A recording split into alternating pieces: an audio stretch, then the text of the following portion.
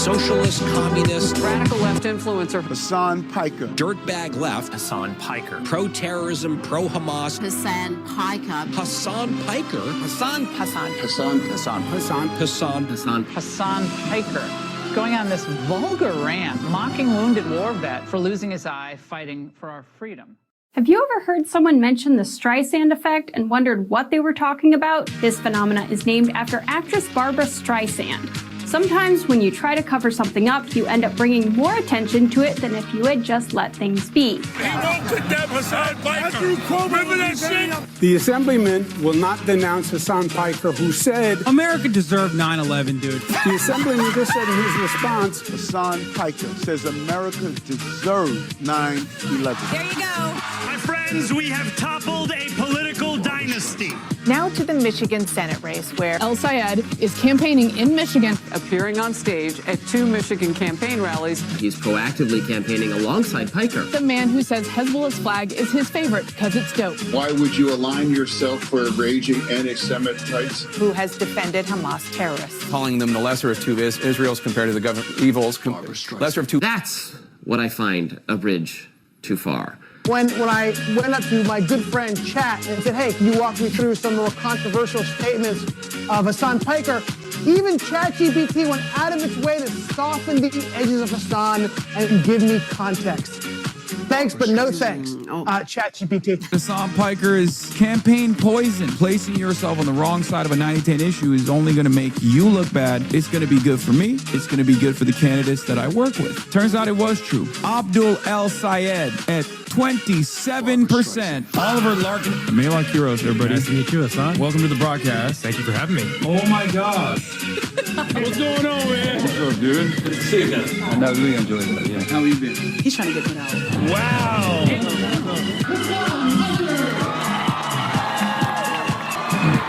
What's going on, everybody? I hope everyone's having a fantastic evening, fantastic afternoon, fantastic pre-noon, no matter where you are in the world. I'm Hasan Piker, and this is the HasanAbi broadcast coming to you live from sunny Detroit, Michigan, United States of America. You already know what it is. I'm Hasan Piker. I don't know what the weather looks like right now. I'm going to tell you in a second when I figure it out. But it's 86 degrees and sunny, even though it says cloudy on my weather app. 86 degrees and sunny here in Detroit, Michigan. We're live. We're alive. And I hope everyone is having a fantastic one. I flipped everything around, and it's like fucking my brain up. It's so funny. I'm so goddamn used to just having the screen on my left side that we set it up on the right side for the first time ever in a long time, and it's just like I'm a little bit frazzled. But this is part of the broadcast where I tell you about my personal news. You already know what it is. It is 12:07 p.m. Pacific time. It is 3:07 p.m. Michigan time. It's 7/31, 2026, and oh my lord. Oh, my Lord. Normally, I would tell you, as far as personal news goes, as part of the broadcast, where I tell you about my personal news, about what's going on in the world of HasanAbi Piker. As far as personal news, I would tell you I'm a chud-ass loser. I didn't do anything. And I guess in some respects, there is truth to that. I ended the broadcast yesterday, filmed an episode of the Fear End podcast. It was incredible. Unfortunately, the Norm Finkelstein conversation was cut short by the fact that we had to film the Fear End podcast. I probably would have, if we're being real, I probably would have gone for another 3 hours. And I know Norm is a grade A yapper too, just like I am. So for all of us, you know, this was, there's just more opportunity in the future. That convo could have gone for like 3 more hours. I didn't even get to talk to him about gooners and how, gooning is fascism. I didn't get to show him the cooter maxing Republican OnlyFans girl. I didn't get to talk to him about Epstein, but I think it was overall a very good interview. I want to issue something for all of the fan channels. You got to take those interviews down, guys. Come on. You got to wait for our editors to cook. This is one of the few things where we want to put that on the main channel. I normally don't do this, but a lot of the bot channels they went crazy. They immediately uploaded the interview. My editors are literally sourcing data, sourcing information, pulling quotes, editing it to make sure that the interview is to make sure that we have the best product possible. Meanwhile, all the fan channels are dumping uploads on it, so we gotta not do that. And I normally never ask for that. I don't normally withhold any of my IP, but that's the one part where we want to make sure. So for all of the fan channels, you gotta take those down, man. What the hell are we doing? Your CNN moots actually covered you in DSA, not in bad faith. Holy Toledo. Sources tonight. Donnie, Left Insurgency. I know we're going to talk about that. Donnie is promoting his documentary that's coming out on Sunday. It's going to be about me, David Hogg, and the left insurgency overall, but it's mostly just going to be an opportunity for Josh Gottheimer's beautiful face to be prominently featured on CNN once again as he complains about me and how radical we are and how bad we are. I'm issuing a fatwa. It's already up on your main channel. Good. Francesca was on Fox News. We got all of that. And more. We will be talking about all of that. I'm very excited. There's a lot of excitement in the air. Maybe it's because I'm already here at the heart of where this radical left insurgency is moving, or maybe it's because I've been seeing a lot of these candidates that didn't get the necessary national media attention finally get their flowers a little bit on the main stage, and that's exciting me a little bit, and hopefully you guys as well. You had another CNN segment on Abby Phillips coming up next for us. Jesus one of Christ. the left's most. Okay, we'll do that as well. But outside of all of that, personal news wise, I basically shot the podcast until like 11.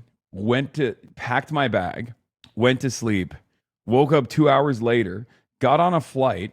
Passed out on the flight for a little bit, woke up, carried the bags into the hotel, immediately rushed to take a shower, and I'm here. So I don't know if that's chud-ass loser status or not. I think it is. But yeah, that's all I got. That's all I got for you guys. The Hill put out a video on you. Hasan Piker exposed. What the fuck? Radical pro-China communist. Exposed.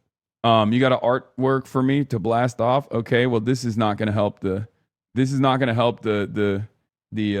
radical pro-China ties narrative, but fuck it, we'll use it. Fuck it, we ball. Do we have any other blast off memes before I blast off on Twitter? Let the people know that we're live and we are alive. I have a little bit of a headache. We have a big lineup today, obviously. We're going to be going to an IRL event November 7th. later as well. Someone is telling me it's a special day today, but I can't for the life of me remember. Do you know? Oh my God. I fucking forgot. See, this is, I'm frazzled. And only one person reminded me, which is crazy. See, I've dropped the ball. Ladies and gentlemen. Boys, girls, and MBs. I dropped the motherfucking ball. It's over. The ball dropped. Just kidding. We're bringing it back. This is a very special day because it's a Friday. Here, right? That's right. It's Friday then. It's and Saturday, the vibes Sunday, are going to be immaculate regardless because it's a Friday. And some of you might be asking why. Well, a Friday is a day we celebrate all the time for our forefathers. Fought long and hard to make sure that we have a 5-day work week to establish a sense of autonomy, a sense of purpose, a sense of humanity back in our lives every single weekend. For all the wage cucks out there who are finally getting a sense of respite, it's Friday, so the vibes will be immaculate. There's also a journalist in the room right now, so it feels a little bit awkward going through the normal things that I do in the introduction of the stream, but it is what it is. Where did your beard go? God damn, bro. Have you been the HasanAbi caucus in Michigan?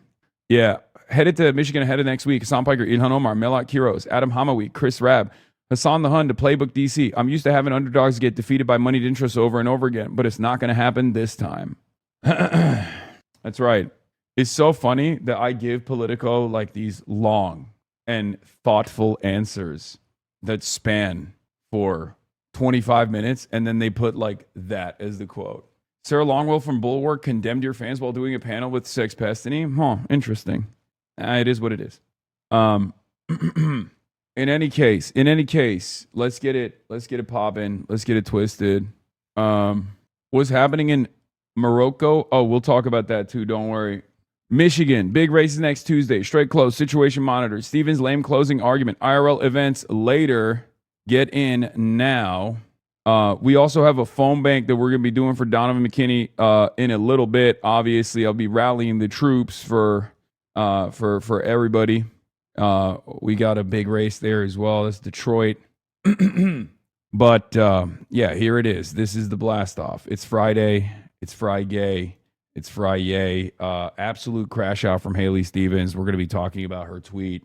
Her closing message is literally the most online shit I've ever fucking seen. So what is really frustrating about the way that these establishment Democrats have been operating, I've realized they're just extremely online. Like, they are running the most extremely online campaign possible. And the expectation usually from these guys, the way that they've presented themselves for many, many years, we'll start off with the Haley Stevens closing message. Okay?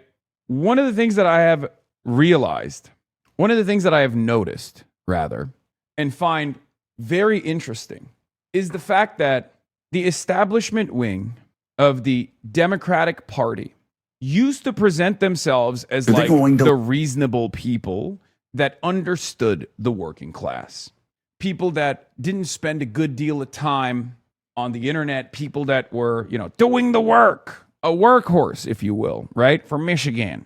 And what's been really interesting about this process is that it turns out when left to their own devices, when they actually have a real left flank insurgency that is taking out seats piece by piece, the only tools that they have in their tool belt is the old school, shallow identity politics, false smears of claiming that your opponent is like anti-black or anti-woman, and claiming electability to an increasingly smaller group of people at the heart of the party. And last but not least, unbelievable levels of enmity towards people that they feel have wronged them online. And it is a remarkably online candidacy for Haley Stevens. You wouldn't expect it because she's like goofy. She's got the Youper accent. She's like really building this up, right? She's hyping herself up as I'm a roll my sleeves kind of gal to do Michigan stuff, right? She's LARPing. When the only thing she has done, and especially with her closing argument, is utterly devoid of policy, and dare I say, trying to foment racial animus, and of course, cynical deployment of anti-Semitism smears against Abdul al-Sayed. So we start here. When Abdul al-Sayed did this interview with Amani, Muslim girl, right? And in this interview, this is one of the choice quotes from the interview, Abdul al-Sayed says, AIPAC, come after me. When AIPAC watches this, come for me. See what happens. Come for me. I know you keep coming, but you picked literally the least capable candidate in America, right? And then Chuck Schumer doubles down, and then AIPAC doubles down. And part of me is like, okay, look, if you think you can beat money out of politics, money in your pocket, Medicare for all, come. But I'll tell you what people don't want. They don't want money in a foreign government. They want money here. When AIPAC watches this, come for me. See what happens. So it's pretty clear he's targeting AIPAC, which has spent, upwards of $34 million on this race so far. Almost $40 million on this race alone, and the primaries alone. That's a pretty significant number. And it's perfectly understandable that he's even sidestepping Haley Stevens to a certain degree and just talking about AIPAC and saying that AIPAC fucked up by choosing the wrong person. Now, this was very frustrating for Haley Stevens, who is slated to lose this primary, inshallah, right? And she delivered this closing message. Abdul, we were both on the ballot in 2018, which, for those of you who don't know, 2018 was basically 40 years ago. 2018, I was 3 years old back then. Get it out of your system. For all the chatters in here, we're going to be like, 2018? That was 45 years ago. Okay? Abdul, we were both on the ballot in 2018. I was capable of winning my competitive primary and general election. You lost. You lost by over 20 points to Gretchen Whitmer, and you will lose to Mike Rogers by talking like this. Everyone in America understands you want to blame all your problems on Jewish Americans. What the fuck? Where did that come from? Where did that come from? Jewish Americans? Let me tell you something, okay? The notion that AIPAC is representative of Jewish Americans is perhaps one of the most anti-Semitic things you can say. Now, and I'm not even talking about it as like from the anti-Zionist perspective, right? I'm not even saying that as like the woke guy who's always fucking talking about how Israel is fomenting anti-Semitism. I'm just straight up looking at the objective numbers of what American Jews despise. AIPAC is up there, okay? At this point, there are few things less popular than AIPAC for American Jews. You can make an argument, a separate argument about Zionism, what it means to American Jews, or Israel and what it means to American Jews to varying degrees. Some people defend it, some people don't, whatever, right? But AIPAC is seen as this far-right, MAGA billionaire-backed institution, this organization that is unbelievably undemocratic and unbelievably unpopular. So for her to just say AIPAC is actually a substitute here for all American Jews is more anti-Semitic than anything that they have claimed Abdul al-Sayed has ever said. Not anything he's actually said, because he's not anti-Semitic at all, but even their claims do not come near the level of anti-Semitism demonstrated in this talking point. Okay? But of course, we expect that from the stick it to 'em.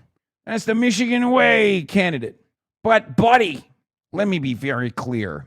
I will lower the cost of groceries, ban stock trading for elected officials, stop Trump's abuses of power, and protect Michigan manufacturing. And you'll just be a celebrity whining and writing books to get even richer. You're part of the complainer class looking for their next book or podcast deal. Bruh. She said, bro, I just want to work for Michigan. What gives? Yeah. So obviously this is her closeout. This is her final message. And her final message is like, you're complaining too much. Which, by the way, given that Abdul is, running for office in a primary, she's not just saying that about Abdul, she's saying that about all voters. Voters who want to vote for Abdul, voters who, might share the same frustrations that Abdul is channeling and communicating solutions to. So she's basically just saying, shut the fuck up, not just to Abdul, but to anyone that is complaining. Anyone that is complaining about, Donald Trump, prices, the level of influence that Israel has on American democracy, our endless warmongering overseas. So yeah, Haley Stevens saying that is so unbelievably out of touch, but it doesn't matter, right? The media still plays the same silly song and dance. Although, if you look at this, most American Jews oppose AIPAC spending in Democratic primaries, survey finds. Most have not heard much about the role pro-Israel groups have played in this year's primaries, another survey found. So I found this to be waving the white flag, but in some respects, she was waving the white flag after dumping $60 million. Okay, dumping $60 million into this race. Is Haley Jewish? No.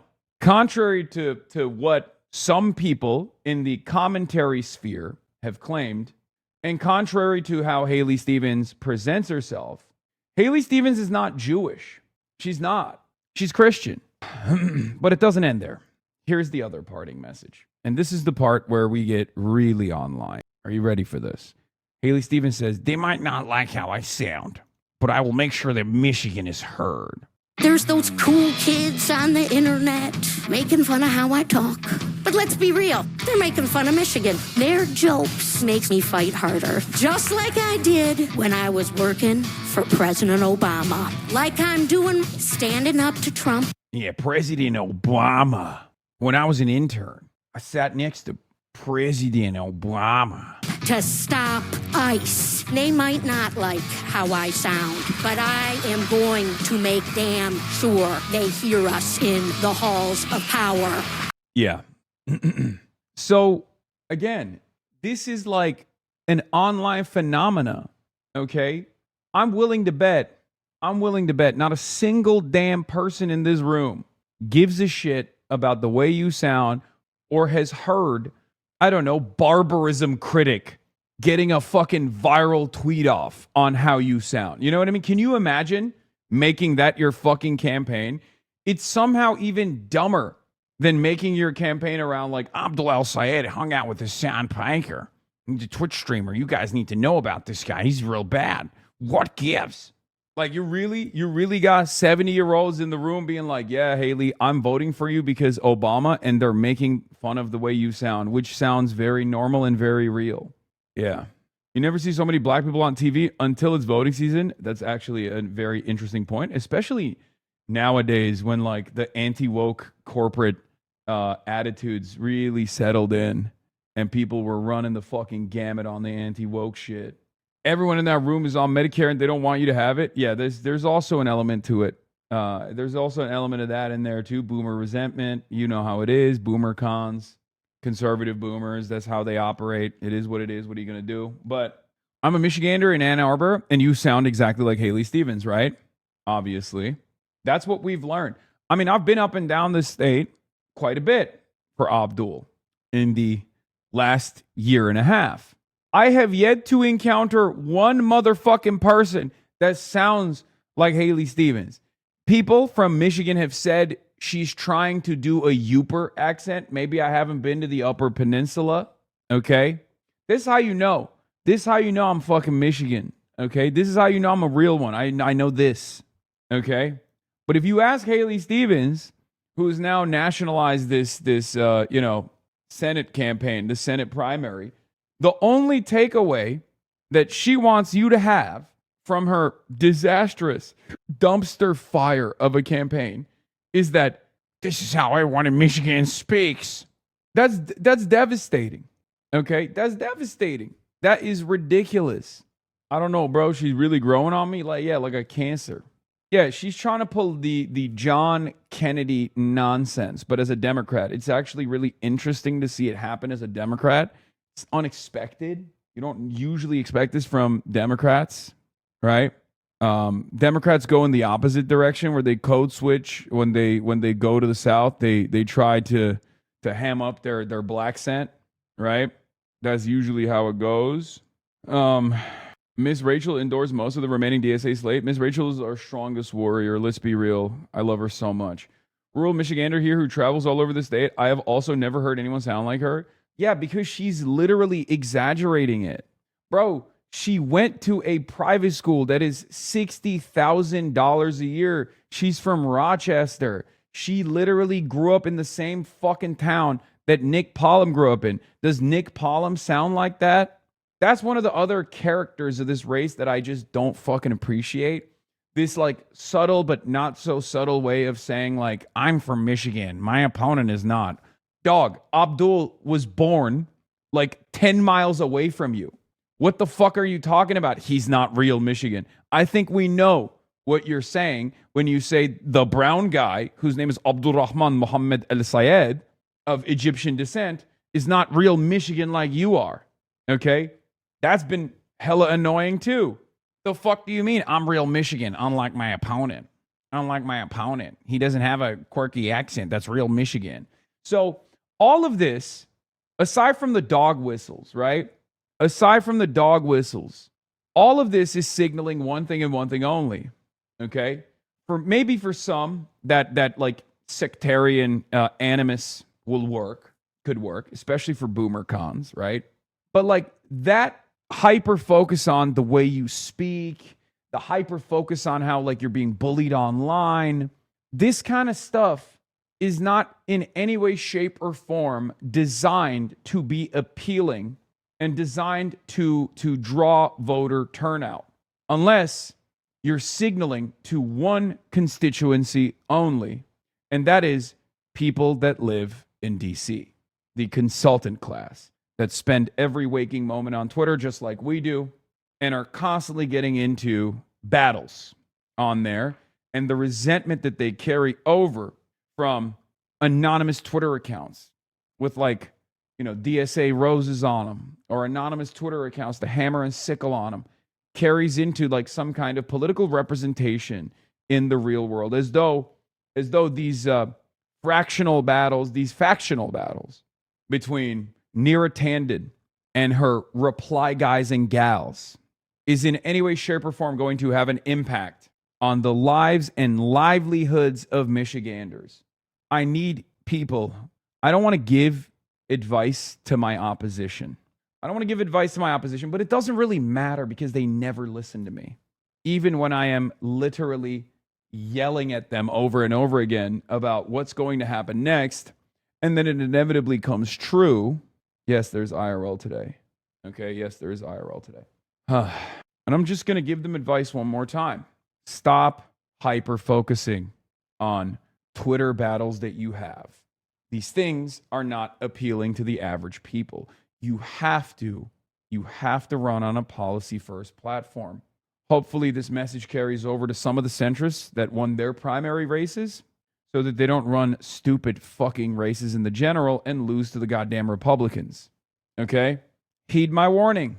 Anyway, there was also another Dave Weigel tweet that I think is maybe a little bit off color. El-Sayed is confident to the point of cockiness in a way you don't much see from the Dems. Stevens tried to make this an issue. I really think that losing to Trump twice made the Dems think maybe we need a laxbro who will knock their teeth out. Here's Abdul El-Sayed, the man who's likely to be the Democrats' nominee. This is Jim Garrity, National Review senior political correspondent, saying, here's Abdul El-Sayed, the man who's likely to be the Democrats' nominee for U.S. Senate in Michigan, in a podcast interview in April. J.D. Vance has brown kids who he thinks are less American than everyone else. That's wild to look at your own kids and be like, you don't actually belong as much in this country that I brought you into. And honestly, J.D. Vance's kids, I love you. Usha, get out, okay? You still got time. After El-Sayed said that, the host Brian Allen turned to the camera and said jokingly, Vance, if I know you're going to see this, do not sue me, all right? I did not know he was going to talk about you like this. I had no idea. See, even for Dave Weigel, now at the semaphore, who, roams around the country as a part of his job, this is a little bit out of touch. This is precisely what voters are looking for. A human touch. This codes as a real fighter for the voters, because real voters, just real Americans, they feel the same way when they hear about a guy who's the vice president of the United States of America, who has an Indian American wife, who has Indian American children, right? Running around, hyping up white supremacist values and claiming that his wife is probably going to go to fucking hell for not being a committed Catholic like he is. That is a very normal take. This is not an abnormal thing to say. It's uncivil to a certain degree, right? But this is exactly what most normies think. They hear this, they hear J.D. Vance and Usha, and they go, your kid's name is fucking Vivek, man. What do you mean America's getting too brown? What the fuck are you talking about? Your kid's name, one of your kids' name is Vivek, okay? Vivek. Your wife's name is Usha. You went to Yale. You are supposed to be hyping up how multicultural and diverse this goddamn country is. That's one of the best qualities of America. Our diversity is our strength. And meanwhile, Jedediah Vance over here on his 8th name change is running around being like, yeah, no, it's actually kind of bad. Maybe we got too diverse. Motherfucker, you got too diverse. You made the country diverse. It don't make no damn sense. It would be like if I ran around being like, these motherfuckers named Hassan, named Zohran, named Abdul Rahman are coming into this country telling us how we should and shouldn't live our lives. I'm sorry. Your name's not Peter. It's not Paul. It's not John. It's not George. You don't get to tell us Americans how we can and can't do things. Can you imagine if that was my commentary? Everyone would be like, dude, your name is Hassan. What the fuck are you talking about? Aren't you an American? The fuck do you mean? It is outright hypocritical. And guess what? People love People love identifying and calling out hypocrisy. People like identifying and calling out hypocrisy perhaps more than actual bad things that people do. They care more about hypocrisy than they do, or perceived hypocrisy, than bad acts. Okay? In any case, isn't that just Patrick David's whole thing? Yes, but we call it out. And it's for the average worker, it actually works a lot. It actually works against them. So yeah, CNN and Fox are going a little crazy. How do I skip this? Oh, okay. Holy shit, dude. What the hell? 534 new articles were written about me on mainstream outlets since I last visited this website. Fox News, top Wisconsin Democratic socialists confronted on past defund the police rhetoric. Far-left Schumer Hasan Piker guarantees Democrat nominee will be anti-Israel. Watchdog unleashes database to expose loopholes in $5 billion foreign cash flow to U.S. nonprofits. The Hill, an American ally is adopting Beijing's playbook. Politico says Piker is driving a wedge in the Democratic Party. Piker predicts 2028 Democratic nominee won't be pro-Israel. Piker makes bold prediction about 2028 Democratic presidential nominee. Yeah, that's not a bold prediction, man. That's like me saying the 2028 Democratic nominee is going to be pro-abortion. Okay? That's only a unique take if you are still in 2026 completely and utterly out of fucking touch and out of step with the actual voters. Please go outside and talk to a single person, I beg of you. Like, you cannot have your only interaction, if you're in the media, if you're in mainstream media, okay, your only interaction with the real world cannot be a DoorDasher that you awkwardly receive your DoorDash delivery from. Okay, girl, they already starting to move to the left. Kamala Harris. I know this is going to be controversial coming from me in particular. We need to revisit the Electoral College. We need to revisit the point of expanding the court. We need to revisit if they so want statehood for Puerto Rico and D.C. Whew. Kamala Harris is back, baby. Chameleon Harris. FYI, Haley Stevens is lying about where she grew up. I grew up in Rochester. Also, FYI, that's not an accent I've ever heard. And she graduated from Seaholm, a Birmingham high school. The only reason to lie about growing up in Rochester is because you think Rochester is poor and relatable, which is hilarious. Birmingham does make Rochester Hills look poor. Yeah, Kamala Harris, HasanAbi hit 2028. It's really funny that I said a relatively uncontroversial thing. And not just like relatively uncontroversial in our community, right? Like what I said about the 2028 Democratic nominee, I'm not going to have to worry about them being, pro-Israel. Okay? Why did I say that? Well, the reason why I said it is because I'm a normal person. I go outside. Okay? I'm in touch with regular folk. I go door knocking.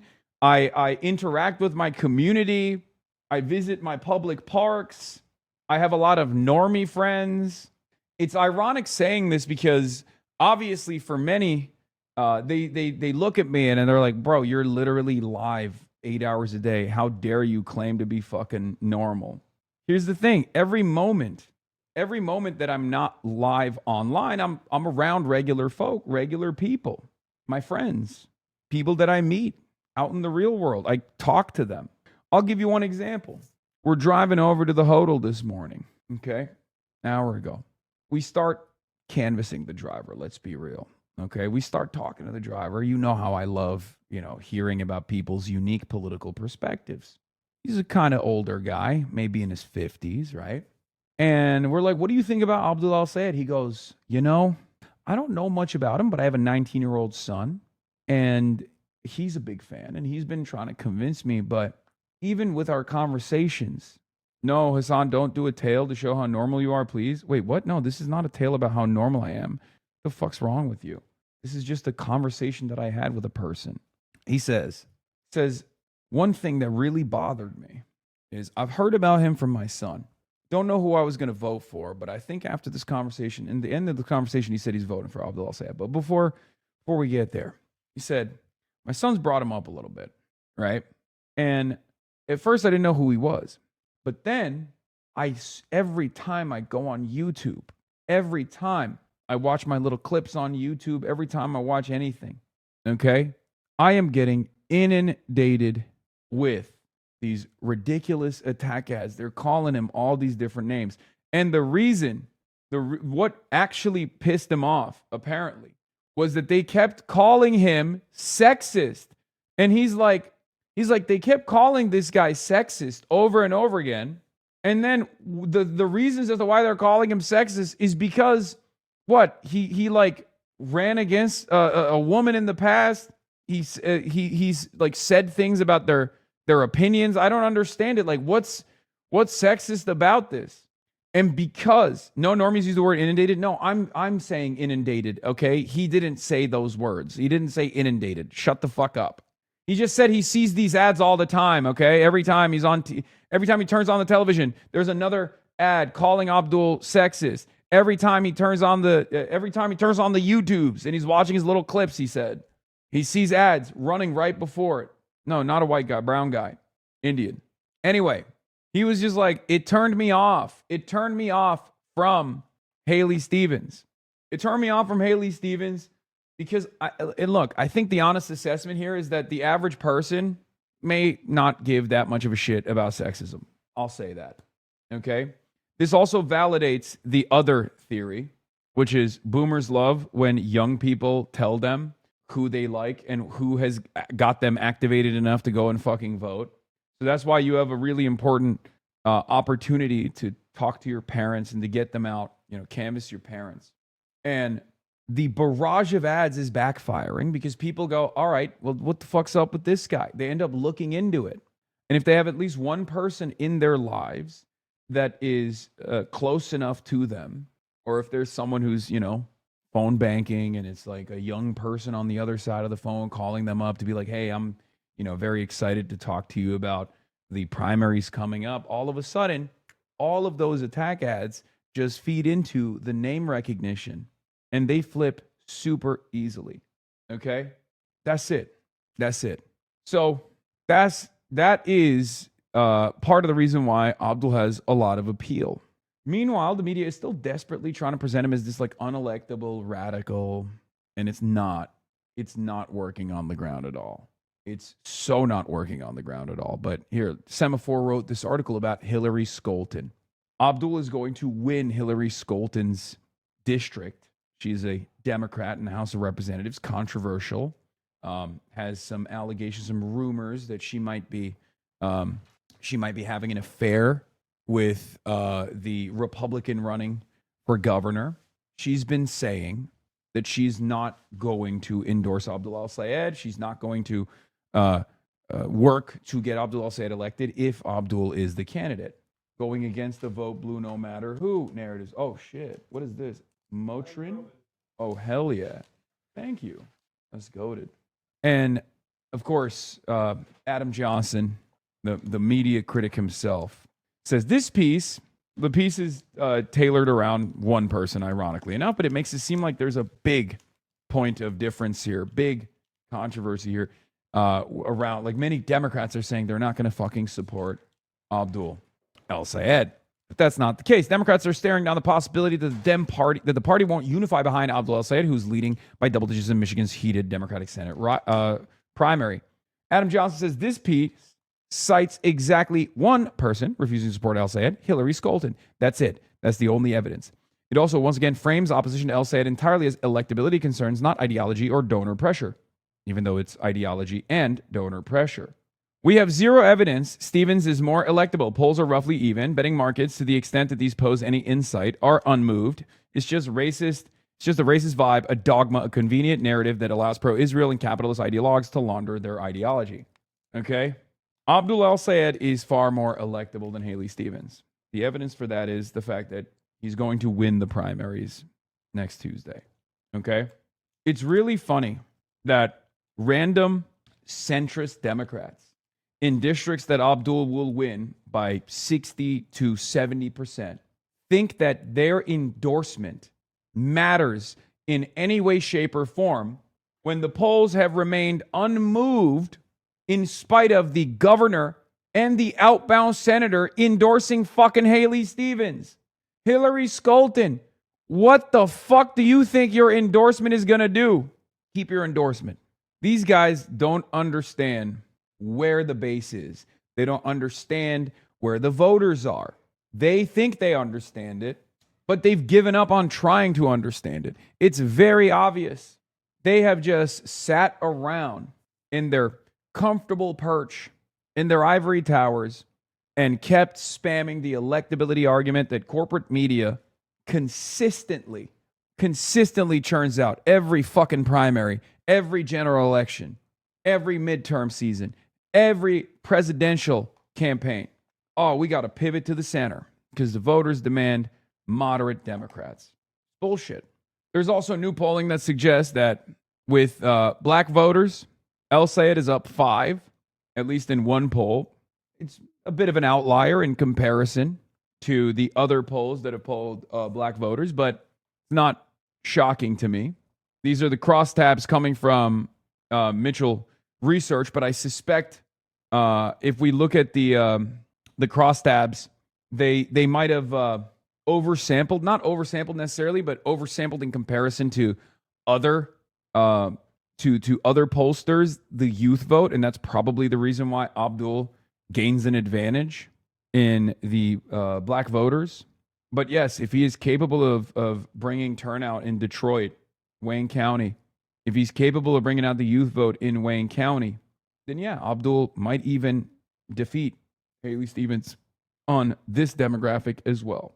A lot of the 20 plus or so black polls for Haley sampled Detroit a fuck ton compared to the state at large. Haley unfortunately has a large base in Detroit. Yeah, it's older black voters. The last vanguard of the establishment Democrats. That's what it is.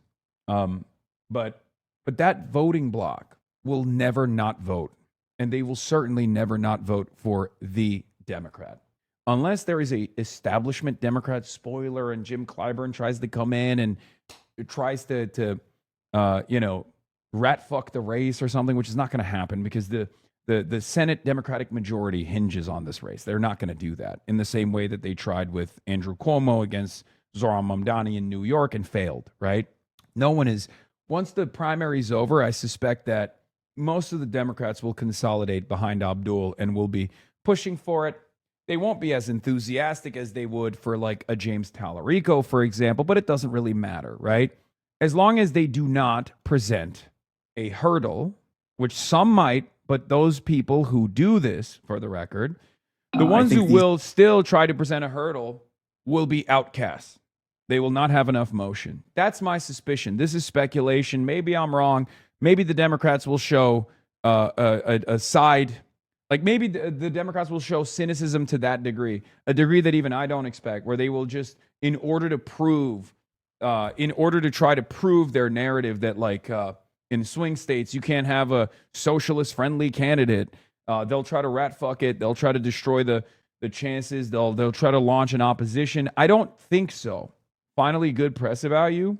I don't know if this is going to be good press or bad press. We'll see.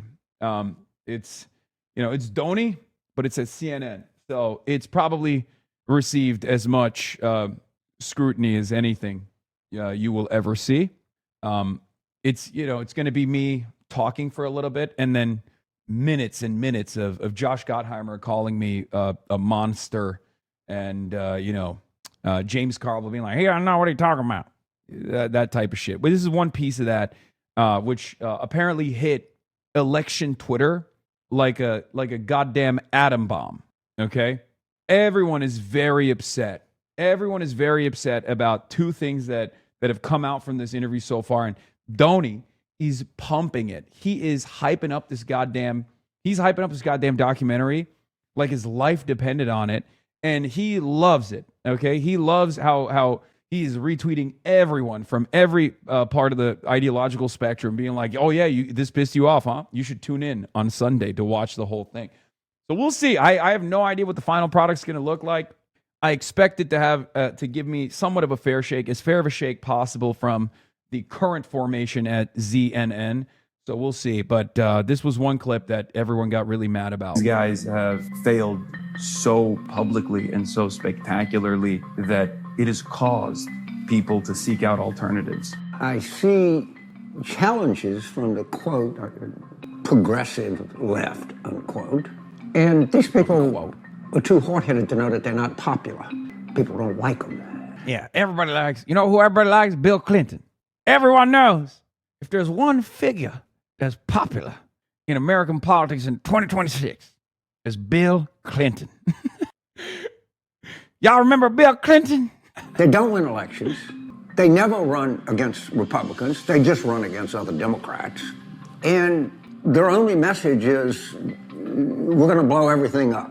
James Carville says this is all going to implode at the general election. Yeah, as opposed to previous neoliberal Democratic candidacies that have been spectacular successes so far. Hillary Rodham Clinton in 2016 and Kamala Harris in 2024. There are a lot of people who are just like, this is not working. Cost of living crisis is completely out of control. Democrats haven't done anything about it. Republicans haven't done anything about it. There has to be a different alternative. I have one simple philosophy about politics. Winning is everything, stupid. Let's think of somebody. Bernie Sanders. Bernie Sanders ran for president twice.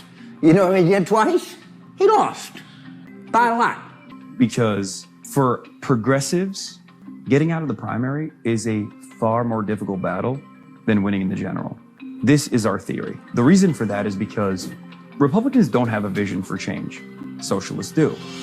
So obviously this is a shortened version of my broader theory that I've talked about quite extensively here on this broadcast, which is the idea that if Democrats consolidate their turnout machine behind socialist candidates, left populist candidates, they will do tremendously well in the general election, because left populist candidates and Democratic socialists in particular have an agenda, right?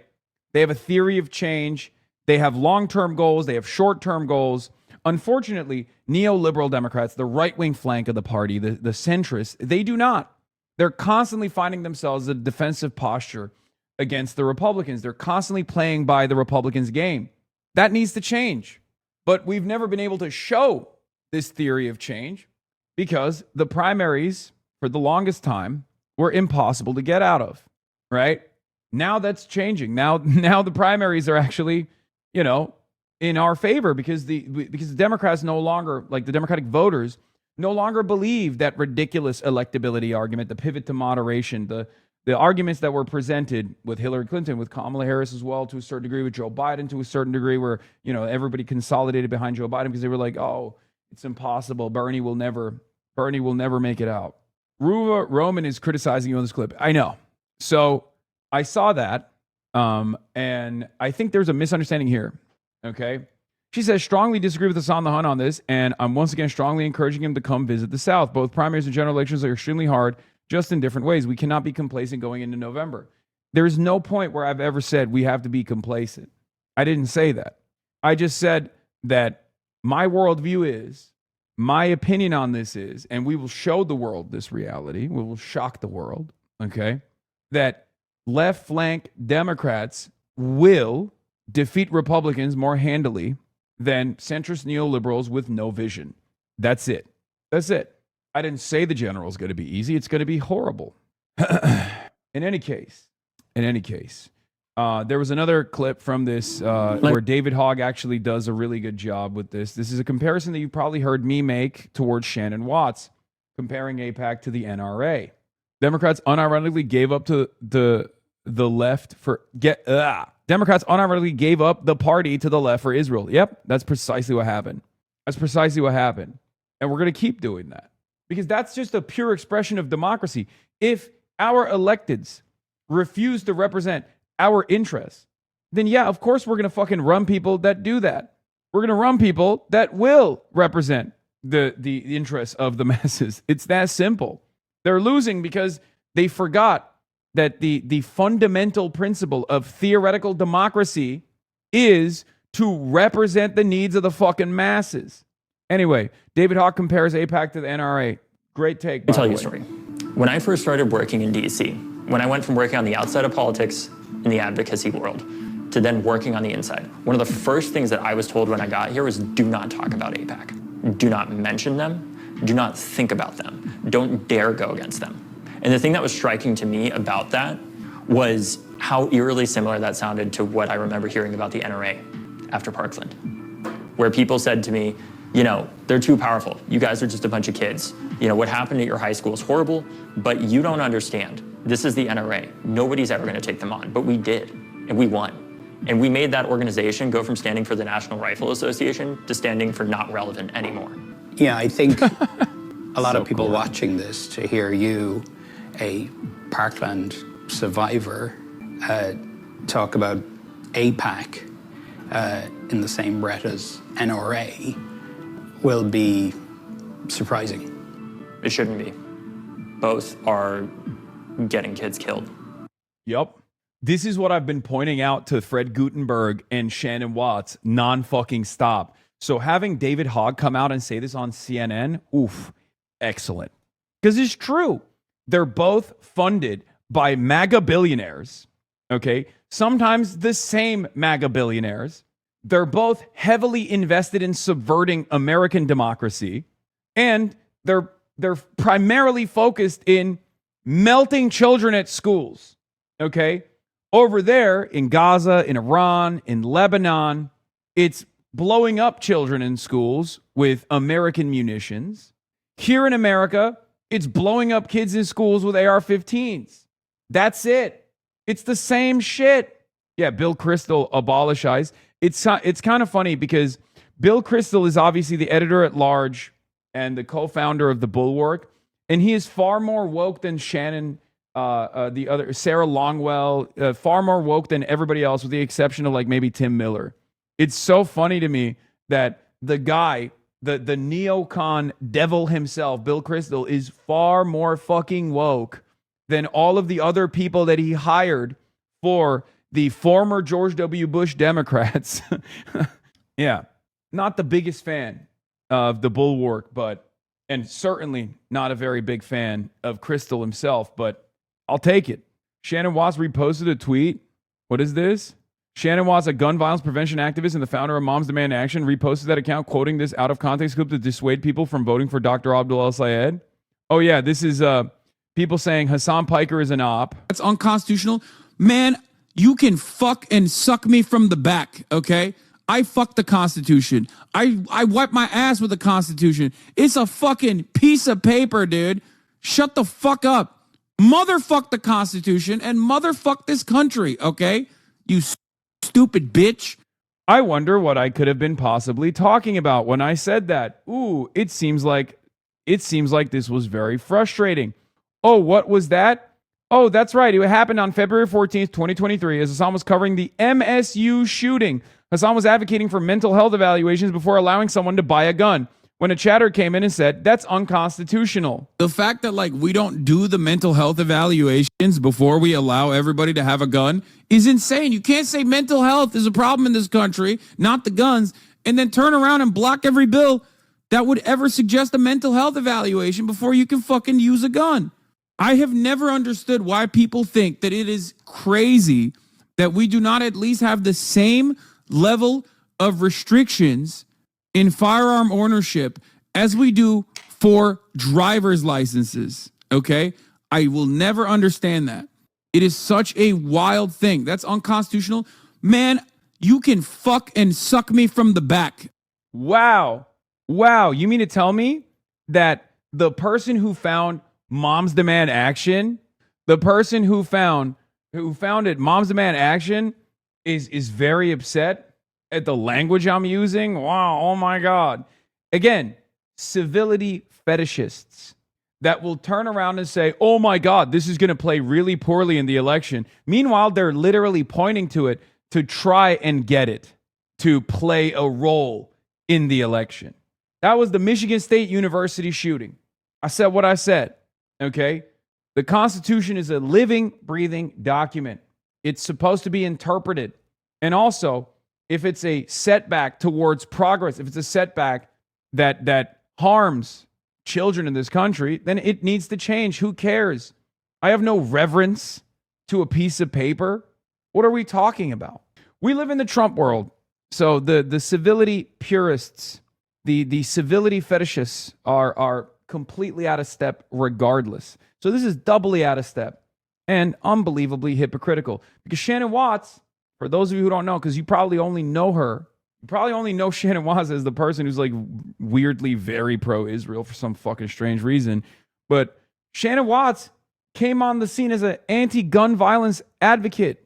And here she is clipping something to weaponize against myself and Abdul, when the thing that she's clipping in the broader conversation is something that she should wholeheartedly agree with.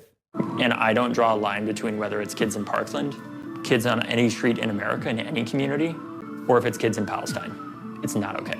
When you first got here to DC and you were told, whatever you do, don't talk about AIPAC. Don't come after AIPAC. You know, Big Pharma puts a lot of money into this town, big oil, whatever. Why do you think it was AIPAC you were told to stay quiet about more so than anything else? There are a few groups that had the winning streak that AIPAC had. That's the reality. What people fear more than anything are people that they perceive to be strong winners that can be decisive in elections. Yeah, and we've been destroying that narrative, okay? We have been destroying that narrative, and I'm unbelievably proud of this community for playing a formative role in absolutely brick by brick breaking that AIPAC barrier that politicians were so terrified of, which kept them quiet on these issues, on these human rights atrocities that we are complicit in, okay?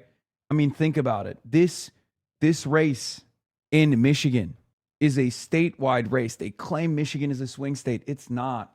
It's not a fucking swing state.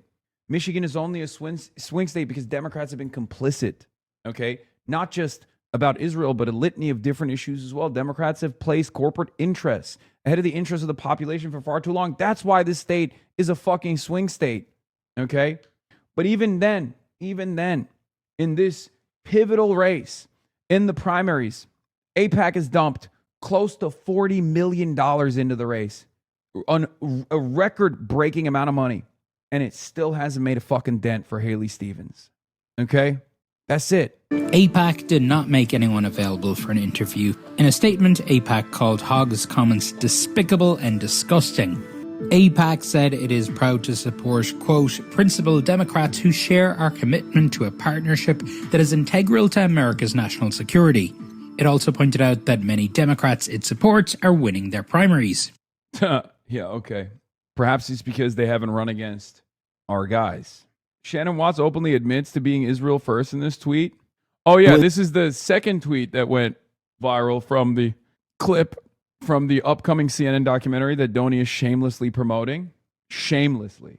I mean, I cannot believe this man basically slit me up and down and lowered me into the ocean with a bunch of fucking sharks like I'm goddamn Chum, okay? Love Donnie, but let's be real. He is dangling this thing in front of all of the variants, the Republicans, the fucking liberals, and the establishment that despise me. He's using me up. He's using every part of my body, okay? He is slutting me out. Let's take a look at this one. Will you endorse the 2028 candidate if they are pro-Israel in a way that you don't like? If you ultimately are about defeating fascism in this country as you describe it, surely shouldn't you get on board with whoever the main candidate is? Luckily, I don't think I will have to make that calculation at all, because there is 0% chance that whoever the elected Democrat is that wins the primary will be pro-Israel in any way, shape, or form. You'll see. Will you endorse the... Whoo! This is as normal of a take. If you live in the real world, okay, if you exist in the confines of the real world, if you have had a conversation in the last year or so with a regular person that doesn't work for Raytheon as a lobbyist, that doesn't work in the Hill, this is the most normal take of all time, okay? Especially if someone is leaning Democratic or has voted for the Democratic Party in like the last 10 years, okay? This is a take as normal and not bold at all, okay? This is a take as normal. This is a take as normal as saying there's 0% chance that the 2028 Democrat that makes it out of the primary is going to be anti-abortion. If I said that, no one would disagree. So why do people disagree with this very normal take? It's because they are still unbelievably out of step with the fucking voters. That's it. Anyone that is shocked by this very normal, take, especially even after the sequence of primary victories in 2026 so far as we are heading into the general, anyone that's still shocked by this take is just not paying attention. Like, they're not doing their fucking jobs. It blows my mind. Like, isn't your job to just like read the fucking polls? What are you doing? Sure, you don't care to I don't know, pop open the window and see if it's fucking raining outside or not. Maybe you're oblivious to what's going on in the world, but like a part of your job is to at least read the fucking polls, right? A part of your job is, if you're in DC, a part of your job is to understand what people are saying, what people are thinking, or at least like who's winning races and what kind of plank they're winning those races on. You have to be the most oblivious person on the fucking planet to think that what I just said there was bold. But again, every time they want to have this fucking conversation, it benefits us. Because every time they want to have this conversation and go, that's a ridiculously anti-Semitic thing to say, I can't believe he's saying that, they show how out of step they are. They show how out of touch they are with the masses, and they show how out of step they are with the base, with the actual base of the Democratic Party. While that there's a group called Democratic Majority for Israel, when there is no group in the Democratic Coalition that agrees with the establishment position on unlimited, unconditional aid to Israel in perpetuity, even most Jewish voters disagree. This is via the National Jewish Survey. Which of the following comes closest to what you think the U.S. policy on financial aid and military assistance to Israel should be? The U.S. should provide unconditional and financial military assistance to Israel, 31%. Okay, which is obviously very high. This is, the National Jewish Survey. The U.S. should only provide financial and military assistance to Israel if they comply with U.S. law is at 44%. It's the plurality. The U.S. should stop providing financial and military assistance to Israel is at 26%. It's fucking over. Because the current attitude in D.C. is unconditional aid. Shut the fuck up. How dare you even question this? What are you, an anti-Semite? What are you, out of your fucking mind? Meanwhile, this is American Jews by plurality saying, at least make them fucking, follow the law. Or saying, no, embargo. 26% of American Jews say no, embargo. Yeah, Scott Jennings, he speaks the truth. The number one plank of the Democratic Party platform is and will be anti-Semitism above everything else. It's anti-Semitic to oppose sending aid and arms to a country that's doing genocide and maintaining apartheid while falsely claiming it's doing it for all Jews? What a strange thing to say. Can you tell him to suck my dick in that tweet as well? At Plaslyko? No, I'm not going to do that. Sorry, Plaslyko. Would you ever do that panel show Jennings is on, or do they only let you on CNN in super edited pre-produced segments? Yes, they will never have me on MSNBC. They will never have me on CNN. Let's be real. It's not happening anytime soon. I mean, that might change. Who knows where we'll be by 2028, but for the time being, well, CNN in 2028 is going to be under the control of Ellison, so they'll definitely never have me on. But you are the breaking news story every day on Hannity now? What the fuck? Sean Hannity has made Hasan the breaking news story on Fox News every single day this past week. He no longer needs to explain who Hasan is because everyone in his boomer audience already knows him now. The U.S. Senate, we have a full report. John Fetterman has a message from Michigan's radical socialist-backed Senate candidate who likes to campaign with Hasan Piker, and more straight ahead. I cannot believe this fucking puffy-faced loser said he wanted me to go on his fucking podcast. I literally said I would fly out to Florida for him to do his goddamn podcast, and he backed away, and then he chirps about me every fucking day. I'm so mad.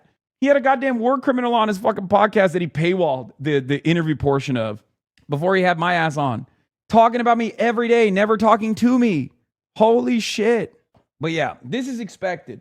This is expected, right? This is expected. We know that Fox News is going to be doing this. Obviously, it's their midterm strategy. It's very stupid. It's not going to work, but it doesn't matter. It's really funny that they're like trying to get people to be agitated enough about who I am so that like the mere mention of my name will at least like invoke some kind of fear, some kind of fury. And then they'll be like, this guy is hanging out with the Democrats.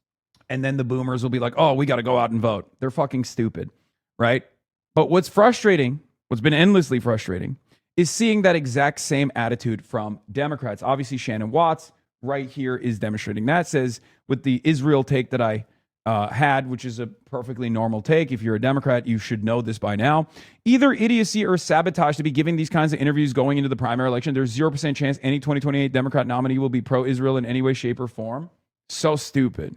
Shannon, if you've been around normal folk in the last year that have voted for a Democrat in the last decade, you'd know this take is as uncontroversial as claiming the 28 Dem nominee won't be anti-abortion. Hey, yo, Hasan, want to jump into a quick game of Fortnite? Nah, dog, I'm sorry. I can't play Fort right now. Thank you. Dem nominee will be pro-choice. That's a better way to frame that. Shannon, if you've been around normal folk in the last year that have voted for a Democratic candidate, voted for a Democrat in the last decade, you'd know this take is as uncontroversial as claiming the 2028 Dem nominee will be pro-choice. New Michigan poll dropped. Latest Zenith research poll on behalf of Abdul al-Sayed's Fighting for Michigan PAC finds al-Sayed leads Haley Stevens by 19 points. This was conducted between July 26th to July 30th. Fox News is running the shit out of that 0% chance quote, by the way. Far-left streamer Hasan Piker guarantees Democratic nominee. You know what's really funny about this, by the way? This is great. This is great for us.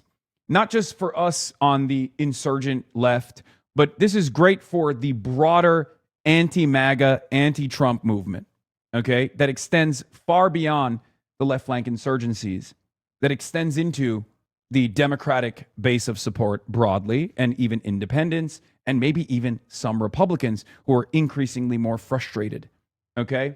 Increasingly more frustrated with the unconditional loyalty demonstrated by Trump and his allies to Israel. Why?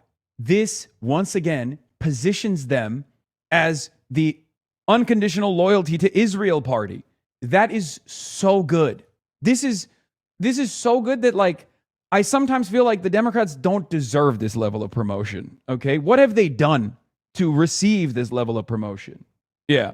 We must internalize that identity politics extremists polarize themselves into actual racism, not because of hypocrisy, but because that's the end result of liberal identity politics, an ideology that privileges racial sectarianism and owning the left will find the red pill. Yeah, there seems to be a play to double down on racism against Abdul al-Sayed by pro-Haley Stevens posters who keep popping up in my feed. Yeah, we covered this before, right? It was the school board lady. For years, these guys talked nonstop about how dirtbag leftists were going to become fascists. Oops, it was the other way around, where in 2026, and liberal identity politics is a cornerstone of the Palestinian genocide, transgenocide, crackdowns on leftist speech, and the woke right. I just want Larkin to win in a huge upset in Florida. Establishment Dems will commit seppuku on live on CNN. Yeah, we're going to work on that. Don't worry. Hello, Hasan. Glad you're in Michigan. Abdul's going to win by 5 to 10 points, I suspect. Have heard that from folks close to the campaign. I think it's great you are trying to mobilize your fans and followers for on-the-ground political action, says H. Bizzle. Lib Bizzle is back. AFL-CIA's very own Lib Bizzle is back in the building. Now that elections are coming up, of course, our UAW champion, Lib Bizzle is the only person, as I've jokingly referred to over and over again over the years, for those of you who know, who've been a part of this community, Lib Bizzle is the only person who can actually show pay stubs from the DNC. And we've duked it out over and over again, all up and down the timeline. And, he's on our side. But you know who else is on our side? Perhaps the most unlikely ally. You might recognize him as a prominent fixture of K-Hive. That's right, ladies and gentlemen. Too Raw, Too Real has thrown his hat in the ring and has endorsed Abdul al-Sayed. It's over. There is no clearer definitional proof that it's fucking over. And Sam Robinson, who's awesome, the Michigan roving reporter, the Detroit's very own Sam Robinson, also points this out, says this is a bigger surprise than any endorsement I've seen in this race so far. He's right. This is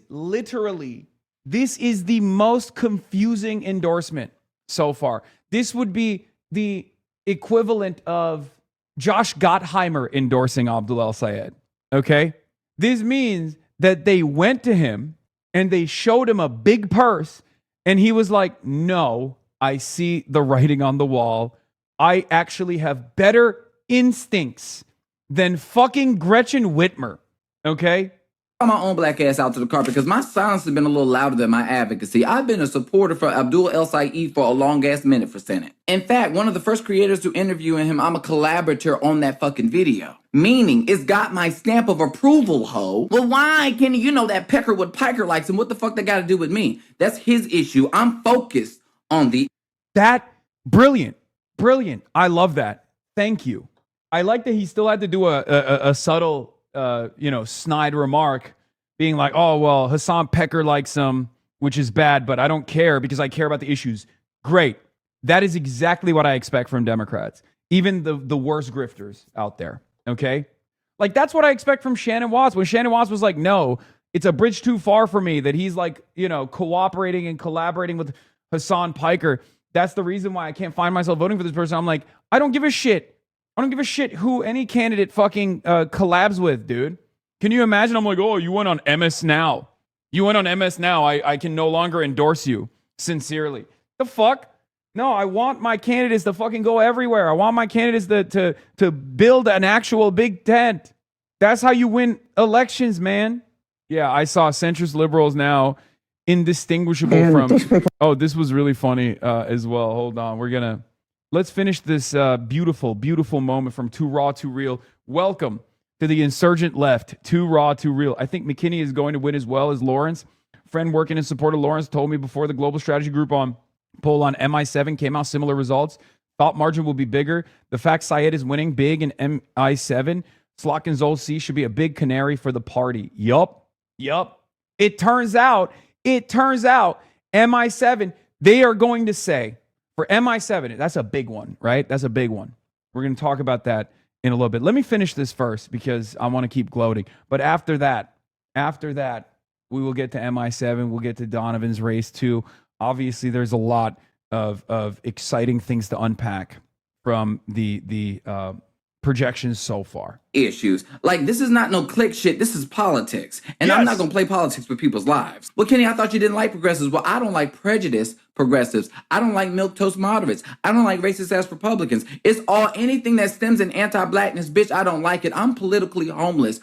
King, you're on camera. No, it's fine. You can just go. No, it's fine. It's fine. You can just plug it. You don't have to crawl on the ground. That's so funny. He's like trying to marine crawl, so he's like off the camera. I was like, it's not gonna work. Well, here, there's hold on. I got you. Let's. Just so happen to be a black person who's registered as a Democrat. Y'all the lily whites who like to live by motherfucking labels, not me. Abdul is a motherfucking real one. He ain't like these other motherfucking progressives. He's not a class reductionist. He believes that you cannot deal with class unless you deal with race. He continuously shows up in black spaces. He doesn't diminish our experiences or chop it up as identity politics. In fact, he even teamed up and collaborated with one of the most productive women in Congress, Lauren Underwood. Well, Kenny, wasn't he a part of the uncommitted movement? Yes, he was. But he wasn't like the motherfucking crackheads that turned from uncommitted to abandon Harris. They originally had in good intentions, but just like every motherfucking movement, there are some people who decide to derail the fucking movement and do some other shit. Let's roll this shit back real quick. Originally, the uncommitted movement was to apply pressure to the president to call for a ceasefire and to end the devastation that was happening in Palestine. When Joe Biden dropped out and said he wasn't seeking re-election, it wasn't even a day later that Abdul was calling on Kamala Harris to be the Democratic nominee. He endorsed her immediately, even before any delegates even voted for her to be the presumptive nominee. Like I said, he ain't crazy, and his ass ain't DSA neither. I know that capitalism works. I just know that it does not work when you have monopolies or oligopolies. This is so good. This is so goddamn good. I mean, I love it. Like, he is obviously one of the, like, this has been like an ongoing one-sided beef. He fucking hates my ass, right? He hates everything I represent. He constantly will cynically claim that I'm like racist, I'm anti-black, whatever. Okay? But he's demonstrating a level of sensibility here that I haven't seen from so many other Twitter brain broken pundits, dude. I don't know what the fuck's going on. Also, There's a Chan internal that shows her 5 points away from Scott Wiener. This is not great. I've already said I would support her if she wants it. It's coming close, Connie. And I'm saying that as someone, again, here's a great example of this. Okay, Connie Chen, not my favorite pick in the primary. As you guys know, I tried to lend support to Shoykot. He lost. But what did I say? After the primary's over, we can't let Scott Wiener occupy that seat. He will occupy it as one of the most viciously pro-Israel candidates who's currently lying, okay? Who's currently lying about not being pro-Israel. Connie Chen called me an anti-Asian racist in the primaries. She called me an anti-Asian racist because, if you guys recall, I was complaining about the tokenization of like Asian people that were hired specifically to be the face of the anti-DEI movement during the Supreme Court case against affirmative action. And I was ripping into these like tokenized, self-tokenized Asians that wanted to be the face of this movement, this white supremacist movement. And they clipped it, and they were like, oh, he's fucking anti-Asian. He's an unbelievable racist against Asians. The reason why they were doing that, of course, the reason why the right-wing forces in the primaries were doing that was because they didn't want Shoykot in a very heavily Asian-populated district like San Francisco to actually make it into the primaries. It's funny that they said this, by the way, because San Francisco is one of those districts where there is a very large chunk of Chinese Americans, and many of them actually don't have negative opinions about China, contrary to what people would believe. And Shoykot himself was Asian, obviously is Asian, and that didn't really matter. But what was interesting about that is, like, I have been known by, I've been presented in mainstream media usually as a guy who's like too pro-Asian countries. So it was really funny that they threw me for a loop where they were like, he's actually anti-Asian. He's an anti-Asian racist. To show you how cynical this kind of stuff is, the deployment of like the weaponization of like cynical, hollow identity politics. A great example of this is like people who on the one hand will say, this guy Hasan loves China, he loves China, he loves China. And then to be like, oh, he's like an anti-Chinese, anti-Asian racist. Ridiculous. I mean, aren't you also technically Asian? Yeah, but not the kind of Asian that Americans and the San Francisco voters think of when they think of Asian. Yeah. I mean, think about the last week's coverage, the last week's fake controversy. I wore a Zhongshan suit, a Chinese suit, a suit that looks like a Nehru suit, like a suit that is very, very common, very popular in the Asian continent, all up and down the continent. And these motherfuckers were running around being like, that's Mao. He's Maoist. He's a Maoist. He wants the Cultural Revolution to take place in America. Look at the suit he's wearing. A suit that I personally love that you know, a Chinese tailor made for me. A bespoke suit that they were trying to bully me over, which, by the way, again, backfired. Obama tan suit moment. Many of the Democrats, many of the normies on Facebook were like, oh, really? This is what we're worried about? Cost of living crisis is exploding, and this is what Fox News wants to fucking complain about? Some Twitch streamer wearing a suit? What are you, fucking nuts?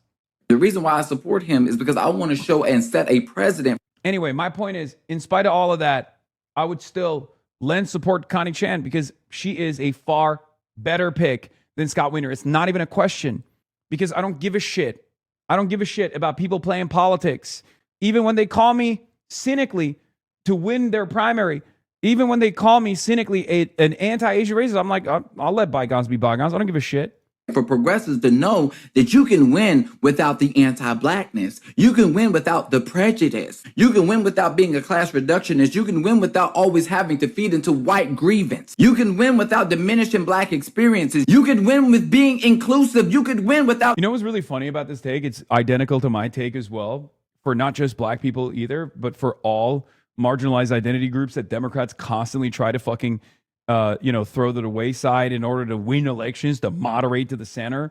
And that's what's really funny about it is like that's my point of view as well, but he will never recognize that because he thinks that I've like he has made up his fucking mind that I'm like an anti-black racist. Trying to defang black people from the Democratic Party. And then immediately turns around and fucking hits Will Lawrence Michigan 7. We'll talk about that too. Bang black people from the Democratic Party. The reason why I support Abdul is because we agree on so many issues, particularly when it comes to policy. Medicare for all. I agree with that shit, but because he understands the issue of class and race, he understands that even passing Medicare for all will not deal with the root causes on why black women are more likely to die than their white counterparts. Because of his connections and collaborations with black women like Lauren Underwood, the woman who actually wrote the Momunist bill. Because he's not a class reductionist, because he understands that Class reductionist. Surely this guy's pro Cory Bush, right?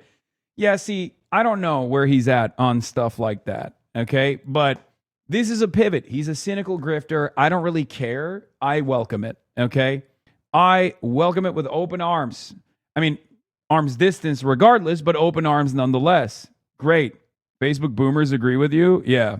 Far left streamer declares there is a 0% chance the 2028 Democratic nominee will be pro-Israel. Parker made the prediction during a CNN interview with Pressed On whether he'd back a pro-Israel Democrat focusing on defeating fascism. The streamer also recently drew scrutiny for framing a 9/11 newspaper front page behind a streaming desk. Years after saying America deserved 9/11 in a 2019 clip, he later apologized. Far left is hilarious. Fantastic. Now if Republicans can do the same, we'll start making America great again. Political debates. This is Fox News boomers, bro, on Facebook. These are boomers on Facebook responding to the Fox News article. It's Jover, dude. It is so fucking over. It's not even close how over it is. Political debates continue to evolve as different voices shape conversation about foreign policy, elections, and future of the parties. Dialogue and accountability remain important in a democracy. If that's true, I vote Democrat for the first time ever, says Alex Martinez. Why are you booing him? He's right. When Zohran Mamdani was asked what country he would like to visit, he won the election. When everyone said Israel, he didn't. He won. He's our mayor and not a foreign country. From his mouth to Jesus' ears, amen. There's a chance they might be anti-America as well. I think we need someone who's pro-United States. Criticism of the Israeli government's actions, blah, blah, blah. If he's far left, that's funny. That'd be great. America first. He's correct on all accounts. Oh no, not nuanced thought. This man's hate for Israel and the Jewish people is disturbing. What's more disturbing is the people who listen to him. He only has hate in his heart. 26 people laughing at that comment. That's what's really funny about this. Donald Trump tapped into populist rage very effectively, but because he's a comment, he didn't actually follow through on it. Like the isolationist perspective. No more wars. He's the peace ticket. This is the pro-peace ticket. America first. Let's rebuild our industrial base.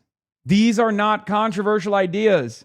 These are universally positive ideas that the American voters are demanding. They're begging. Trump happened to capitalize on the Democratic Party's inability to address these demands. That's it. That's it. And now that he hasn't followed through on it and exposed himself as a fucking charlatan, can you imagine a world if the Democrats got their fucking shit together and said, look, he's not doing it. We actually will. That is the promise of the insurgent left. Hopefully he's right. Why do they always have that look about them? Sounds good. Well, yeah, they can't run far enough or fast enough to the left on any policy. If they want any chance, they'll need the most extreme Democratic socialists they can find on TikTok. I love all the photos of the boy millionaire socialist, 2K Cartier glasses. We can only hope. He's right, America first. Hakikat bombasizm. He's truth nuke in Turkish. You can't really be focused on defeating fascism and pro-Israel at the same time. And that's why they will win easily in 2028 and 2032. Trump has been the best president Democrats ever had. He will hand him all three houses for years, maybe decades. No lies detected. America first is now considered far left. Oh, it's so good. It's so fucking good. Yeah, Dana Bash had Fran Hong on to hit her with a litany of gotchas, but it's fucking great for us. Once again, any moment that Francesca is on mainstream news is excellent. Okay? Excellent. Racism is the root causes on why all these things are happening. So if I didn't say it before, let me say it full throated. Okay, great. Too raw, too real. Welcome to the fucking left insurgency. All right. So we'll do the Francesca Hong thing in a second. What was I going to show you? Wow, in the 18 toss-up House districts, 92% of black voters and 75% of Hispanic voters were less likely to back a candidate who strongly supports Israel and continue U.S. military aid. 61% of moderates were less likely to support a pro-Israel candidate. Holy fuck, this is the truth Samson option, okay? This is the truth nuke of all nukes. What are we doing? God, the Democrats are so fucking incompetent. It's awesome. I'll be honest with you, if they were smarter about this shit, if they tried to play their cards a little bit better, if they weren't such corporate stooges, they literally would have recognized the moment and would have at least tried to present themselves as being like critical of Israel, but in the appropriate way. But they didn't, because they're such corporate stooges. They're such goddamn corporate stooges that they could not get themselves to say the necessary things to even lie to the base. And here we are. Their inability to play the game has caused them. What is this? Shannon, you've been around normal folk. You couldn't organize your way out of a Halloween maze? I mean, who cares? Whatever. Yeah, she's right. Fine. Organizing for Shannon literally means getting paid 20 grand a pop to go speak at events, oftentimes fundraised by pro-Israel donors. Okay, that's what organizing means to her. If I'm so bad at organizing, then why the fuck are my candidates who are getting outgunned and out fundraised by outside expenditures beating the shit out of your candidates all up and down? Yeah, I know. Bernie Moreno is gay, by the way. Yes, I'm surprised that people are shocked by this. I've covered it before. And that's part of the reason why he has been awfully quiet about Max Miller, who brutalized his daughter. We've briefly touched on this. I've covered it a couple times, but we'll do it. Centrist liberals are now sounding indistinguishable from MAGA in the way they're panicking over Hasan and the DSA. Let's take a look. A small faction of radicals drive more people toward Donald Trump. There is a small group of far-left extremists gaining influence. Democratic socialists who now have a chokehold all over the Democratic Party. The reality is very, very scary. At this point, a majority of the governing board is controlled by people who are explicitly communists. They attach themselves to popular causes.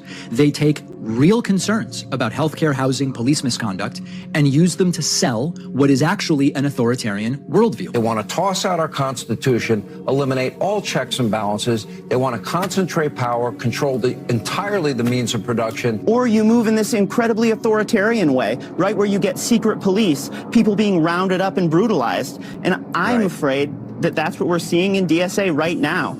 These are people who even 10 or 15 years ago would have been relegated to the outer extreme fringes of the Democrat Party. Over a 10-year period, we saw the organization just become more and more extreme. 10 years ago, when I would interview DSA people, socialists, etc., they would say to me very soberly, they would go, listen, David, I'm a socialist, you're not, but our next stops on this bus are the same.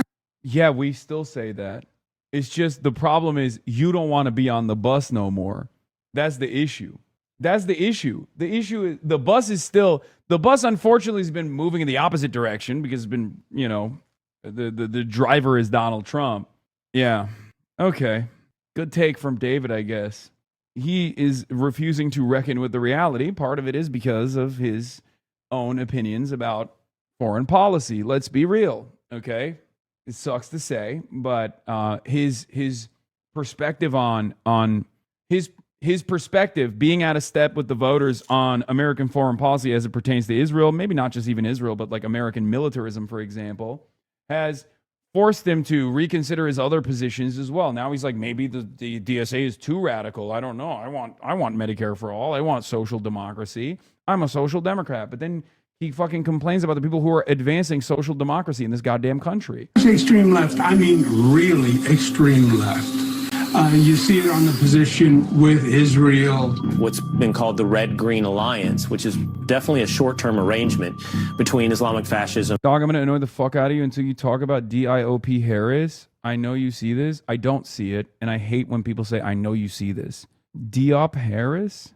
And socialism. This Islamo communist alliance. I mean, the left should have no rightful association with the Islamic fucking Guard of Iran. I regularly get emails and see comments from people saying, you're with us or against us. In order for us to be progressives, we now have to believe ideas and support ideas that are completely nuts. These are people trusting his mouth. Piker, in those Mao pajamas. Hasan Piker was dressed like Mao. Okay, the Humanist Report. Great edit from the Humanist Report. Respect. Anyway, but here is the left insurgency. Do we have this on the, let's see. I don't know if it's like one of the videos that's on the docket here, but this was the Abby Phillips. Most polarizing voices are speaking out about the litmus test that he believes politics candidates will face in 2028. Moment or a movement. A new CNN special takes viewers across the country to explore the battle over the Democratic Party's future and its ongoing debate over socialist politics. Our own. Okay, first of all, someone asked, are we going to watch on Sunday the Sunday special? What do you think? Chatters, we will be fucking seated, okay? No matter where I am, my ass will be parked, popcorn in hand. We will be seated. And then when Monday rolls around, the take machine is going to go nutty mode. They already are positioning this documentary as though I'm like this insane person saying insane things. You haven't even seen my commentary, because this will be the quintuple down on Palestinians' right to resistance. Just so you guys understand, obviously, there were a lot of questions that Donnie asked me. Not to tease it too much, but Donnie basically printed out the fucking Josh Gottheimer, Mike Lawler congressional, the demand to deplatform me bill, right? Bill's not going anywhere, but it's doing its purpose. It's doing its job. Yes, I will be seated like that. This is how I will be waiting. I don't know why it looks so goddamn Turkish in this, but I doubt all of it makes it. No. I'm certain that they will want anything and everything I've ever said about Hamas, anything or everything that I've said about the Palestinian resistance, international law, an international right afforded to the Palestinians to militarily resist against the Israeli apartheid, the Israeli occupation. It will be definitely featured on it, because it's one of those statements that's like objectively true, but it's analysis that no one ever hears in mainstream outlets. And therefore, it's yet another instance where they will present that and they'll say, this is a ridiculous position. And every time they put that on television, every time they put that, like, he said Hamas is 1,000 times better than Israel, how dare you say such a fucking crazy thing? Like, every time they play that position, more and more people go, actually, I don't think that's wrong. Okay? That's it. And they don't realize it. Which Sunday special? I honestly don't know what you're referring to, says Manyak Masin. There's a Sunday documentary coming out on CNN that Donnie made about the insurgent left movement. Part of it features my commentary, what I've been doing up and down the countryside. Anyway, and of course, CNN is teasing the special over and over again. This is the whole story. The left insurgency airs Sunday at 8 p.m. Eastern Time. Donnie O'Sullivan sat down with one of the left's most controversial figures and who offered a bold prediction about 2028. How am I controversial? Will you endorse... Controversial for who? Controversial for who? The 2028 candidate, if they are pro-Israel in a way that you don't like. If you ultimately are about defeating fascism in this country as you describe it, surely shouldn't you get on board with whoever the main candidate is? Luckily, I don't think I will have to make that calculation at all, because there is 0% chance that whoever the elected Democrat is that wins the primary will be pro-Israel in any way, shape, or form. You'll see. Donnie joins us here at the table now. So, Donnie, in your reporting, what do you think is the balance between the sort of economic populism that's motivating some of the candidates and this Israel issue, which is very real, that Hasan Piker is talking about? Yeah, it's huge, and they view this as going hand in hand. I mean, the reason I asked Hasan Piker that question, and I'm guessing most people watching this program now know who Hasan Piker is, but for those who do not, he has become the sort of lightning rod within the Democratic Party, within the debate for what direction the Democratic Party should go. The reason I asked him that question was because we bumped into him, we interviewed him at the 2024 DNC. He had been invited as part of the DNC as they tried to broaden their tent and bring creators in. He was there streaming live, and he was not supporting Harris. He did not endorse her. He didn't tell his viewers to vote for her. And I think, this is the real crux of this problem, this issue here, is that... They call themselves the uncommitted? The uncommitted movement, yeah. But I think, you could see where this is going in terms of as we get into the 2028 primary, probably beginning on New Year's Eve, right, this year, is that will the party come together at the very end? It looks like they are... Yeah, to be fair, I was excited about the changes that were taking place in the party until I saw her speech. the last day at the DNC was the day where I was like, oh, fuck, it's over. Poles apart right now, and you can see people are entrenched. There's no way they come together. I mean, you've got a large group of this party that is not just accepting the fact that you have to be anti-Israel, but they decided to justify a dude with a Nazi tattoo. I mean, there's a rise of anti-Semitism on the left. It is, as a Jew, it's absolutely terrifying to me to see that. As a Republican, I say, at least... Really? As a Jewish Republican, it wasn't terrifying to you that the wealthiest person on the fucking planet who had dumped $250 million into Trump's election, Sig Heiled twice at the fucking inauguration? Get the fuck out of here. Get the fuck. These guys are such phonies, man. They are such liars.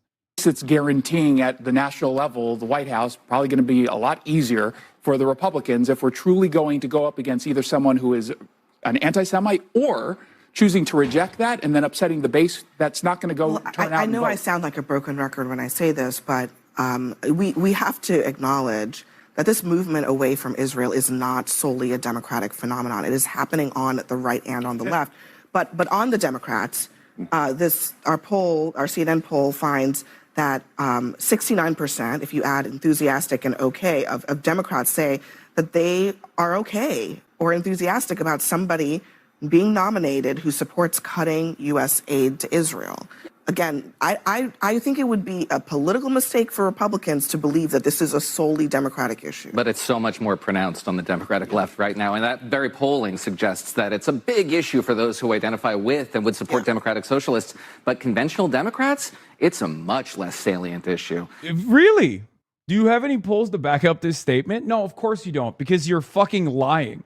Keep lying to yourself, keep lying on CNN, keep lying to the fucking boomers that watch CNN. Maybe they'll trust you, I guess, even though you're very clearly the Republican opposition here as well, alongside the other guy. But, I mean, look at Abby's face. She's like, oh, interesting take. We have seen exactly 0 polls that suggest that this is not a salient issue for all voters across all demographics, okay? The last bastion of support for Israel in this country is not coming from American Jews. It's coming from the evangelicals. And even then, even there, the support is diminishing for Israel. Okay? So who remains in this country other than white evangelical Protestants that is at the heart of Trump's militancy, that's at the heart of Trump's base of support, that's the core voters for Donald Trump? Who amongst the American voters is actually saying no, this is, support for Israel is a fucking core issue for me, salient issue for me? It's bullshit. Democrats who receive AIPAC money are the most likely to do worse against potential Republican opponents or Democrats who oppose all corporate funding. Wow. Shocked. Also, Washington Post polling. That's 69%. I mean, we just talked about the self-identified Democratic Socialists. It's only a third. But also, come off as myopia. Almost 2/3. But also, this whole thing. This is the problem that we've had around anti-Semitism in Israel in this political debate, is because people have made it a political football when in all honesty it's not. You have an entire movement, the Groper movement, Nick Fuentes, who are rooted in anti-Semitism. You have people on the far right. I mean, Marjorie Taylor Greene talked about Jews controlling the weather in space lasers. So let's not act as if the difference is that I'm perfectly comfortable calling out Marjorie Tayller Greene. I don't disagree. But if the Democrats let that Maoist poseur lead their party, what are we talking about? Talking about Hasan Piker. Yeah. Who are we talking about? Now, it's really funny because he's an op of mine as well. Okay? So for him to go, who are you talking about? Even though he very clearly knows who I am as well, because he also hates me. Everyone on this panel, from the liberals to the Republicans to the far right reactionaries, they all are actually united under the umbrella of despising what this movement represents, who I am. But I love that even Bakari Sellout turned around and was like, who are you talking about? I was like, I didn't even know what the adjective meant. I didn't know who you were talking about. But he does not. Somebody who is not real. What we have to realize is that we're not going down this path. 55% of the country says we will not support a Democratic Socialist, and that includes, by the way, 2-to-1 margins among Democrats. Yeah, what's the percentage of the country that says they will not support Trump? You can play that game. The poll that they're looking at also showed something spectacular. a lot of people immediately, a lot of the centrists, a lot of the Republicans, like immediately went and cherry picked data points. They're being like, the DSA is so unpopular. The DSA is so unpopular. Bitch, the DSA is more popular in that poll than the Democratic Party is and the Republican Party. What are you talking about? DSA, Democratic Socialists, in that fucking poll had a higher approval rating than the Democrats did and the Republicans did. Why would you bring that up? Why would you bring that point up as though it's like a good point? It's like a good own. That's who are black. Black I know. Well, that's where I was going. We're trying to educate you. You also spoke to establishment figures like James Carville and others. Also, since that one college professor passed away, DSA has more money than the DNC. Let's fucking go. We're moneyed up. We're breaded up. Okay? Socialists are breaded the fuck up right now. We are going to go and buy the DNC headquarters. Ken Martin put that shit out. Ken Martin put the entire house on the parlay. We are about to come in and seize the motherfucking headquarters. Okay? DNC has got minus $20 million cash on hand. DSA up $5 million. Okay? Turns out it's the broke boys of the DNC that are losing. We got our bread up. Get your money up, not your fucking funny up, dude. Yeah, bread and roses. Bread and roses means real bread. Breaded the fuck up. He pawned the DNC crib, dude. That's what I'm saying. We're about to fucking foreclose on that bitch. We're about to move like Citadel on that situational awareness guy who fucking put the house on one fucking AI company. Okay, we're about to move. We're about to make big money moves. Yeah, that's right. Why do you think I'm wearing the suits, baby? Import, export. I love when straits are open. I love commerce. I'm a big businessman. Do you get the sense that they understand, they fully grasp what is happening right now in the party and how to address it? Well, I think, to this point, there is, and it's hard to even call it the fringes anymore, right? Because a lot of these ideas are becoming very mainstream. I mean, I think Hasan Piker was a sort of fringe character a few years ago.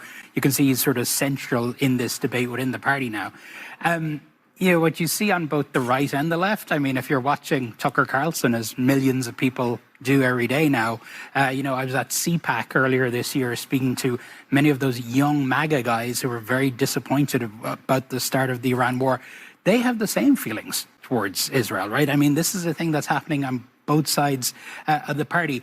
I don't think that, the likes of the James Carville necessarily understand what is happening. And because I think so much of it also has to do with where these guys, young guys, oftentimes are getting their information, their news and information. They're not getting it from mainstream media. They're getting it from online. A big generational component to this. So super interesting stuff. You can catch more of Doni's reporting on the whole. Yep. So that was one. That was one of the highlights. Also, here's a moment from the Norm Finkelstein conversation. 2025, shout out to Emma for the edit. The UN Security Council proceeded to give the deed of Gaza to that ape in the White House, Donald J. Trump. They gave him the deed to Gaza. I mean, it's just, when you read that, once again, I'm walking the streets. Just happened here. He got the deed to Gaza. According to their setup, there are on November. I love that Norm doesn't even skip a beat. He's just like, no, this is a matter of fact. Like, just as it was a matter of fact that the UN gave Trump the deed of Gaza, it's a matter of fact that he is I'm not going to repeat what he said, but, I was locked in. I was trying to be as serious as possible, but it was virtually impossible for me. You also managed to make Norm laugh? Yeah, that was a highlight for me. There are a few Jewish sports heroes like Hank Greenberg. Again, the names will come back. Adam Friedland. No. There were a few. You love that. You thought that was so funny. Oh, I have drama. After the interview ended, I asked them, which interview was better for you? Like, which interview did you enjoy more? And he said, yours. Yeah. He said, Adam was weird. And then he said, that Adam was a lot smarter than he lets on, which of course we know already, but it was funny. Did you offer him some water? Always leave out a fresh bottle or something. Bro, you're talking about Norm Finkelstein like he's a stray cat, okay? What the fuck? Dog, yes, every guest that we have, when they come into the house, we offer them food and beverages, okay? We actually select snacks that we know ahead of time from our investigations, snacks that they like, snacks that they enjoy. We lay it out, okay, on a table. Jesus fucking Christ, you guys are so goddamn parasocial. It is unbearable. Oh my Lord. Cheesegate? Okay, except for Francesca Hong, which I went out and you know, made the major mistake. I know, I fucked up. I messed up. Okay? All right, where were we? There was another like CNN one. Oh, see how informative the conversation is when that Goldberg dickhead is not spewing lies as he sweats fear. Also, W for Hassan the Hun chat's cameo.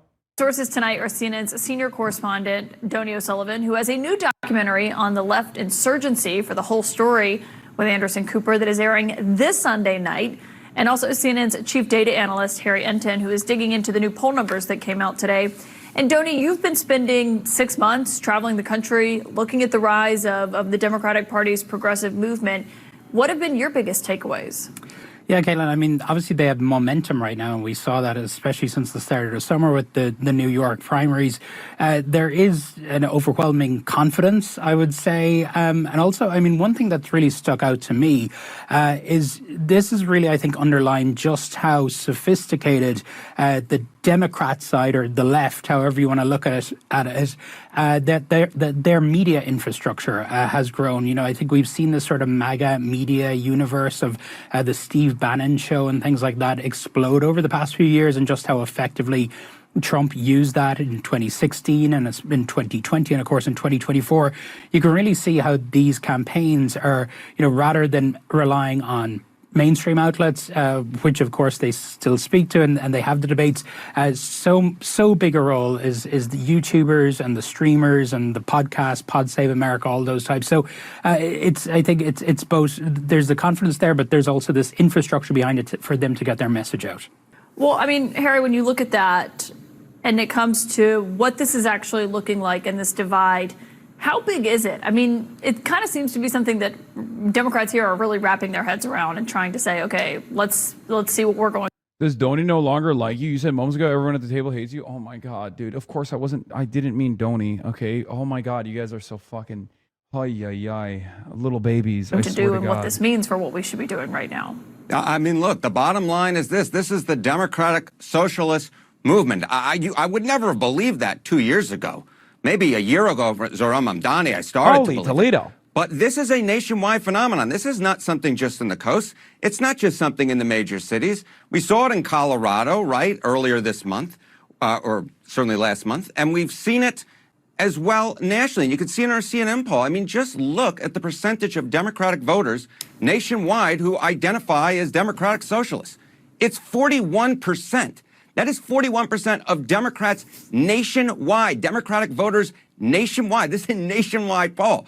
Now, I should point out, right, what holds for Democrats doesn't necessarily hold for overall. Just 16% of voters nationwide identify as Democratic Socialists. It's going to be very interesting to see what happens when they hit the general election, especially in swing states like Wisconsin. But the bottom line is this. Among Democrats, this is the Democratic Socialist movement. We're talking about 2 in 5 Democratic voters nationwide identifying as that. And more than that, the ones that don't, many of them are still okay with voting for a Democratic Socialist. Well, I mean, when we see the popularity, obviously, we see the positions and what those look like. And some of them have, you know, more extreme positions. They want to abolish ICE entirely, Donny. And so when you look at those positions that moderate Democrats raise concerns about hurting them in the fall, when you talk... Holy Toledo fucking loves what's happening. Dude tries so hard to control himself. No, it's because he just loves numbers, dude. That's what it is. He's the real numbers guy. It's not Patrick Bet David. It's Mr. Holy Toledo. Anytime he sees another poll that's like, anytime he sees a poll where like the DSA is surging in numbers, he's like, oh my God, these are new numbers that I've never seen before. That's the only reason why he's excited. It's not like he's like ideologically a socialist or anything. ideologically a numbers guy. To some of the biggest progressive podcasters, streamers. One of them is Hasan Piker that you, I know, have interviewed for the documentary on Sunday night. When you talk to them and the concerns that you hear from the more mainstream Democrats, what do they tell you? They're largely unapologetic. I think that they view themselves as sort of being in this position of having the upper hand right now. I've heard people sort of compare this to the Democratic Party's Tea Party moment in terms of an insurgent group trying to remake the party in its image. But really, I think what you're seeing is, and as Harry alluded to, is that, this idea that democratic socialism, particularly the word socialism, is scary. It is still scary to a lot of Americans. There's the connection, people equated with communism, back to McCarthyism, everything else.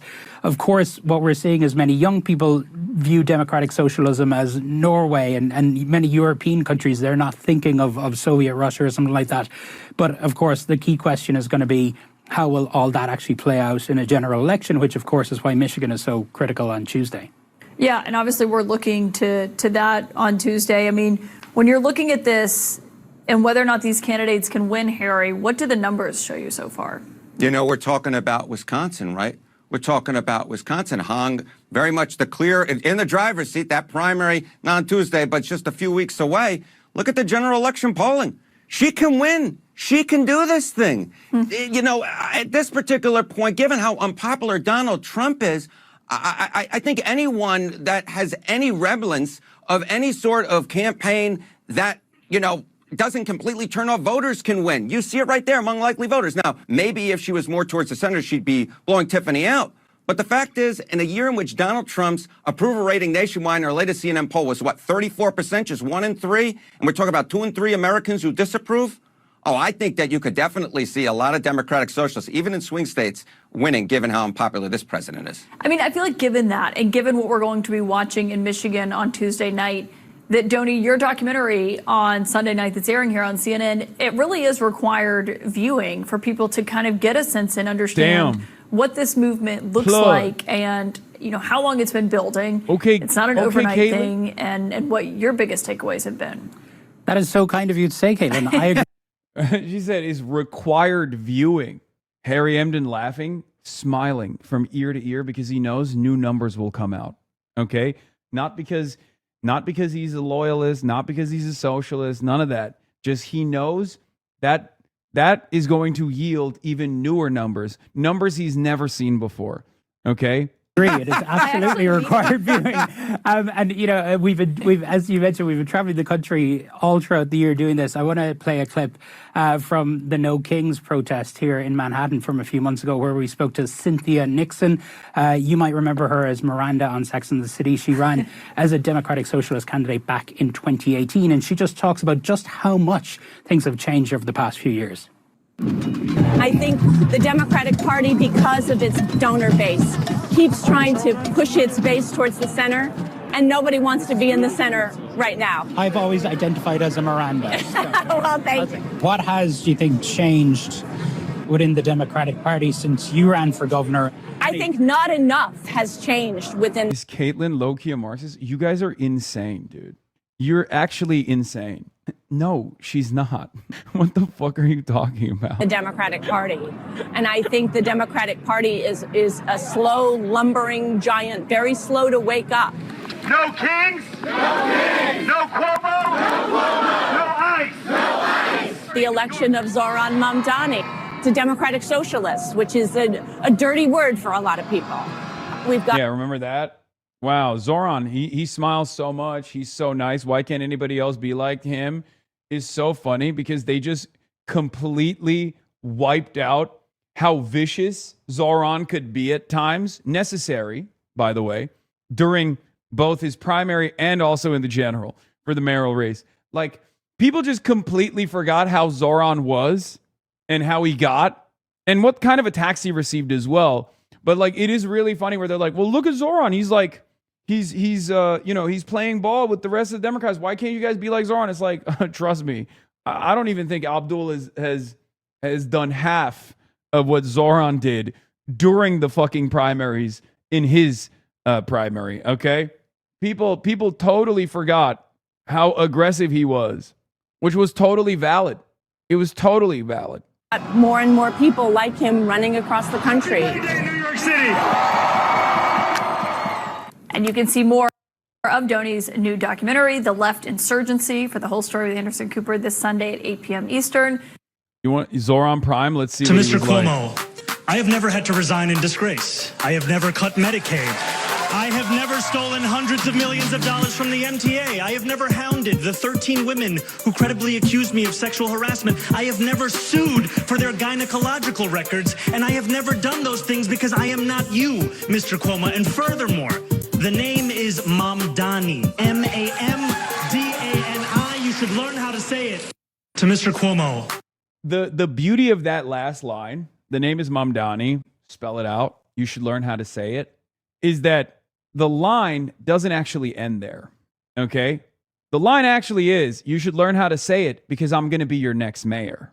But he doesn't have to say that last part. That's the trick. That's the beauty of that bar, okay? It's perfect. Now, people just kind of forgot about how my man was running, how my man was moving, especially in the primaries. He says, because it's important, I know, but what he is signaling is because I'm going to be your next mayor.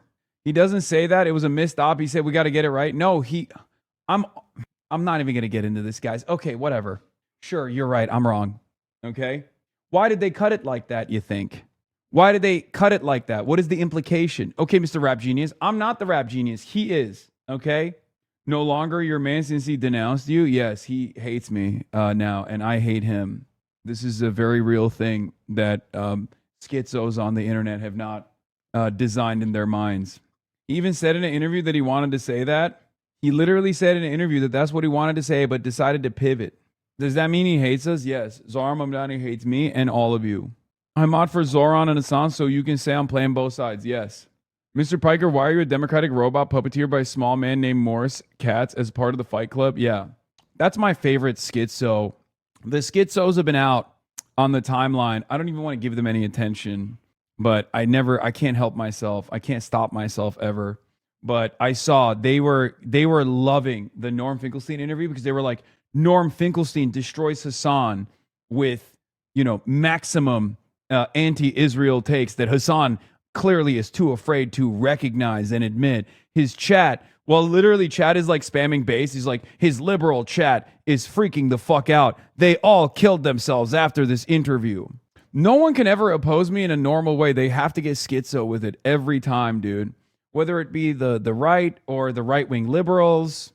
I have a CCP handler that's like puppeteering me. I have Morris Katz puppeteering me for Fight Club, Fight Agency. It's never what it actually is. Don't link me this dumb shit, please, socialist Adri. Please. I don't even want to fucking dignify that dumb schizo shit. All right.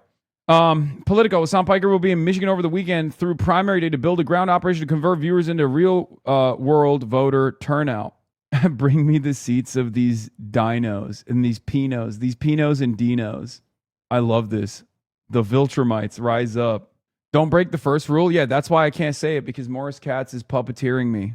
I can't. The first rule of Fight Club is to never talk about having a CCP handler who also. I have a CCP handler and a Fight Club handler who's working for the DNC and is actually very pro-Israel secretly. I think I might literally be the only person who is simultaneously the biggest Zionist and also backed by the IRGC. Simultaneously is anti-Asian, but also backed by the CCP. I'm all of it. There is it's full spectrum. It's full spectrum. If you're like, if you are a Maoist third worldist, you're like Hasan, you are insufficiently in support of Mao Zedong. If you are a, Republican, Hasan, you are a loyal servant of Mao Zedong. You are a Maoist third worldist. I'm everything all the time. In many respects, I'm the perfect centrist. Okay. I'm all of it. Anyway, where was I? Okay. So let's get to, another incredible sequence of interviews. Okay. Prophecy came true in less than 8 months. Oh, it was never about nukes and always about turning Iran into a failed state that will be led by a U.S. Israel puppet. Once again, the region is completely in service of our interests. We can move towards China. U.S. intervention beyond what we've done so far seems like an inevitability. Yeah, that's what it is. That's what's going on. I'm really surprised you didn't ask Norm about the conversation with Sex Pestany. It's irrelevant, utterly immaterial. Meaning, by the way, speaking of which, breaking, the United States and Israel is planning to bombard energy-related targets in Iran, sources tell CBS News. Here is why I don't think this is real. You want to know why I don't think this is real? You want to know why I think this is fake? I mean, hopefully I'm not wrong, okay? So there were 3 plans that I think were presented to Donald Trump. Either the first plan, situation monitoring is happening right now, by the way, for those of you who are listening to the situation monitors, it's time. Wee woo, situation monitor o'clock. Okay, let me explain something to you. There is speculation that there were 3 different plans that were presented to Donald Trump. One was continue bombing targets in a tit-for-tat, escalation ladder tactic that we have utilized thus far, which has, yielded no military results. Guys, I can hear what you guys are saying, and also I can hear everything you guys are saying. Yeah, and they can hear you as well. Probably. Okay, sorry. Number one, tit-for-tat bombing campaign. Iran maintains primacy over the Strait of Hormuz. Then the United States of America goes back and strikes, southern targets, all this stuff. What we've done for the last 160 days in this back and forth that has been an abject failure as far as achieving any of the military goals that the United States of America wants to achieve. Okay?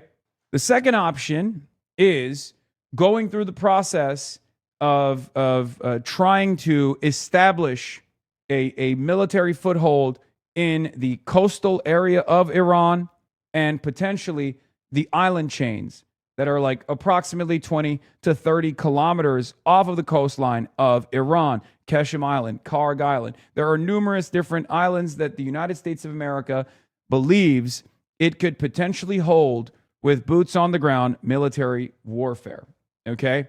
With a full-blown invasion. Now, that's less likely because this would require a tremendous amount of American casualties. And Trump, so far, is not invested in the American casualties. He doesn't want to do this big military conquest. But who knows? As the situation worsens for him, he could get more erratic because he's an insane person. Okay? The third option is even funnier, and that's the one that they're presenting right now on CBS News as the likely scenario. U.S. and Israel are preparing to bombard energy-related targets in Iran, sources say. Now, there's a reason why this is unlikely, but who knows? Maybe they'll do it. 2 reasons. Number 1, if they bomb energy-related targets in Iran, Iran will retaliate by bombing energy targets in the Gulf and will destroy the global energy supply for a decade and onward, okay? For a decade to come. Because as it stands currently, this is basically the energy nuclear option, right? Iran has not deployed this. Iran has not attacked all of the energy infrastructure in the Gulf because that would destroy the global markets permanently, okay? It would destroy it in an irreparable manner that even Trump could not manipulate his way around, okay? This would have this would create tremendous volatility in the stock markets. This is not something that Donald Trump wants to do. That's the number 1 reason why they haven't done this. The number 2 reason why they haven't done this so far is even funnier. It's because we don't have the missiles. We literally do not have enough standoff munitions, and we haven't been able to establish air superiority, given that even with the manpads that Iran has, they've been able to establish sufficient anti-air defenses. That is part of the reason why we've been deploying our standoff munitions rather than deploying these unguided gravity bombs and JDAMs over Iranian airspace, which requires F-35s and other fighter jets to fly over the Iranian airspace. They've rejected these options over and over again, even though these are the only options that remain on the table, right? Tit for tat with the standoff munitions, number 1, which is what we've been doing, which has been an abject failure. This is why they're looking for number 2 and number 3 now. Number 2 being a boots on the ground invasion of the coastal area of Iran and potentially the invasion of the islands. But even if you invade, there is going to be tremendous amounts of casualties on the American side. This is far too costly for the Americans to lean into. At least for the time being, Trump has shown no appetite to do this, right? And number three being the destruction of the entire energy infrastructure in Iran, the refineries and the like. Now, the third option is also, once again, unlikely. And the reason why it's unlikely is because we do not have enough standoff munitions to destroy the entirety of the Iranian power plants, to destroy the entirety of Iran's critical energy infrastructure. This is before we even factor in the reality that Iran will retaliate by blowing up the entire Gulf's critical energy infrastructure. So we don't even have the missiles. We don't even have the offensive capabilities to continue deploying sufficient munitions from afar to destroy the entirety of Iran's critical energy infrastructure. Think about that. So what are we to do? What can we do here? Are we just going to go beast mode? Have we developed a secret fighter jet that no one knew about that is capable of flying over the Iranian airspace without Iranian anti-air defenses targeting them and taking them out? Is there a way to do it? Are they going to try to overwhelm the Iranian airspace with an incredible amount of force by just sending in as many fighter jets as possible and sacrificing some of these $40 million, $50 million, $100 million assets, including but not limited to the American pilots or even the Israeli pilots, which is even less likely because Israel obviously is notoriously careful about not putting any of their pilots in the line of fire, because that's seemingly the only other alternative. Both the boots on the ground military invasion option and the aerial assault option requires America to be comfortable with a significant number of casualties, a significant number of pilots dying in the process. Because I'm going to repeat this one more time. According to the CSIS studies, according to the CSIS papers, America does not have sufficient munitions, sufficient standoff munitions to strike all of the Iranian plants from afar. That is where we're at. And this is a ZBS leak. So I suspect it's still Trump trying to engage in his own version of madman theory, madman diplomacy. CBS says the United States and Israel are planning what would be one of the harshest bombing campaigns to date against energy infrastructure targets in Iran, multiple sources told CBS News, with strikes possible throughout the weekend. There was some discussion about trying to conclude by time financial markets open Monday because of the concern about how the bombings will affect the U.S. and global economy, but an endpoint wasn't locked in. I told you guys this early this week. This has been the exact same strategy over and over again. The definition of insanity is trying to do the same thing over and over again and expecting different results. We are insane. We are insane. Every time the markets close, Donald Trump comes in and screams bloody murder. We are going to nuke Iran, he says. By the time markets are opening on Sunday night, he says Iran is begging for a ceasefire. Meanwhile, there's been reports coming from Reuters, which China has denied, of course, but who knows, that Iran is expected to receive up to 400 Chinese manpads, with the first deliveries arriving within weeks, multiple sources told the Reuters. The deal includes Chinese-made QW-12 and FN-16 surface-to-air missiles supplied through a Hong Kong-based intermediary. The contract covers the purchase of between 300 and 400 manpads, man-portable air defense systems, including Chinese-made QW-12 and FN-16 missiles, the sources said. China's foreign ministry said the relevant reports are completely groundless. China has consistently played a role in promoting peace and ending the conflict. Beijing-based Zhongqing Baoshang Group, the parent company of Zhongqing Baoshang International Investment, did not immediately respond to an email request for comment on Tuesday. China pulling a Lend-Lease America-style arrangement here, as America once did for the USSR, is not shocking, I guess. I don't know. Very interesting predicament. China cuts deal with the Houthis, adjusts for long U.S. war with Iran. China is cutting its own deals and gaining wartime leverage as the Trump administration scrambles to contain the war and reopen Hormuz. China also has another weapon here, okay? Not only does China have a tremendous amount of resources that they could send to Iran, okay, in order for Iran to defend itself sufficiently in this war of aggression that started through perfidy, okay?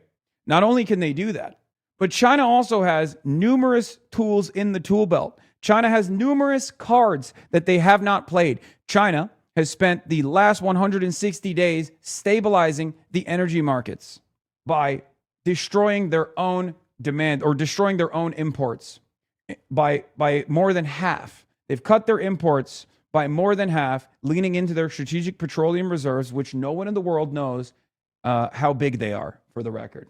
That is leverage for China. China could turn around and tweak the dial again. China could then increase demand one more time. China could turn around and start increasing their imports of oil. All of a sudden, the Asian market would collapse.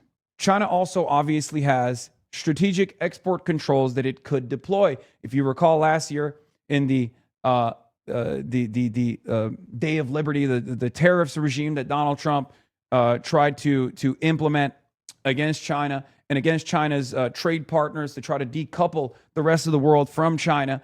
In one of the instances where the American side went back on their previous negotiations, China turned around and said, okay, we're implementing strategic export controls for rare earth minerals and specifically magnets. These are necessary components and necessary resources for national defense. Remember how we earlier talked about how America is running out of munitions? Not only is our procurement strategy unbelievably slow and unbelievably costly due to defense bloat, without Chinese magnets, without Chinese rare earth minerals, which China has a damn near monopoly on, we cannot make a single missile. That is the trade nuclear option. So if China deployed that, it would be over. So what are we talking about? This is before we even get into China. This is before we acknowledge that China has a lot more cards that they could deploy. Here is Jennifer Jacobs of ZBS News. During his Tuesday Oval Office meeting with Netanyahu, Israeli officials were struck by Mr. Trump's serious and very clinical approach to the Iran war. Netanyahu counseled the president on 3 options for the war: an enforceable deal focused on removal of the nuclear material, a blockade with added economic pressure, military strikes focused on attacking land routes used for transporting supplies. Now, what's really interesting about this is none of this is relevant.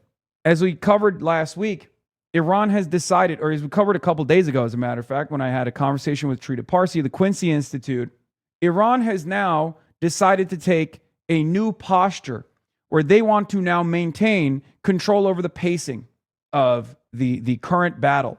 Iran struck first at U.S. military installations in Jordan without being struck by the American side first.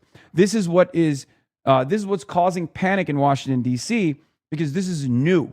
For the longest time, even throughout the Operation Epic Fury, Iran has always taken a defensive posture, only striking back at the Gulf or striking back against American targets whenever America hit Iran first. The only time Iran established any kind of deterrence, any kind of military deterrence is to reassert its primacy over the Strait of Hormuz, oftentimes against commercial vessels that are trying to transit the Strait of Hormuz at direct odds with the Memorandum of Understanding through the Omani coastline. This is the only time Iran strikes first, right? Never towards American military installations, never towards the Gulf. They only strike towards the Gulf and at American military installations after America responds. So Iran controls the pacing of the battle now. Or at the very least, Iran is saying that they want to control the pacing of the battle now. That's very different than the posture that Iran has represented thus far.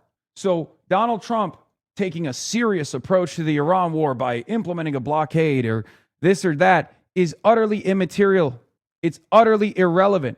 What is relevant here is how we arrive at the negotiations table, how we get Iran to believe that we will hold our word once again. There is tremendous leverage favoring the Iranian side here. There is no leverage whatsoever favoring the American side. And the Israeli side doesn't really need leverage because they're fucking insane. The Israeli side just wants death and destruction, a failed state in Iran. The Israeli side would nuke Iran if there were no setbacks from deploying the nuclear weapons. If this did not destroy the pre-existing nuclear deterrence. And as days go by, Iran's leverage grows. As days go by, market volatility increases. As days go by, the strategic petroleum reserves deplete. And as market volatility increases, Iran gains even more leverage. So this information strikes me as odd. U.S. and Israel preparing to bombard energy-related markets in Iran, sources say. Or rather, not that it strikes me as odd, it's just an unbelievable disaster if they implement this scenario, even if they don't have the necessary resources to implement this scenario without tremendous cost. Either we just destroy what remains of our standoff munitions and never really achieve our military goals here, because as I've repeatedly explained to you over and over again, we simply do not have enough missiles. We simply do not have enough standoff munitions to strike all of Iran's critical energy infrastructure. And then on top of that, Iran can turn around and blow up the entire Gulf's energy refineries, which would destroy the global markets permanently in a way that Donald Trump can no longer manipulate his way out of. Or we try to deploy our standoff munitions and then we send as many fighter jets over the Iranian airspace as possible and try to overwhelm their anti-air defense systems. But this time, instead of overwhelming their anti-air defense systems with ballistic munitions, we will be overwhelming their anti-air defense systems with Air Force pilots. We will be sacrificing American fighter pilots and potentially upwards of $1 billion worth of very complex machinery, very expensive machinery with proprietary technology over the Iranian airspace. We'll be throwing bodies into the pile, Russian meat grinder style. It makes no sense. Perhaps a better analogy is not Russian meat grinder style, but Imperial Japanese kamikaze style. So I don't see any realistic military scenario. And I know if I can't see one, the American generals also see that same reality. No American general, regardless of how loyal they are to Donald Trump, is going to put their name on a mission like this, especially considering that there is no guarantee of success at the end of this and only a guarantee of failure. Okay? It doesn't make any sense. But we are fucking insane. So who knows? As I've said before, even deploying nuclear arms does not guarantee Iran standing down. It doesn't guarantee Iran refusing to strike back or destroying Iran's capabilities to strike back. So if that's the case, even the highest point of the escalation ladder would end up with a military failure. And yes, of course, this is the classic retort. After this war is over, I don't think the Straits are going to be that powerful of a leverage because people will move the energy pipelines out of the Straits to the Red Sea, from there to Israel and the Mediterranean. We can unblock this choke point, and we will. Failing to consider, and this is the classic line that you hear from the analysts, the classic line that you hear from the Foundation for Defending Democracy, from Israel. This is something Israel has wanted to do for a very long time. Our over-reliance on the Strait of Hormuz, this choke point that is dangerous, which it wasn't really dangerous until Trump decided to implement Operation Epic Fury. But here's the issue. All this can be resolved if we simply design an alternative way to transport oil that's also within the range of Iranian standoff weaponry. Chris Cappy was also fantasizing about something similar. This is classic, okay? This is classic couch guy, Monday morning quarterbacking. People have floated this idea over and over again. Everybody loves floating this idea. But they fail to recognize, one, the infrastructure necessary to develop this would take far too much time, and no one would be able to develop it because the world would collapse before we got there if the Strait of Hormuz is blocked for years while they're trying to develop these pipelines. And two, even if these pipelines were to be developed in a short enough time, right? Let's say they magically were able to cut the development process timeline in half, and instead of 8 years, they did it in 4 years. These pipelines are still within range of Iranian standoff munitions. So what do? It's not like pipelines are an effective counter to Iranian ballistic munitions. Nord Stream 2 showed that if there's a will, there's a way to blow up fucking pipelines. Okay? And them bitches were underwater, deep underwater. Not only are pipelines not capable of pushing the same volume as oil tankers are, there's a reason why we use oil tankers rather than fucking pipelines for a lot of this stuff. Okay? You can't push the same volume. And worst of all, the pipelines are just sitting there. They don't move, which means they're far more susceptible to sabotage. They're far more susceptible to a barrage of missiles from Iranian standoff munitions. So even then, you don't solve the problem. So here was what my response was to Chris Cappy, who says something like this. Says something along these lines. He also had this exact same take. He said, the war in Iran is a strategic disaster. At least he recognizes that. Tactical successes aside, Chris Copey, I'd like to see the Islamic Republic replaced, but it's not happening without boots on the ground, which would be a terrible move. At least he recognizes that. Whether it was right to launch the war or not aside, again, can't even fucking admit that it was a spectacular failure. Everything aside, the current situation is a huge disaster. Recognizes that it's a disaster, so that's good at least.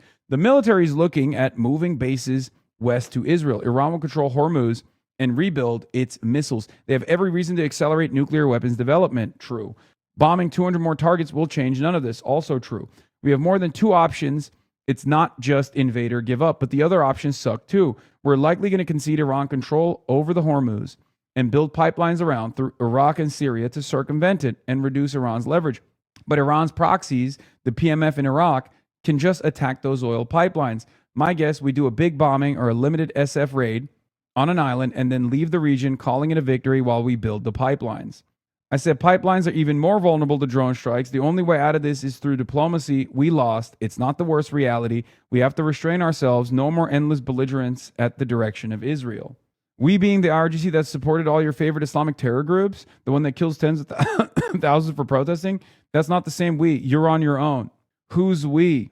Brother, you're not on the fucking team, Lamau. I'm an American taxpayer, and I pay a lot more taxes than you do, dumb fuck on Twitter with a Ukrainian flag and an American flag on your descriptor. Here's the other, I guess, alternative issue that the Americans are throwing in. Officials now believe the IRGC is firmly in control of Iran's decision-making. Yes, leaving political figures in the U.S. Leaving political figures the U.S. has been talking with as figureheads. Complicating matters are internal dynamics of the IRGC itself, where a handful of senior commanders are all jockeying for control. That is a leading reason why U.S. officials and regional partners fear the conflict is likely to drag on. The problem for the American side is that the IRGC is in control, and the IRGC, unlike the previous leadership that they fucking assassinated, understand that strategic restraint has only delivered negative consequences. Strategic restraint has only hurt Iran because Americans and the Israelis are stupid. The Americans and the Israelis are dumb enough to believe that strategic restraint was actually because Iran simply did not have the capability of retaliation. The IRGC proved that it has the capability of retaliation. Now, the disagreements that exist within the IRGC, we don't obviously know what those disagreements are, but the speculation from people far smarter than the American side is the disagreements are ultimately marginal. The hardliners are in control. The ones who want to fight back are very clearly in control. It's just how much they want to fight back. There's one school of thought that is more pragmatic. They're still hardliners. They still want to fight back. They understand the necessity to fight back, but they're still saying we need to use the leverage that we've developed through military strength to inevitably teach America a lesson and to, get them out of the region. The other group is saying we have to fight until Americans no longer exist in the region. And same with the Israelis, until they are no longer a real threat. The problem for the hardliners that want to fight until it's an inevitability that everybody understands that America and Israel can no longer exist in the region is that they don't have the munitions to be able to keep up that battle. Okay? Now, in between the situation monitoring, we are going to get to a phone bank that I'm going to be launching for Donovan McKinney. Okay? We have a phone bank for Donovan McKinney. There's a donation link. The reason why we're doing the phone bank and the donations is because Donovan is he's doing pretty good. Okay? He's doing great. Having said that, his race is unfortunately a lot closer, as far as we understand, than the Abdul al-Sayed race. What is a phone bank? Okay, good question. We've done it before. Hopefully the Zoom application works, because there's always issues with that. So we shall see. Feels to me like the microphone. Okay, the microphone is working. Start virtual camera. Okay, that's working too. Okay, that's good. Yeah, all right. I'm in the... All right. Okay. So, chatters, Donovan McKinney is the candidate that I've had on this broadcast before when I went to Denver to do a rally that was canceled with Melon Kiros. You guys might remember him. He's running in Michigan 13, Michigan's 13th congressional district. His website is donovanforcongress.com. So, okay. What breakout rooms do we think we need? Should we just do... Okay. Wait, can you guys hear me? We can see you. We can hear you. Okay, I'm just letting you guys know you're live on the broadcast. Do you want me to mute you and stuff? It's probably fine. Or mute us. Yeah. Yeah, please. Okay. We're doing tech. want to mute us. Okay, just send me a note. Hi, send me a note when you guys are done talking and you want me to talk, because you just want me to do you just want me to fire up the troops, right? Like we've done before. Correct. Fire up the trees. We'll be ready in like 2 minutes. Okay, I'm muting you now and muting myself. Okay. Hot mic? No, it's not a hot mic. All right. Anyway, as I was saying, so Donovan McKinney has a bunch of great endorsements. Senator Bernie Sanders, Congresswoman Rashida Tlaib, former Congresswoman Brenda Lawrence, former Congressman Andy Levin, Lieutenant Governor Garland Gilchrist, Wayne County Executive Warren Evans, SEIU Michigan, Working Families Party, Justice Democrats Michigan, AFL-CIO, Sunrise Movement, Our Revolution, and UAW. Okay? Election day is obviously August 4th, as you guys know, from 7 a.m. to 8 p.m., and the early voting period is between July 25th and August 2nd. Michigan 13th Congressional District is a United States Congressional District in Wayne County, Michigan. It's currently being represented by the incumbent Shri Thanadar. Shri Thanadar is known as having probably the worst hairpiece in all of the House of Representatives. Okay? The district includes portions of Detroit and some of its suburbs, and from 2013 to 2023 was the only congressional district in Michigan to be contained within a single county. District boundaries were redrawn in 1993, 2003, 2013, and 2023 due to the reapportionment of the following respective census. Okay? Shri Thanadar is a controversial figure. This is also a black district as well, and yet Donovan McKinney is black, Shri Thanadar is not, and the Congressional Black Caucus PAC, which is very pro-Israel, of course, has endorsed Shri Thanadar, and yet some of the senior representatives within the CBC, wait, what is this? They have endorsed Donovan McKinney, splitting with Hakeem Jeffries and numerous others. One of the biggest issues for the region is obviously economic security, living wages, and union jobs. Okay?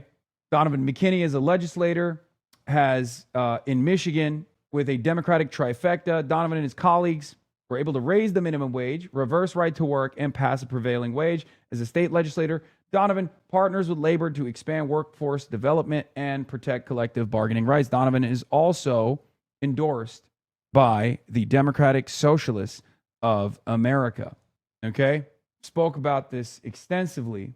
Donovan is another one of our candidates that is running on the insurgent left ticket, a candidate that places the interests of the working class over the interests of corporate donations. Shri Tanadar, on the other hand, is profoundly wealthy and has been using his own personal wealth, is also very pro-Israel. Miss Rachel also recently endorsed Donovan, Will Lawrence, and Abdul as well. Okay? He's in favor of healthcare and housing for all. I'm going to be doing, Donovan is my cousin. I love him so much. Such a cool guy. Yeah, he's great. I'm going to be doing an interview with Donovan McKinney tomorrow. But before we do that, I wanted to fire the troops off and do this phone bank. Okay? Now, why are we doing this phone bank? Because this race is close. It's far closer than it should be. Okay? And another reason why we're doing this phone bank is because this is how we can make a major impact. It's the greatest bang for your buck. And we've shown this already. We've proven that this is an opportunity for this community to make a tremendous amount of impact with the Daria Liza Avila Chevalier's campaign. We had 600 phone bankers from this community in the DAC campaign that was running against the incumbent Adriana Espaillat in a very close race.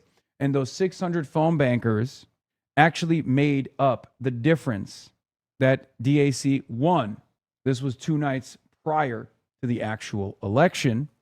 Here is DAC's campaign recognizing your impact on the night of her election victory. First of all, I'm Christian. I'm on the NBC of DSN. Hell yeah, hell yeah. That stream, so when we did that phone bank last night, yeah, we were kind of like, maybe we get lucky, maybe not. No, we pumped 600 fucking people. 90,000 calls. If Darwin wins this race, that bang. You hear that, Chad? That bang. I fucking told you. Y'all did this.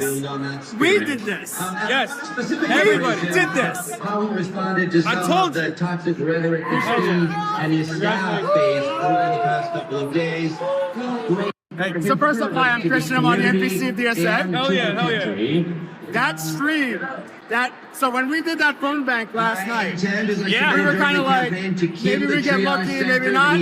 No, we pumped 600 fucking people. 600 people. Do we get to talk to girls? Girls and boys, yes. 600 people made 90,000 calls on the first night, and then hundreds of thousands of calls throughout the next 2 days. And there were 2,000 yeses that they got out of that, which happened to be her margin of victory. Okay? So if you're feeling discouraged, if you get frustrated when you see the likes of Neera Tanden and all of these establishment Democrats consistently undermine us, consistently talk about how we don't know how to win, we don't know how to organize. If you're feeling a little worried about Donovan McKinney's chances, this is your opportunity to make an impact. Okay? This is your opportunity to make a difference. There's no age restriction here. As far as I know, there's no geographic restrictions either. I think you can call in and and be that difference anywhere around the world. But this is our opportunity. When are you going to start wearing Vice City suits like Norm yesterday? Oh my God, Norm was throwing looks, man. Norm looked great. All right, when am I going in? What's happening here? Norm suit mogged you? Yeah.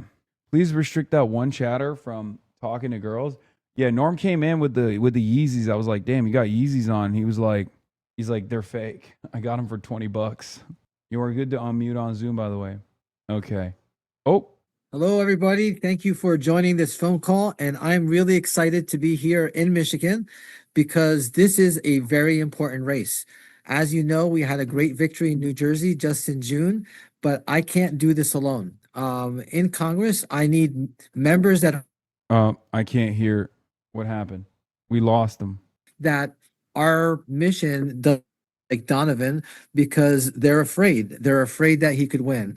But I need people that are going to be fighting for the issues that I care about, and he needs people as well. So I want to make sure that he's able to get the money out of the politics. I want to make sure that he gets Medicare for all passed, and I want to make sure that he gets universal health care and childcare, and he's going to fight for the same issues that I care about as well. And they could try to pour in money and make sure that they run ads to scare people away. And what they don't have are people like you. And it's so important, these phone calls that you're going to make, because you're having, contact with actual human beings and conversations, and you're going to tell them about the issues that they're being distracted about. So thank you very much for joining.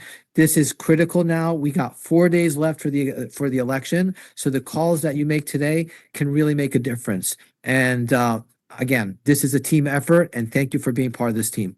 All right. Thank you so much, Dr. HasanAbi. Really appreciate those words and your being here. And next up, I want to pass it to our friend who is live right now, Hasan Piker.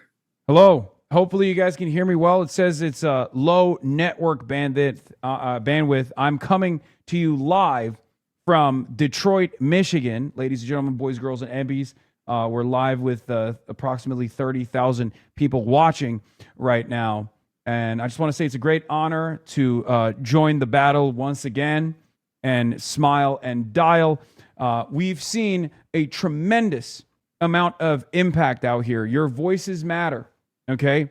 This race, much like many of the other races that we've been a part of, is a race where a leftist, DSA-aligned or DSA-endorsed candidate, in Donovan's case, DSA-endorsed candidate, is going up against another corporate Democrat, another do-nothing Democrat. And lucky for us, we've seen a tremendous sequence of victories thus far. And I'm hoping that we're going to put another notch on our belt. As Adam Hamawi also correctly pointed to, we need as many numbers as we can. Numbers amongst those who place your interests, to place the interests of the working class over the interests of corporations. Shri Tanadar is unbelievably wealthy and has consistently voted alongside his class interests, which happens to be antagonistic to your interests. So if you want a real fighter and you're worried about the prospects of Donovan, you got to smile and dial. You got to make an impact, because one of the things that we've seen in all of these races is the barrage of attack ads. It is our opportunity in these sorts of phone banks to turn those attack ads into name recognition. I've talked to voters all around the country, and the one thing that they consistently tell me is when they see all of these negative ads, it doesn't end up working in the favor of the person or the campaign that's running them. It actually annoys people to constantly hear about how bad a particular candidate is. But that's name recognition. So it's pertinent and it's important for us to take that name recognition and to show the truth, to say the truth to the voters of Detroit, to the voters of Wayne County, and to tell them that Donovan McKinney will be that fighter, because this is a very poor district at the end of the day. This is one of those districts that's been left behind by these do-nothing Democrats, by these corporate Democrats. This is a district that requires a real fighter like Donovan McKinney.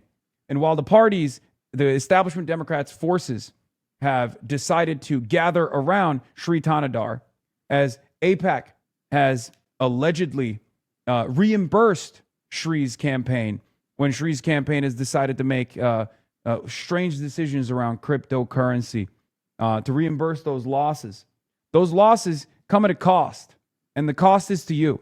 If you feel frustrated when you hear from the likes of do-nothing Democrats consistently voting to place a foreign country like Israel's interest over your interest, if you're frustrated with the reality that Democrats end up spending our productive output and our tax dollars to go blow up schools overseas rather than fix the schools in your neighborhoods, then you need a real fighter like Donovan McKinney. So that's why I'm here.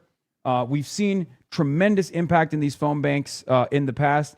I briefly talked about it before I got on here on my stream about the Daria Liza Avila Chevalier campaign. She was running up against the head of the Congressional Hispanic Caucus, an establishment Democrat by the name of Adriana Espaillat. A lot of people left that race out. A lot of people were not focusing on that race. But we knew that we could make an impact, and we did. 600 people called in to the district, and overnight, we were able to make the distance. Daria Elisa Avila Chevalier won by approximately 2,000 plus votes. We were able to get 2,000 confirmed voters for DAC on those phone bank operations. So remember, if you're feeling discouraged, if you feel like there's no positive outcome here, this is your opportunity to make that difference. This will make the victory ever sweeter. So thank you. Thank you for having me on. I'm very excited to participate in this. And I don't know who the next guest is. So can you push chat to join the phone bank? Because we're at 68 people in here right now, and I bet we can get that up to 600 real quick. No, absolutely. And I don't know why the mods haven't been spamming the link. I asked my team to push for the link as well. 68 It's tinyurl.com. tinyurl.com/HasanCalls. Yeah. tinyurl.com/HasanCalls. Yeah, don't know why we didn't have that already being spammed this entire time. That's embarrassing. That's embarrassing for for our end. It's embarrassing that our chatters have not joined the phone bank operation. Only 68. That's disastrous, chat. I need to get those numbers up. We need to get those numbers up. We need you, chatters. Tiny and URL, while we wait for folks, no, not URLs, tinyurl.com. tinyurl.com/HasanCalls. You're slacking. And while we let folks join, it's starting to grow. Let's hear from our guy, State Representative Donovan McKinney. Hey, everybody. Just appreciate you all for taking the time out and being here. Hasan, man, thank you so much for your support, for your voice, for your leadership. Right now, we are in the midst, in the thick of this fight. 4 days left. All we have is 4 days to make some noise, to make as many phone calls as possible, knock on as many doors as possible, raise as much money as possible to go against the grain of what's happening. We are fed up and tired. Each and every one of us are fed up and tired of the status quo politician that just read off the talking points, give us the platitudes and things we want to hear. But in reality, behind closed doors, sell us out every time. And I was on Hasan streaming before, and I talked about people in these positions of power and influence that lack courage. And courage to me doesn't necessarily mean the absence of being afraid. Courage to me means even when you're afraid, you still step up and do the right thing on behalf of the people you represent. And damn it, that's what the hell we're going to do every single day as we become the next congressman-elect in Michigan's mighty 13th district. I got to give a shout out to the congressman-elect, Adam, out of New Jersey. He's on the ground with us right now in Michigan as we go out here and fight in Michigan's mighty 13th district. I got to give a shout out. When our message is out there, Adam, in New Jersey, we have to get on the ground with us right now in Michigan as we go out here. So this is chatters. We need y'all to do these phones, to knock as many doors as possible if you're in our state. But make these phone calls, let them know that the way we change our society is through the vote. And we have to get the vote out. And we have to tell people, utilize your voice by utilizing your vote, because if you don't use it, you lose it. They're spending countless dollars against us right now, tens of millions of dollars. I just got confirmation that between Abdullah El-Sayed is running for the U.S. Senate here in Michigan and myself, just our two races alone is the most expensive primary in the history of our country. And so we want to show the rest of the world that this movement isn't just a coastal movement from New York, New Jersey to California, but this can happen in the middle of America. This can happen right here in the state of Michigan. We need everybody to stand up to show the rest of the country that our movement means business and that it's time that we elect people that's going to work on our behalf and put working people first instead of sending resources and our taxpayer money abroad for war. And I got to give a shout out to Tupac, man. I say his quote all the time.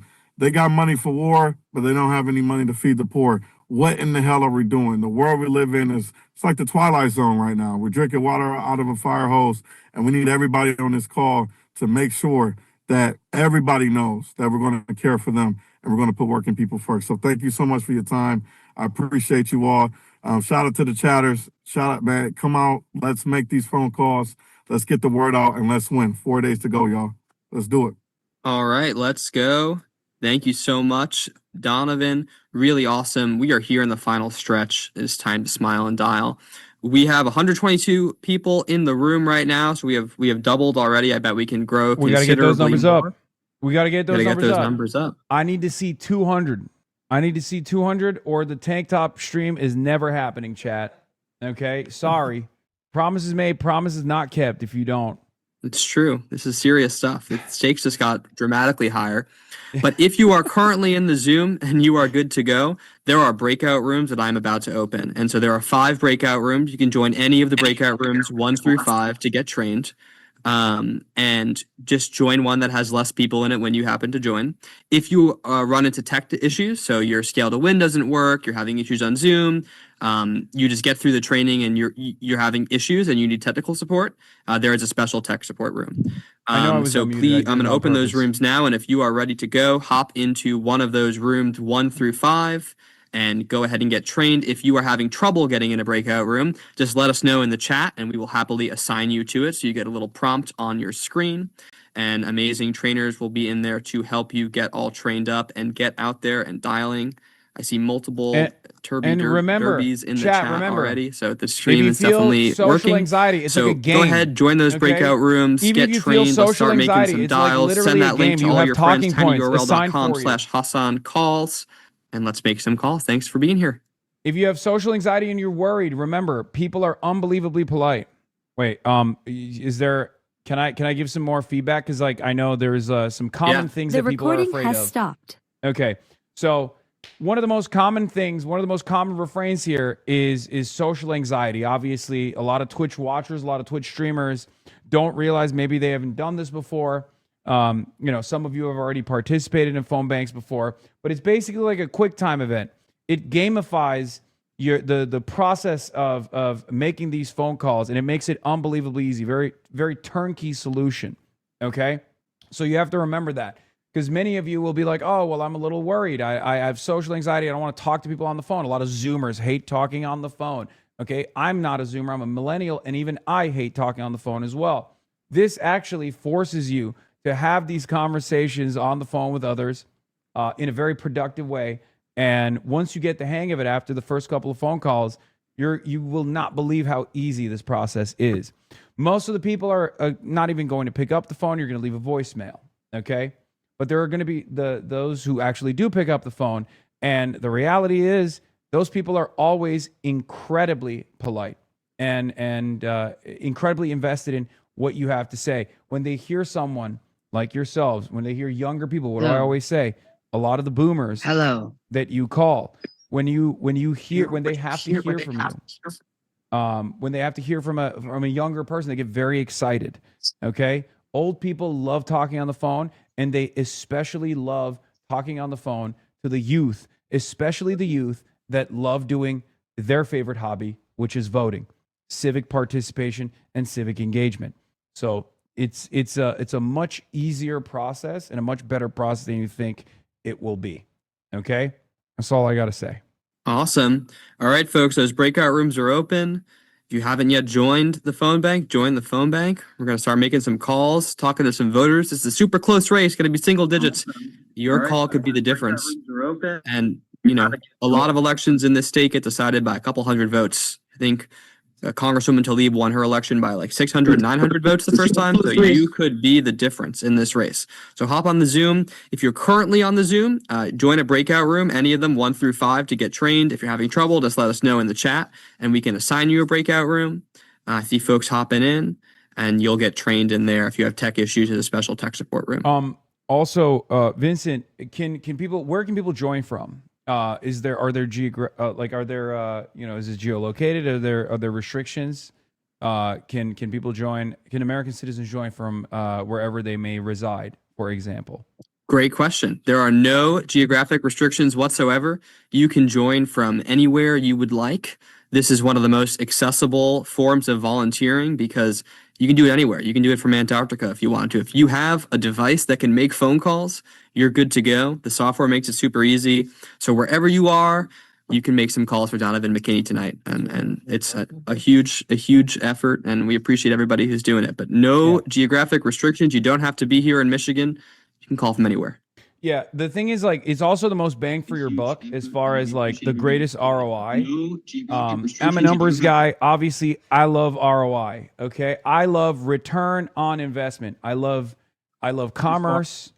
I love doing international shipping, and I love numbers. And this is one of the greatest ways that you can get the most bang for your buck. It's even easier to do than door knocking, which is also obviously very reliable, very important, and very good. So I would say that this is one of the more important things that you guys can do specifically. ROI. I'm a numbers guy. Obviously, Okay. There's a lot of people who are unmuting themselves. Okay. All right. Back to you, Make Vincent. some calls, folks. Hop in those breakout rooms. Millions of dollars in spending against Donovan from crypto, APAC. They can't beat your conversations with voters. That's the other thing, folks. There are millions of dollars being spent against Donovan McKinney, and none of it is as powerful as your conversation with a voter, debunking the lies and telling them the good word of Donovan McKinney and his incredible platform. So we need you out here countering APAC and crypto, and you have the power to do that tonight. So hop in the phone bank, make some calls. I see folks are trickling into the breakout rooms. What are we at? Having any issues? We are at, let's see, how many people total? There are 178 people in the Zoom. I think we can do better than that. We haven't gotten to 200. That's crazy. Okay. Tank top stream cancel, chat. You did it. Total, there are 100 and really horrifying to hear my own voice. Okay. I don't know how you do it. Chat, you did it.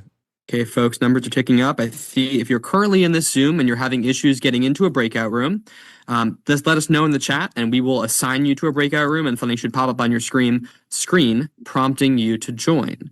Otherwise, you should be able to just select a room. Any room 1 to 5 will do. You'll get trained on how to make calls and we'll get you all set and ready to go. And you for can folks join if you're joining now, not welcome. American. You can join if you're not Go in ahead and America. You can join any from anywhere breakout you room. want. You can call from anywhere in the world, and we're thrilled to have you here. Join any room 1 through 5. If you're having issues getting into a breakout room, just let us know, and we'll assign you to a room. Okay, we're getting there. Welcome, folks. Welcome, new folks. Thank you so much for being here. Welcome, welcome. How long If is you the are just session? joining It's as now, long go as you ahead and want it to join any be. breakout room. We're thrilled to have you. Any room 1 through 5 will do, and that is where you will get trained. Super happy to have you here. If you are unable to get into a breakout room, if you're not seeing it for some reason, let us know in the chat, and we will get you in a room. The wonderful, incredible, charming, illustrious Casey is working hard on doing just that right now. We appreciate Casey so much. So please go ahead and join a room. If you're having technical issues of some form, feel free to join the tech support room where the incredible and illustrious Hannah will help you get your technical issues resolved. But welcome, welcome. If you are just joining now, go ahead and join any breakout room. Any room 1 through 5 will do. If you are having trouble joining a breakout room, please feel free to let us know in the chat, and we will get you assigned to a breakout room. Welcome, welcome. Glad to see the numbers increasing, chugging along here. We are about to hit 200 folks in this Zoom, folks. Just let us know in the chat if you're having trouble joining a breakout room. We will get you in one. But really appreciate your being here right now. Thank you so Keep much. joining. Welcome, everybody. Welcome, welcome. If you are not currently in a breakout Keep room, please joining. feel free to join any breakout room 1 through 5. You'll get trained in that room on how to make calls tonight. Super grateful for your being here. If you are having issues joining a breakout room, just let us know in the chat and we will get you assigned to a breakout room. Any room 1 through 5 will do. Thanks, guys. Really appreciate you being here. See new folks popping in. We are over the 200 mark, folks. Thrilled to see that. Welcome, new folks who are joining now. If you just join any breakout room 1 through 5. We'll get you trained on how to make calls tonight. If you are having trouble joining a breakout room, feel free to let us know in the chat and we will get you assigned to a breakout So afraid, room. but I'm gonna try. Glad Good to have you with us. Do Thank it. you. Thank you.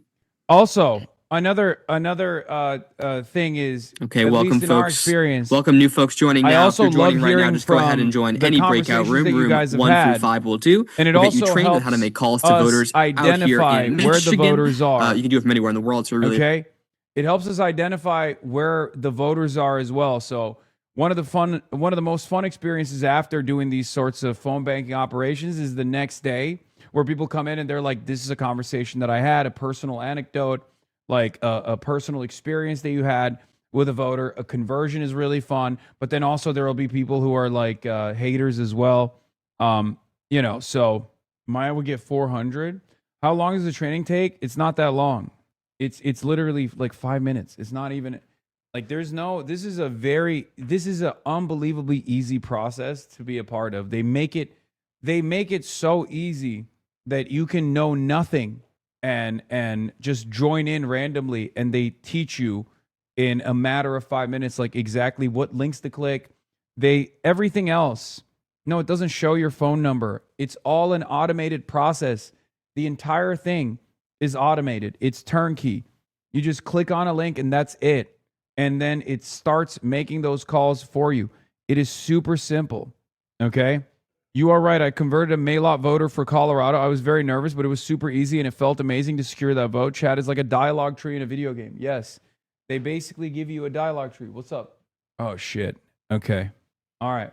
And then we're going to move on to our next destination because I have a IRL event that I have to go to as well. So I'm going to tell...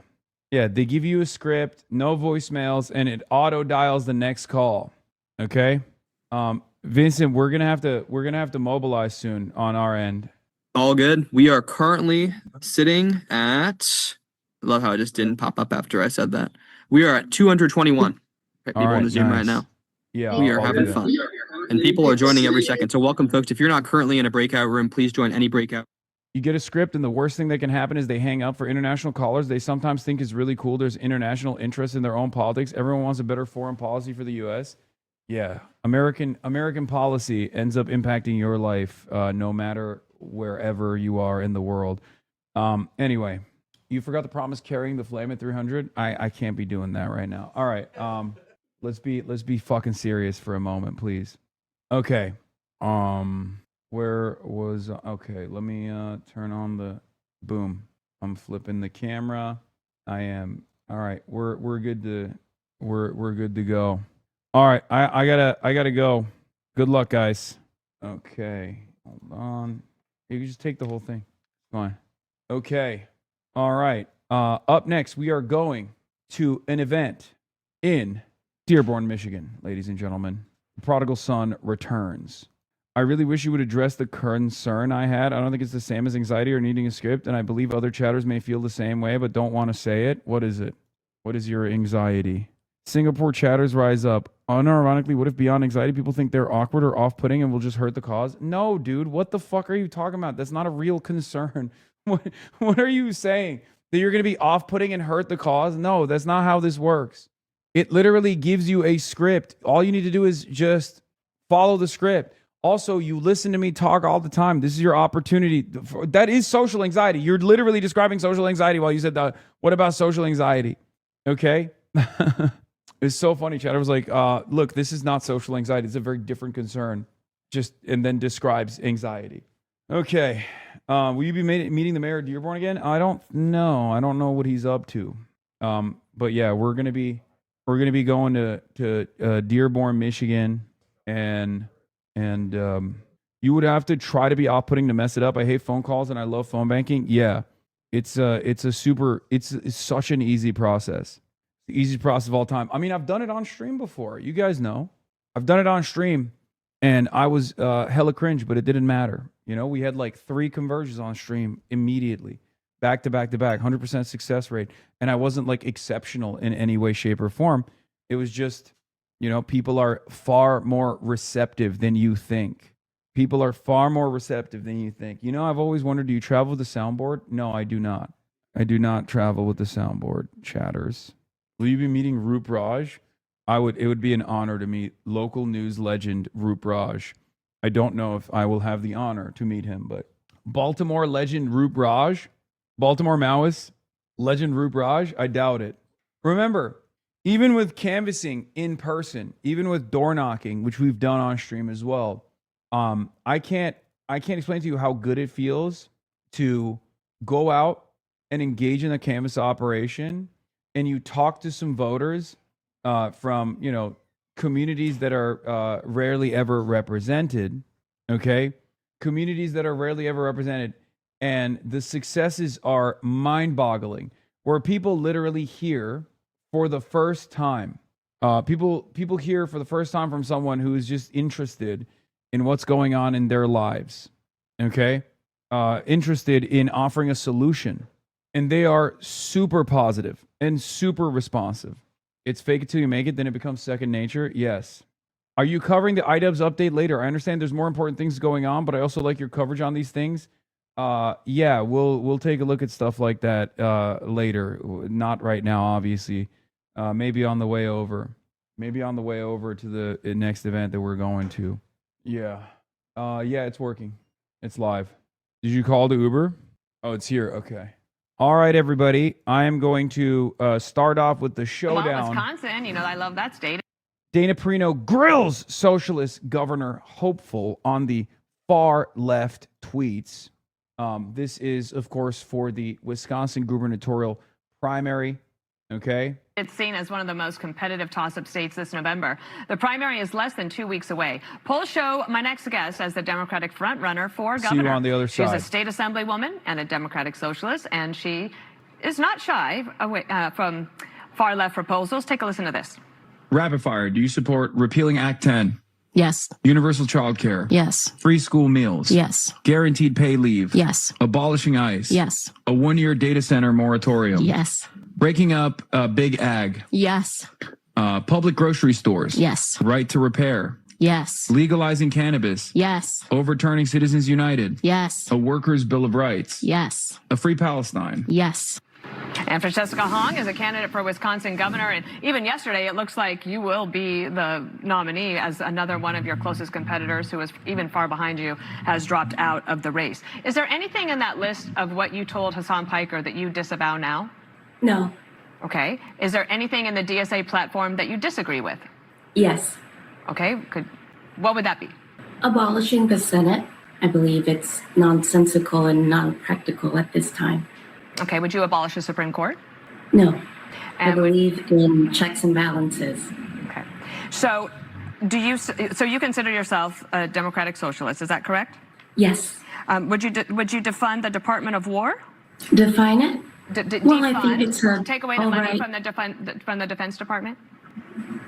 No, I think it's troubling how many times they've failed an audit, and they're one of the highest funded agency. And I think that stewardship of taxpayer dollars is incredibly important, that where there may be fraud, waste, or abuse, that we make sure to vet the agency.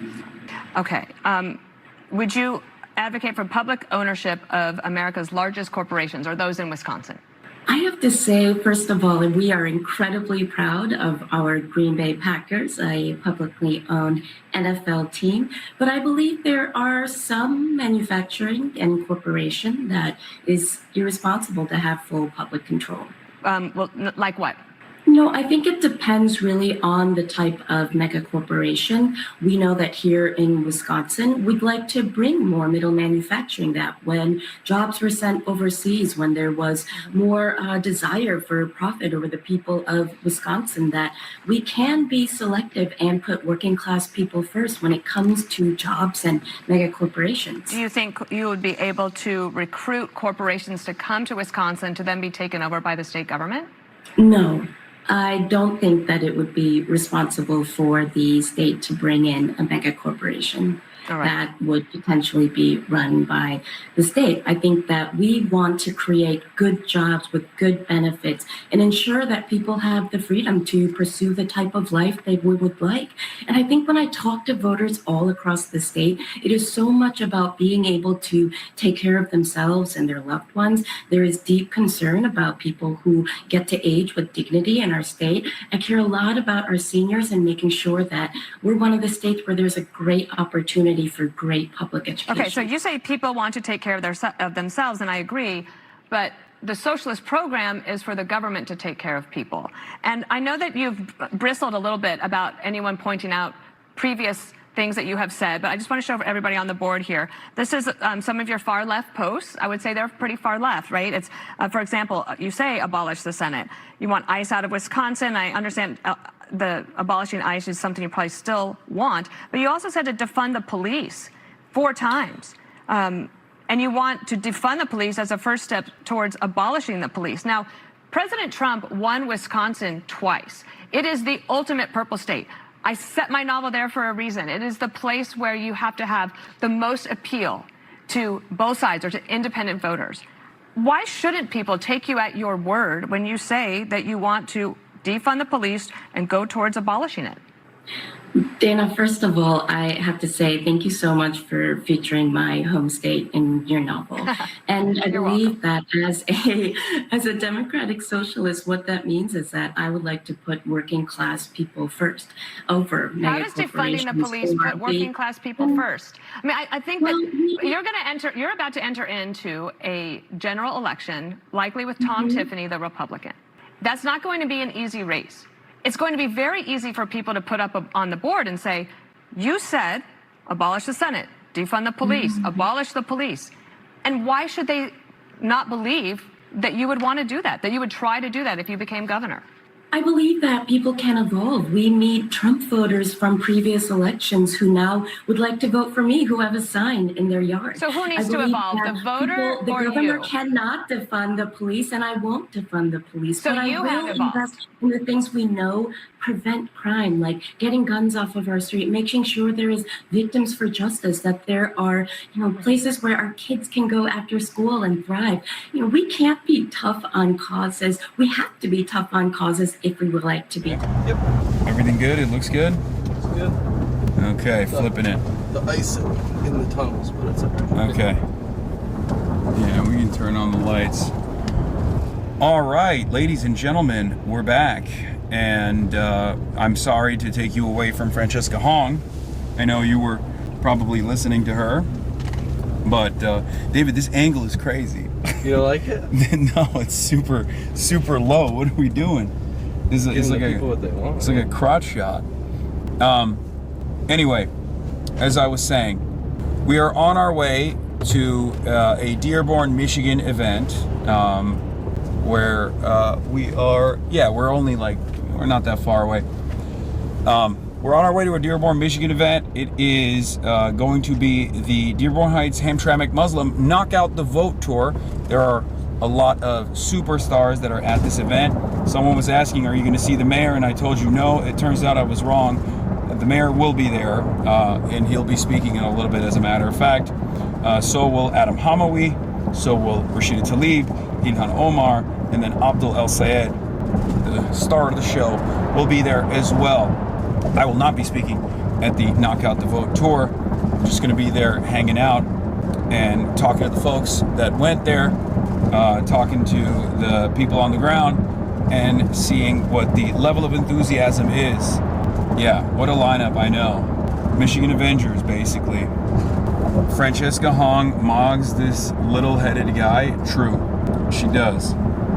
Lamau, they're going to shove you on stage? Probably not. They already have pre-designated time slots for the people who are speaking. I want the Hosborough leg spread, Hasan. It's not going to happen. Okay? It's crazy. What? That's what they're calling it now? The cooter maxing. Cooter maxing is what is known as now, and forever. I love Dearborn, one of the best coffees of my life. I'm hoping, I haven't eaten yet today, so I'm hoping there will be some food at this event, because I am starting to get hungry.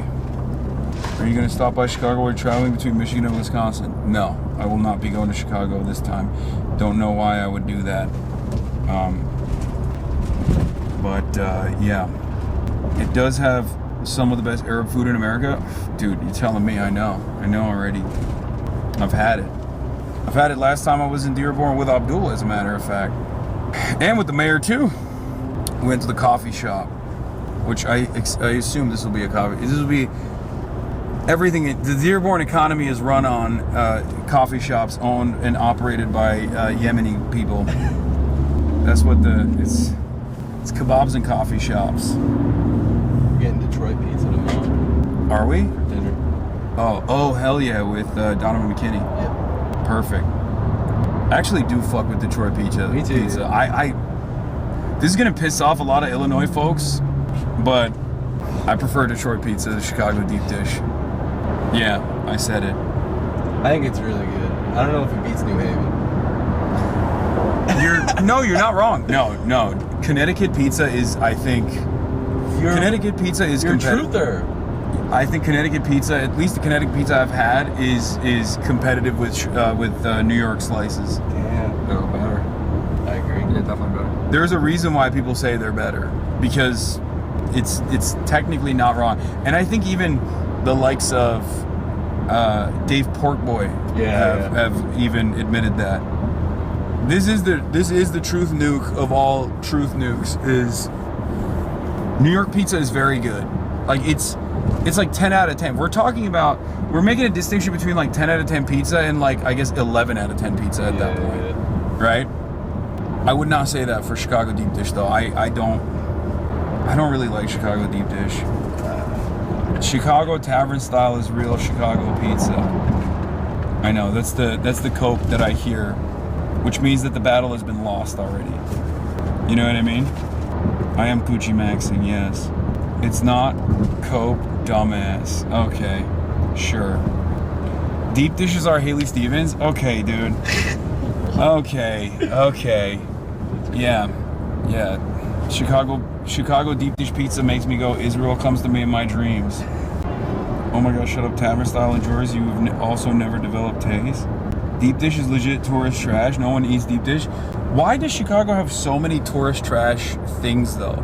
I mean, that's a sincere question, because it's very interesting to me that Chicago has a litany of tourist trap style things that they point to as like real cultural exports.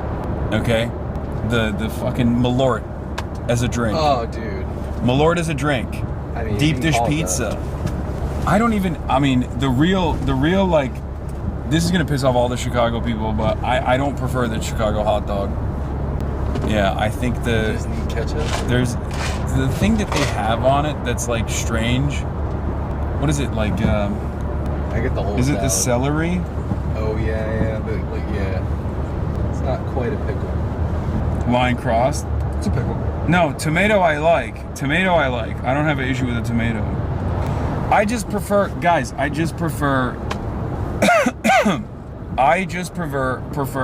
dirty water dogs with mustard and ketchup. That's my preference. I'm a simple man. I have a simple baby taste, if you want to call it that. But is the relish and the celery salt. Oh yeah.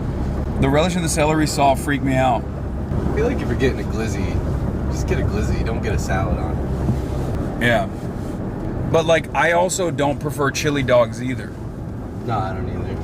I'm a simple hot dog guy, because I think I've never had a chili dog in my life that I have enjoyed the experience of consuming, because the vehicle for consuming, because you would think I love chili, I love cheese, okay, but you put chili cheese on a dog, and all of a sudden it is such a filthy experience. Like when you're ravaging it, you feel nasty.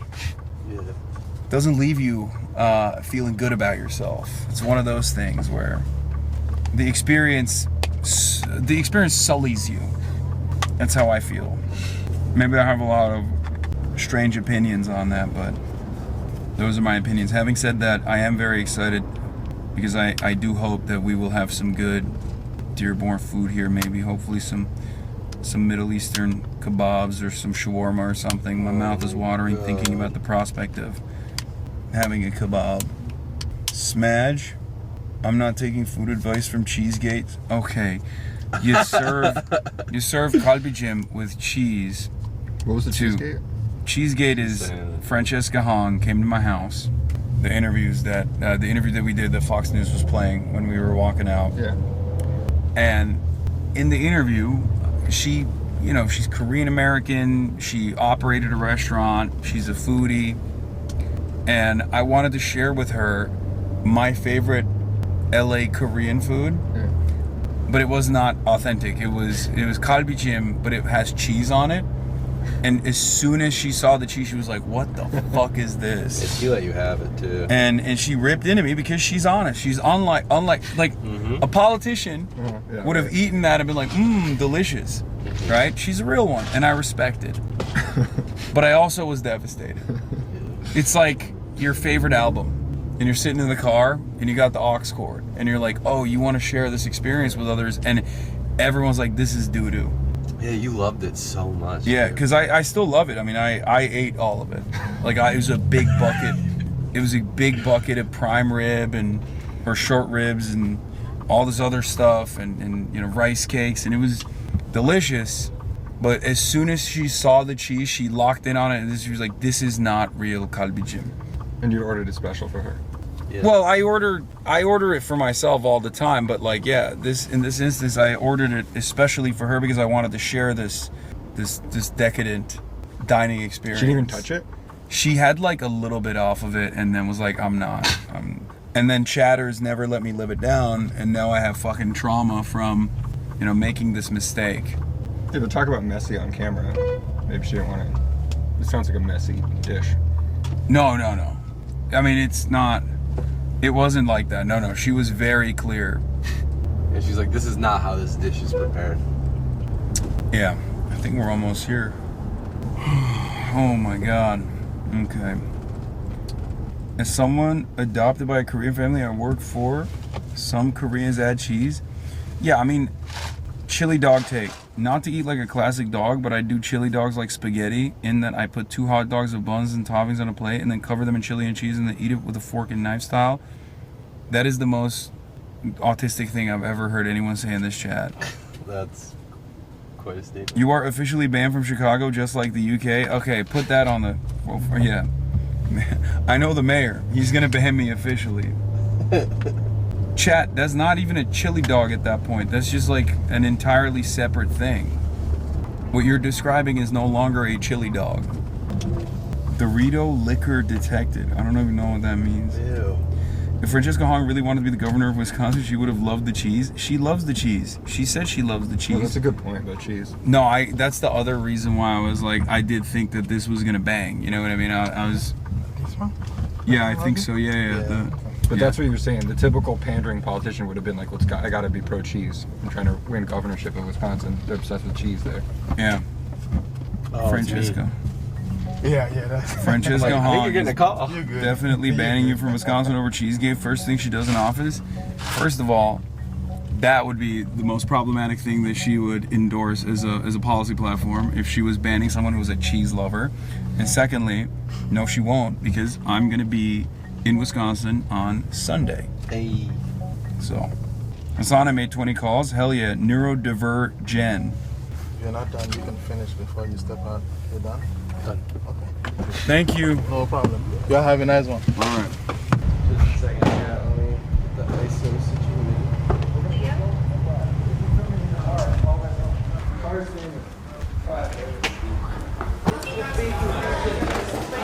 What up, King? What's up? How you doing? I'm doing all right. I have to pee really bad. I got you. All right. How are you? Hi. When it comes to what you say, I can tell you from experience, you will be 100 times more effective as a candidate if you do 2 things that are not about memorizing talking points or scripted language at all. Thing number 1, when you talk to people, speak from here, speak from a place of values and principles. Like, there's probably over 100 people in this room easily. You're all here because you support me.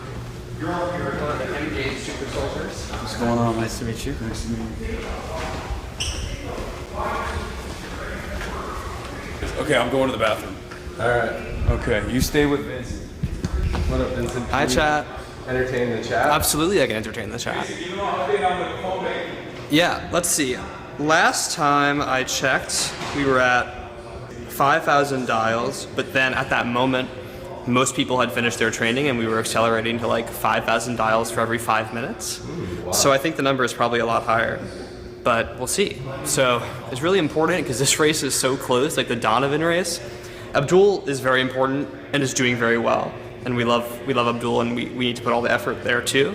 But Donovan's race is like razor thin. I think there was a poll that was tweeted out recently from one of the independent expenditures that had Donovan down 4 points, which is like so tight. And before that, it was a much bigger spread. So this is razor thin margin. So your dials really help. And you can still hop in the phone bank. If you're not currently in it, you can join right now, tinyurl.com/HasanCalls. And it makes a huge difference. I mean, people are often scared to phone bank because they think people will be hostile. But the thing about phone banking and phone banking technology right now is that the people you speak to are the people who answer.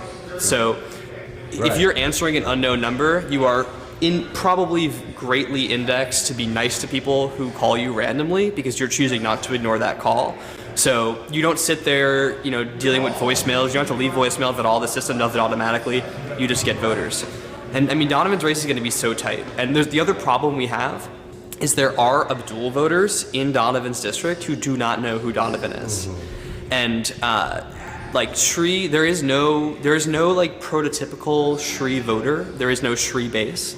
There's just people who've seen a lot of advertising.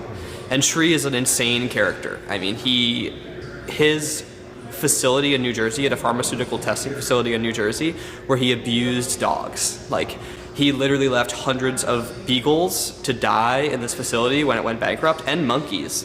And like this local PETA-esque volunteer group had to rescue them. And the former employees of this bankrupt facility were hopping the fences to feed the dogs and the monkeys, which is psychotic.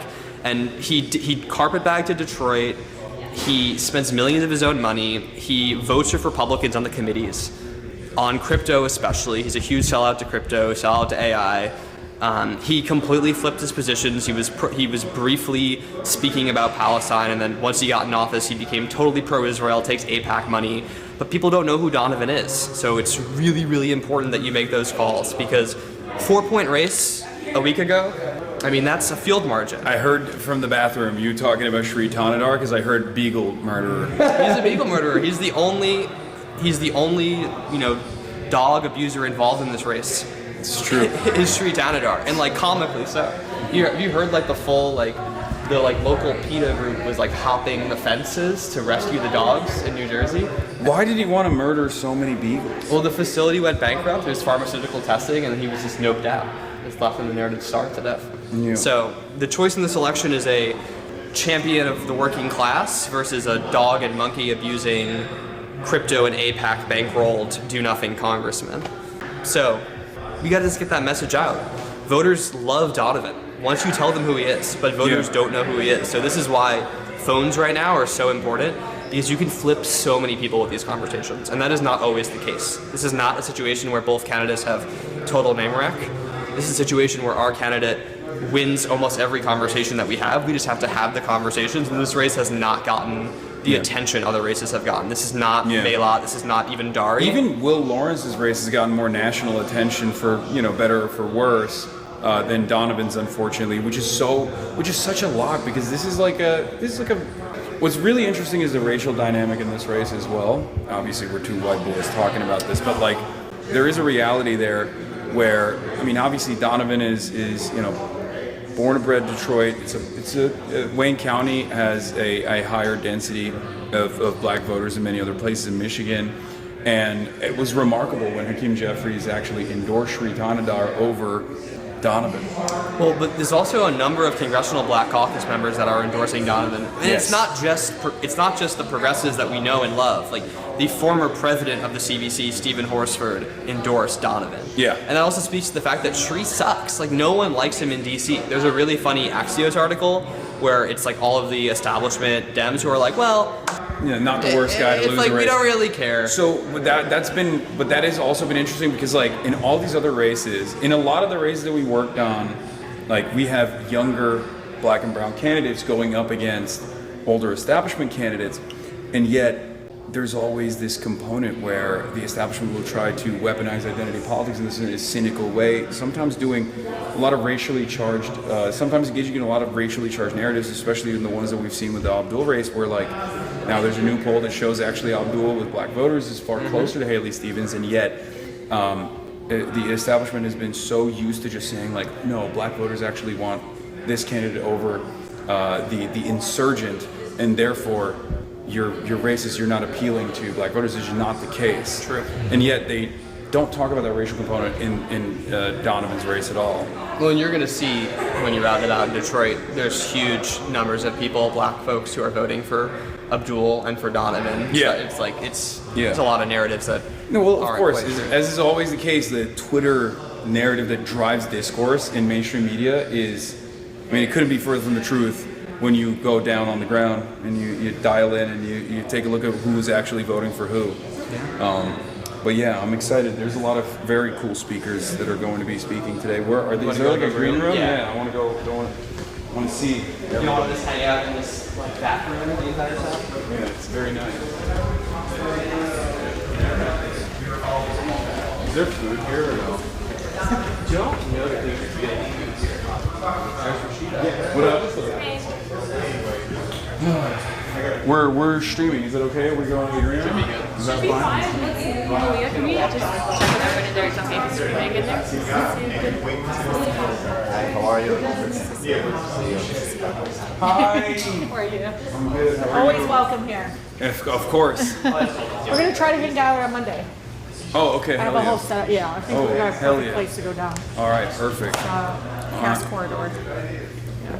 Should we go inside? Do it. All right, we're live, by the way. I know that. We're always live. She always knows that. No, I don't know. Just letting y'all know, always live. Hey, what's happening? What's good, King? Good. How you doing? All right. How are you? I'm good. Good How to are see you.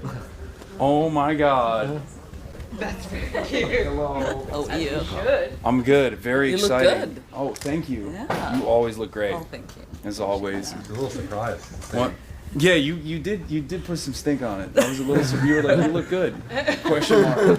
That's fine, I guess. No, it was full compliment. Yeah, it's okay. I was a better interviewer than Adam, so that's what matters most, I think. Anyway, okay, so there is no food here. No food. No. I was like, damn, we're going to I got Dearborn. water and then like an old Coke bottle. But that's it. I was like, damn, we're going to Dearborn. We'll have some shawarma with some kebabs. Nope, never mind. It's You fine. could get it tonight. There's still time. There's still time. Yeah. No, for sure. I'm not leaving. I'm not There's leaving. no Michigan shortage with of that. good eating places and good coffee shops and Yeah. plenty of other things. How you been? I can't complain. Yeah. Still standing, doing good. You started. You started roaming around, going to other candidates, endorsing them, so working with trying some to help other other races? people win so that Yeah. we got a team in place. That's why Yeah. I'm here in Michigan, and we were able to help Daria Lisa and a lot out in Denver. So we're good. We're looking great. Yeah. Yeah. No, these are some really exciting races. What about the mainstream attention? Do you feel like has anything changed since you won your race? Are people a little bit more palatable? Or are they still hitting you with some I think ridiculous smears? I'm still getting hit with the ridiculous smears, but that's, I think, going to be consistent. I mean, Yeah. that's going to be something I have to live with and deal with. But I think most of the Democrats are, I'm at least getting on the team, so we have to work together. Yeah. So people are understanding that, and so we have to get to Washington and still, be able to pass bills. Yeah.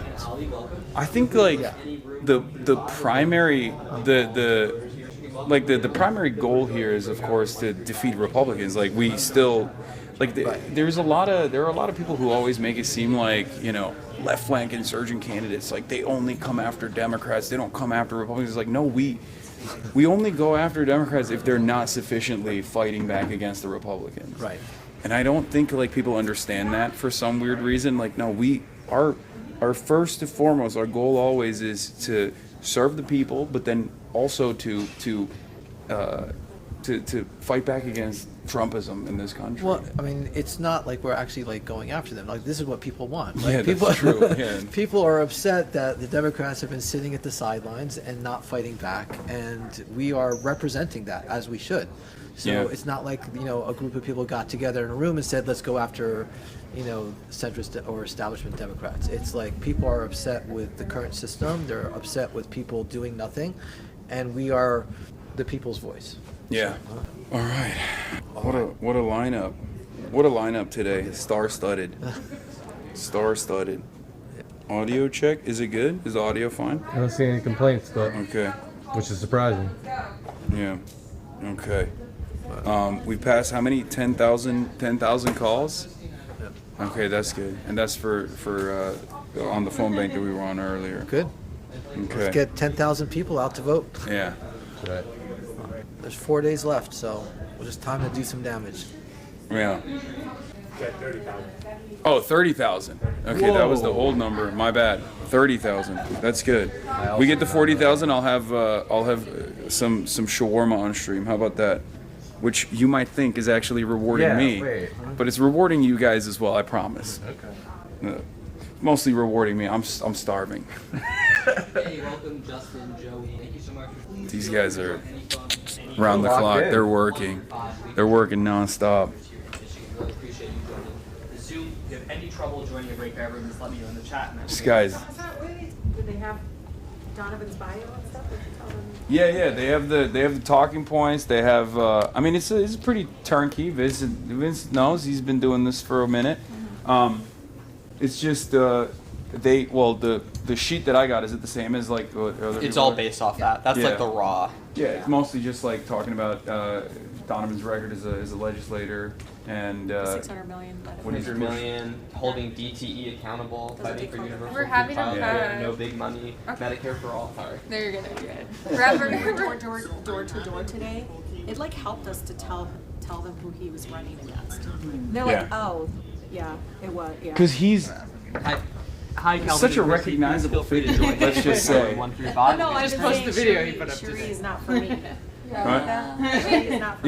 just had a caller in the chat right now who's saying that they were going to vote for him just because he is a familiar name, but then they were comparing stances of Donovan and Sheree, and after that has changed their vote. This is literally every single time with all of the races that we worked on. What I have heard so consistently from all of my chatters who've been doing phone banks and whatnot and canvassing is there's always low name recognition for the insurgent candidates, but as soon as they hear the positions, they're like, oh, that's it. Like I'm definitely voting for the younger. It's so much noise right now in Michigan. I'm sure if you just turn on the TV, you'll see one ad after the other. So sometimes it's really hard to get through it. That's why, I'm just anxious about Donovan's race. Me. So this morning. Oh, look who it is. This is my girl, Mishu, assistant of Hanoi. Yeah. How are you feeling? Good to see you, man. Good. Great. I gotta show you the video. Thank you. Welcome to be here. Good trouble, yes. Good trouble. You're so cute. Hi, I'm good. How are you? Hi, welcome, Sean. Please feel free to join the breakout room 135. We'll get you trained on Round the clock, dude. Round the clock. Bro, there's no days off. That's why I'm always telling you guys, like when you guys are like, oh dude, you work too much. It's like, well, there's a lot of work to be done. So You mentioned food. Shawarma, we got it.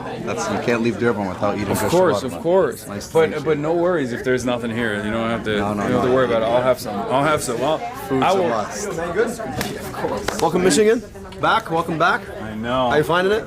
It's fucking awesome as always. Did you get some kebab? What? You get some kebab? Not yet. I'm gonna figure it out after this. Yeah, we gotta. That's one of the important things. I did think that there was gonna be food because you were like, oh, Dearborn event. I was like, of course there's gonna be some kebab. There's definitely food close to here. Yeah. I feel like GOTV rally is not quite the food spot, but yeah, no, it's all good. We'll get you fed. We'll give you the Rex. How you feeling? I feel good, man. Where'd you go before this? You've been all a series, up and down. Yeah, a series of meetings. I don't even know what I did today. Series of meetings. We did some. Went to Friday prayer, a couple different places. I think we did 4 different Friday prayers. Nice. GOTV at the mosque. So yeah, man, feel good. Appreciate you being here. No, of course. Yeah. Of course. This is what a change of pace from the first time you came to my house. I mean, this is. That would have been like 2020. That was like late 2025. Yeah. No, it's been like, I think it's been a year, right, Chad? I feel like. I think it has been a year. Yeah. I think it has been a year. And even since the last time I was here, even since the last time we went and we worked out in Dearborn. And had some. What was the place? That was Dearborn Meat Market. Like that's the place you gotta go. I actually had it for lunch today. We had an interview. I was like, all right, we're doing Dearborn Meat Market. You gotta go. Actually, you know what you gotta do? You gotta go and have it in person. It's like a different experience. Having it carry out is one thing, but like having it there, whole different experience. No, I'm down. Yeah, man. Yeah, but we feel really good. It feels good on the ground. People are excited. Well, here's one thing that I've been saying. I've been thinking about it because I'm like, this is obviously one of the races that I was very like adamant about. One of the races that I've been like working with for a minute. But I was thinking like, there's only a finite amount of resources. So the one positive is, look, you know, we're still working like we're 10 points down. However, polls don't vote, people do. Exactly. And regardless of what the results are, even if it's like a total blowout, in my mind, I'm like, at least we, you know, this was a major moment. This has been a major moment where like there's so much money being dumped into this race. We calculated with the reservations they have through the end of election day, $70 million. $70 million. It's like, think about what you can do with, you know how much medical debt you can eliminate with $70 million? I know. $7 billion. Yeah. And instead, like, dumped on fire on TV ads. But I'll tell you, and we got to keep that energy into the general. It's going to be a real general. For sure. I mean, like, you know, Mike Rogers has run before. He's got statewide name ID. I mean, he's corrupt as hell. He's never seen a corporate check he doesn't like. He helped architect the opioid epidemic, which he doesn't want anybody to know about, which I'm about You're to also talk a perfect matchup against them as a doctor as well. Hi. Nice to meet you. Of course. Very excited. Very excited about this. Appreciate the effort, man. Appreciate the support. Like we got to keep the momentum going into the fall. But it does feel really good going into election day. And like, you know, we got all the folks here. It's, you know, it's like these are the moments you sort of step back and say, I'm really grateful for. In politics, everything you do in politics is because somebody else decided they want to do something. You don't do anything by yourself, right? Yeah. And I'm just so grateful for like everybody who's built around this, all of the effort, that, you know, the rallies we've had for the past several weeks. Like, it's just a lot of gratitude. Really grateful. I mean, this is how a real movement begins, though. You know, and someone had to do something. Like, people have to step up. People have to step up to the plate. And people have to be that person. You also were that person a long time ago. Like a lot of people. I mean, Haley Stevens brought up the fact that you ran in 2018, and it's so interesting because, like, yeah, the dynamic was very different back then as far as places that were considered, like, swing states. Like, there wasn't the establishment Democratic message of, like, no, we have to have a moderate who can defeat the Republicans. Like, that was still a prescient message, unfortunately. It was wrong back then, too. I think it was Michael Moore who said in 2016, like, Michigan's not a swing state. Michigan's not a swing state. It's a blue state. The only reason why it's a swing state is because establishment Democrats have dropped the ball in spectacular fashion. It's also like this idea that people walk around wondering, like, where do I sit on the left-right spectrum? Yeah.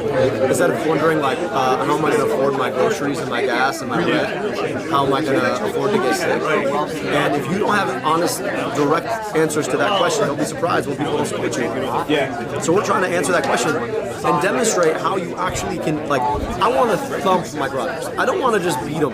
I want to thump him. Yeah. I want to send him back to Florida crying, right? Like, at the end of the day, that's what this is about. This is about demonstrating what happens when you actually have a positive affirmative message about the world can be like when leaders aren't bought off by corporations. No, I think that's a huge part of this is like, this is a battleground where we won't just show that we can win in swing states as progressives, but that we can win all around the country with a message that unites the base across the board. Because you're delivering for people. I mean, that's the thing is, like, if you can actually credibly fight for a solution to somebody's life, what's the point of politics in the first place? I know. Like, why else do this? Wait, I don't understand. I thought it was about winning instead of power. How you doing? And then collecting paychecks. You know, for your. I've never met him before. And that's I know what this guy. happened. Come on, fine. This guy is the most influencer. Well, I mean, I'm just wondering, like, if you like know each other personally. We know we went to a couple of college classes together. So that best is the state representative from Germany. Oh, hell yeah. I'm running for re-election. You know, Vintage Bend, South Lebanon is the capital of the resistance movement. Yeah. Here we are. We're live, by the way. Well, hey, Dearborn is the capital of where we disrupt and really overtake the Democratic establishment, and we do away with business as usual. What's going on? Good to see you. Oh, yeah. What's up, sir? How you doing? Good, how are you? See you again. Do you know the significance of the place you're standing? Oh, see, he's gonna do it now. No. Tell him. Do you know what this place is called? Let's hear it. What is it called? This is the Vintage Vale Cultural Center. Okay, what does that mean? You know what Vintage Vale is on the front lines, okay, right on the border right there, where our school was just destroyed, homes are being systematically erased, and folks here locally understand, like the houses, if you walk outside, right, every one of those houses has had people killed in Israeli airstrikes, U.S.-funded Israeli airstrikes. Folks feel that in their bones here, right? This isn't a faraway thing. Me and Abbas have attended funerals right here for people who've been killed in South Lebanon. What's Vintage Vale's nickname? What do we call it? What is it called? Okay, you're live, by the way. Oh, yeah. I'm just letting you know. I'm just letting you know, like this is a very special place. Yeah. And so this is exactly the type of place that we can change the politics of our country. Yeah, that's right. All right, I gotta play guys real quick to debrief you. Layla. You know, I've been telling. He told me that you texted him that he's like, it sounds to me he's live. Like, Layla, what does that mean? I was like, We're always live streaming. Always. yeah. $40,000 chat for Donovan McKinney. Let's go. Let's keep those numbers up. Let's get those numbers up. Oh, you phone banking? Yeah. Well, I wanted to let you know my sister really wants you to know that you're welcome to the DSA Long Beach Summer Social. She loves crazy. DSA Long Beach. That's crazy. So I just had to tell you. No, it's all good. I'm So sorry. your sister's in DSA in Long Beach? Yeah, she's Okay. the comms director there, and I just wanted you to know. They are always in my chat. They're Always always inviting in me. your Always inviting me to DSA events in Long Beach. Okay, well, just want you to know they love you. Okay. They love you. Okay, Nice to well, meet you. it's so nice to meet you. Nice to Thank meet you you. Thank so you for your much. work. Okay, thank you. And thanks for getting on the phone. Of course. I'm gonna grab a coffee. You want one, Dave? Yeah, thanks, bud. I think it's coffee. I hope it's coffee. Oh, it is coffee. Nice.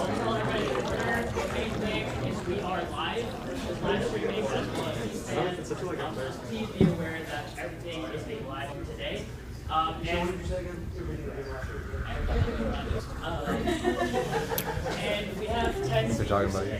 No, they're talking about C-SPAN. It's also being live streamed on C-SPAN. Once you hit the 1 minute warning, we'll do like a little wave or something like that. I broke my C-SPAN. 2 minutes, yeah. And then It break mugs. Smashed it. yeah, you have your Angrily? No. once you have the 1 minute warning, After the Illinois primaries, actually. when you have the 1 minute warning, Not out of You and Troy Jackson. The Troyotathon. the cutoff signal is this. Alleged. Everybody got the cutoff signal. We got to really keep it tight today. I do have All right. secret troll accounts, though. For sure. Oh yeah.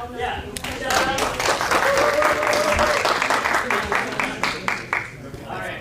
I put water in my coffee because it's too hot. Crazy.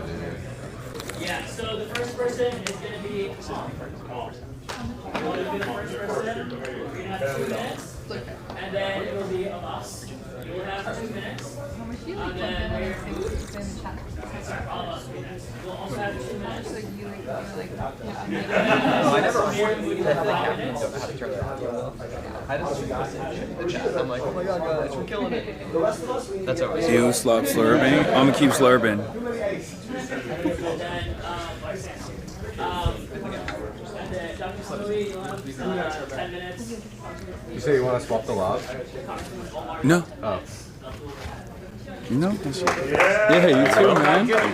I'm good. You look good. Look sharp. Oh, thank you. No more winter gear? No more winter gear. It's good to see you. It's our security our protection, our security in freezing cold Minneapolis, Minnesota weather. He runs security for Ilhan. You might remember him from the attacker guy right behind. Are you pantomiming squirting apple cider vinegar at the Congressman back here? Yes, I was just explaining. Cause, hey, what's good? How are you? I'm good, man. How are you? Good. Yeah. Good seeing you back here. What's going on? How you doing, brother? Come on. Council President Pro Tem. City of Teresa worked on the campaign. She got into politics. She's like, you know what? I watch his podcast. I watch his twitches. The left got them in the right with this guy. So let's take a photo. Hi, nice to meet you. Nice to meet you too. I gotta go outside. So you guys take a photo? All right, let's do it. Good to see you. Come on. Nice meeting you. See you. Are you ready? HasanAbi head. Of course. I mean, this is HasanAbi Head Central. You have to remember, there's not like bullets, especially for many, many years. Like we kind of take for granted how much the environment has shifted, especially as it pertains to speaking about Israel, speaking about American foreign policy in a very critical way. Mainstream media, for the most part, especially in the Western world, doesn't offer any critical tone, and they still fail, in my opinion. They sometimes will engage the conversation from a partisan manner, but overall, it's very insufficient, and it's rarely as critical as it deserves to be. So for a lot of people here, they feel heard with commentary like ours, you know?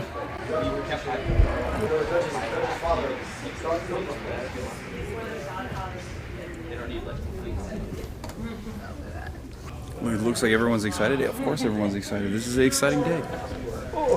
My legs are so sore, it's crazy. I'm having a hard time sitting down and standing up. My butt hurts. You know? We're running on 2 hours of sleep, bro. That is true. That is also true. Running on 2 hours of sleep and 0 food. Butt hurts kind of hot. No, from squatting. That didn't I've been doing weighted lunges up and down the block. It's been crazy. Yeah. Hi, Amit and David. Thank you so much for phone banking. Please feel free to Someone get this man a cane Bert. Yeah.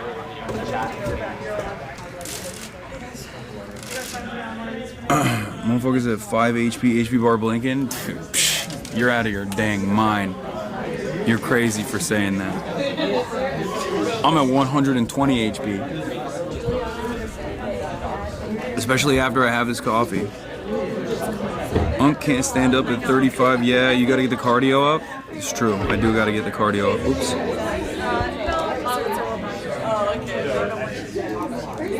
Yeah.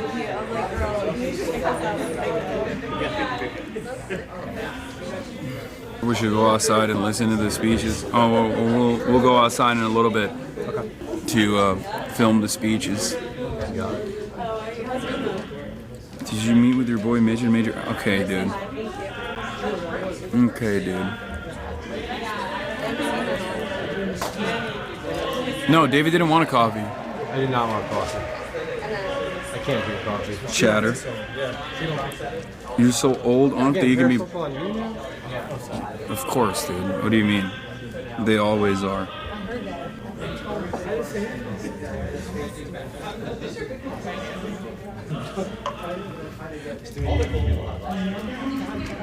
How many phone calls? I mean, it was like 40K, so it's probably past that now.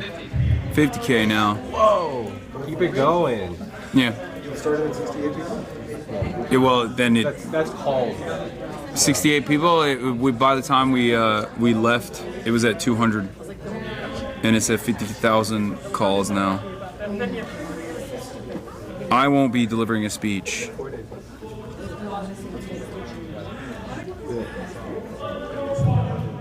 They do a good job setting you up when you coffee. It's a very, and they have it's very efficient. We have 4 days left to work. Hey, have you never taken part? I highly recommend it. Not for this campaign. It just means in general on your own free time if you ever. You just. What?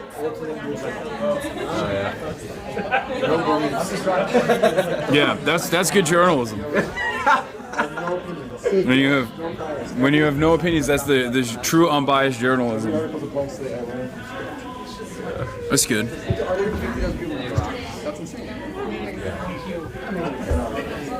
Sometimes. Carry the list of numbers. It's not. Yeah. How many people are in the district? Yeah. It's like the standard amount that I'm forgetting. It's like a couple hundred, like 700,000 people in a congressional district. But it's a pretty low turnout primary, so the actual number of primary voters will be like less than 100,000, I would guess. So very decisive. So we've called half of the likely. But you've done a full pass of the universe we had for today. So our goal was to call first and foremost every young voter, and then the full first and foremost call every young voter, and then our full universe of voters that we wanted to speak to about getting them out, and that's been done twice. We're doing 1K calls a minute right now. Or, yeah. Yeah, something like that. Yeah. That's really true. True for you. 1K a minute. Yeah.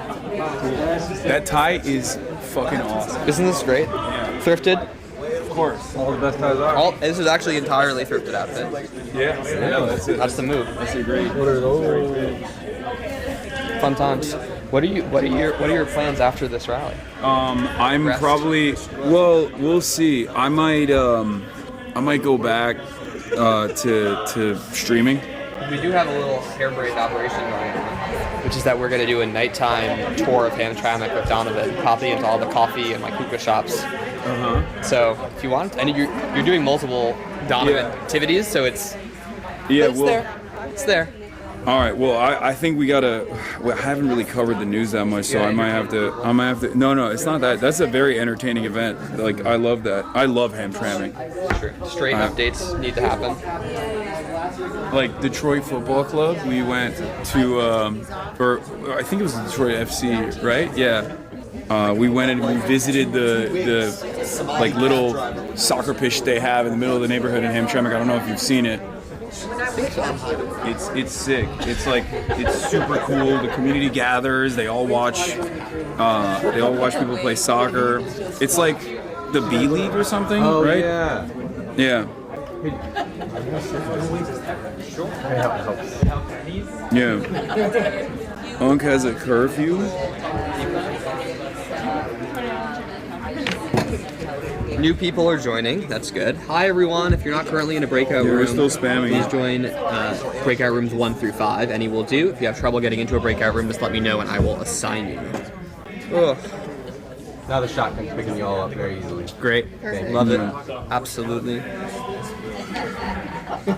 Our lesson from this, though, is that we need a... oh, no, I just put someone in the waiting room. We need a breakout room that's just, like, latecomers. Because we've navigated it, but every one of these is, like, a lesson in Zoom logistics. Yeah. How many of these have you done so far? In my life? Like, since the beginning of the primaries? This cycle? 100, some sort of number. Yeah. I mean, like the huge end of the race ones, like whatever number of races there have been, like 1 to 2 per race. But in terms of overall Zoom phone banks, like an incomprehensible number. Probably. Danae, you similar? So many. Yeah. Multiple every week. Multiple every week. Yeah. You're muted. Yes. Okay. Should I try and get the? Yeah. You're okay. And then is it a donation ask? You can do both. Okay. Donation ask and normal get out and phone bank, and also we're such good friends. Okay, specifically for Abdul or Donovan? Let's do a Donovan. Let's do like a gut out, make calls for Donovan and Abdul and vote if you're in Michigan, and then just do a fundraising one. Do you feel comfortable just pitching that, or do you want me to? I'll try. Okay, let me know. We have someone who is bringing 6 people to vote with them because they're so excited. It's awesome. Amazing. Dude, one of the things that I realized, like, I mean, I've done like canvassing stuff before, but especially in these races, maybe it's because of the candidates that are so much more dynamic and so much more interesting. Maybe it's because there's a lot more like national appetite for exactly this kind of change. But it's the data centers in Israel for sure as well. The issues that are like very specific. But you get so much bang for your buck by just simply talking to people, like 100%. Whereas I feel like if you're doing it for, I don't know, like Hillary Clinton or something, it's not the same. No. It really doesn't hit the same. But when you're doing it in a small race, like a smaller race like this, in a district like this, and you're reaching out to people who are like disaffected voters that no one is really spoken to, and you explain to them the policy positions, you explain to them the differences between the incumbent and the insurgent, and the responsiveness is unbelievable. Like, people actually get excited to go out and vote for someone, which is kind of the theory, right? It's kind of the theory of change that we've been talking about for a very long time, even from obviously like the 2016 Bernie campaign to now, all of these different primaries all around the country. That's why I keep urging people to go out and join these sorts of phone banks and go out and canvass for these campaigns, canvass for these candidates, because the results are incredible. And you get to know full well in the back of your mind that you're probably pissing off a lot of pro-Israel donors that are just dumping boatloads of money into these races. The cope that I have, at least in my mind, for like hyper-focusing on the Abdul race has always been, even though it, I don't want to come across too cocky here, but it does seem that the likelihood is very high that he will succeed, is that there's a finite amount of money out there. It's not infinite. So he's basically tanking $60 million worth or $70 million worth of outside expenditures earmarked for this race that could have gone to the Cori Bush race, right? That could have gone to the Hartzell Gray race. There are so many wonderful candidates all around the country, and it's not a secret that a lot of these donors are. What kind of donations? I think just a generic campaign one for ABBA. They're cooking up a double donation drive right now. But yeah, as I was saying, there are a lot of single issue donors out there. Some people like Aetna, Blue Cross Blue Shield, single issue on maintaining a for-profit healthcare system. They can spend that on this race, or they can spend that against other Medicare for All insurgents in smaller markets, in races that haven't gotten the same necessary national media attention. So, given that this race has a lot of national media attention, even like whether or not this became a nationally relevant race or not, didn't change the reality that the 70 million was earmarked, right? So that money is being deployed here, and in my mind, I'm thinking like he's Abdul's able to tank it. He's like a tank. He's able to withstand the attacks, partially because of the excitement and the enthusiasm that you guys have shown as well.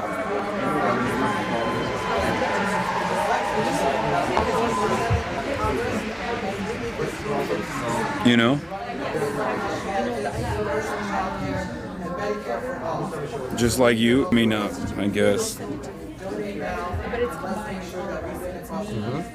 Yeah. He's versatile too. He's a tank, but he also has a great DPS. He's definitely a DPS player too. Yeah, it's just that he hasn't. Yeah, he's a DPS build, very agile, huge dexterity, huge with critical hits. Here's the thing though. In the primaries, I think you guys are going to be surprised. You're going to see a very different Abdul in the general. Because in the primaries, he's obviously not going to go super hard against Haley Stevens. Haley Stevens is a Democrat, Michigan legislator. So, obviously there's a limitation to how hard you can go against your opponent. Especially because in the general, you obviously need the rest of the backing from the Democrats, who can't feel too discouraged, can't feel too upset. Whereas in the general, it's fucking no holds barred, right? In the general, you'll see the DPS. It won't just be, it'll be the second phase. They'll do a domain expansion. I'm looking forward to that. We are just helping out. Interns? No. Damn. He said, are you interns? I'm a consultant. You're a consultant? Yeah. So you're like hired, you're outside consultant hired? No. I run Sunrise Movement's electoral work. This is media, by the way, so if you don't want to talk to him, you can say, I plead the fifth. I co-own a consulting firm called Egret Strategies. We work with left candidates all over the country. Dr. HasanAbi was his deputy campaign manager, and I helping out Donovan in the final stretch. How old are you guys? What do you think? Yeah, I don't know what will be. I don't want to offend you. You look so young. We'll be offended no matter what you say. You look 20s. Skincare. No, 23. 24. That's still really young. It's That's very precocious. No, this is the crack. This is my decade mark. Decade mark of political prodigies over here. I've even given him the honorary faillennial title as well. We're That's really meaningful. My theory is that the millennials are what is going to are going to usher in the era of American socialism. I think, given like their entry point to the job market, where they've only seen bus cycle after bus cycle, I have this. I mean, it's a joking theory. It's not a serious one. You're taking notes now. You're taking these down as notes. But, okay, don't show us notes. But the new page. Just zoom in. But I jokingly say that the faillennials are what are going to usher in the era of American socialism. You know, a newer New Deal type democracy. Yeah, Gen Z has been a little bit inconsistent. So you got the older Gen Z that are also zillennials. Like it's a pre-COVID, post-COVID situation. So if you went through your adolescence before COVID and you had a healthier development, you have a lot of faillennial tendencies. You're less reactionary. You still have somewhat of a radical streak as far as your politics goes, as we've seen with millennials as well, who just have no hope. You're saying that the younger Gen Zs, because of COVID, radicalized right because they turned against lockdowns and stuff? I think they just didn't grow up healthy, let's just say. Well, I do think that, yes. I mean, as we've seen with John Fetterman, I think a little bit of brain damage is a surefire way that you'll become a right-wing reactionary. But yeah, I think that younger Gen Z, at least in my experience, are they have very strange beliefs. That generation.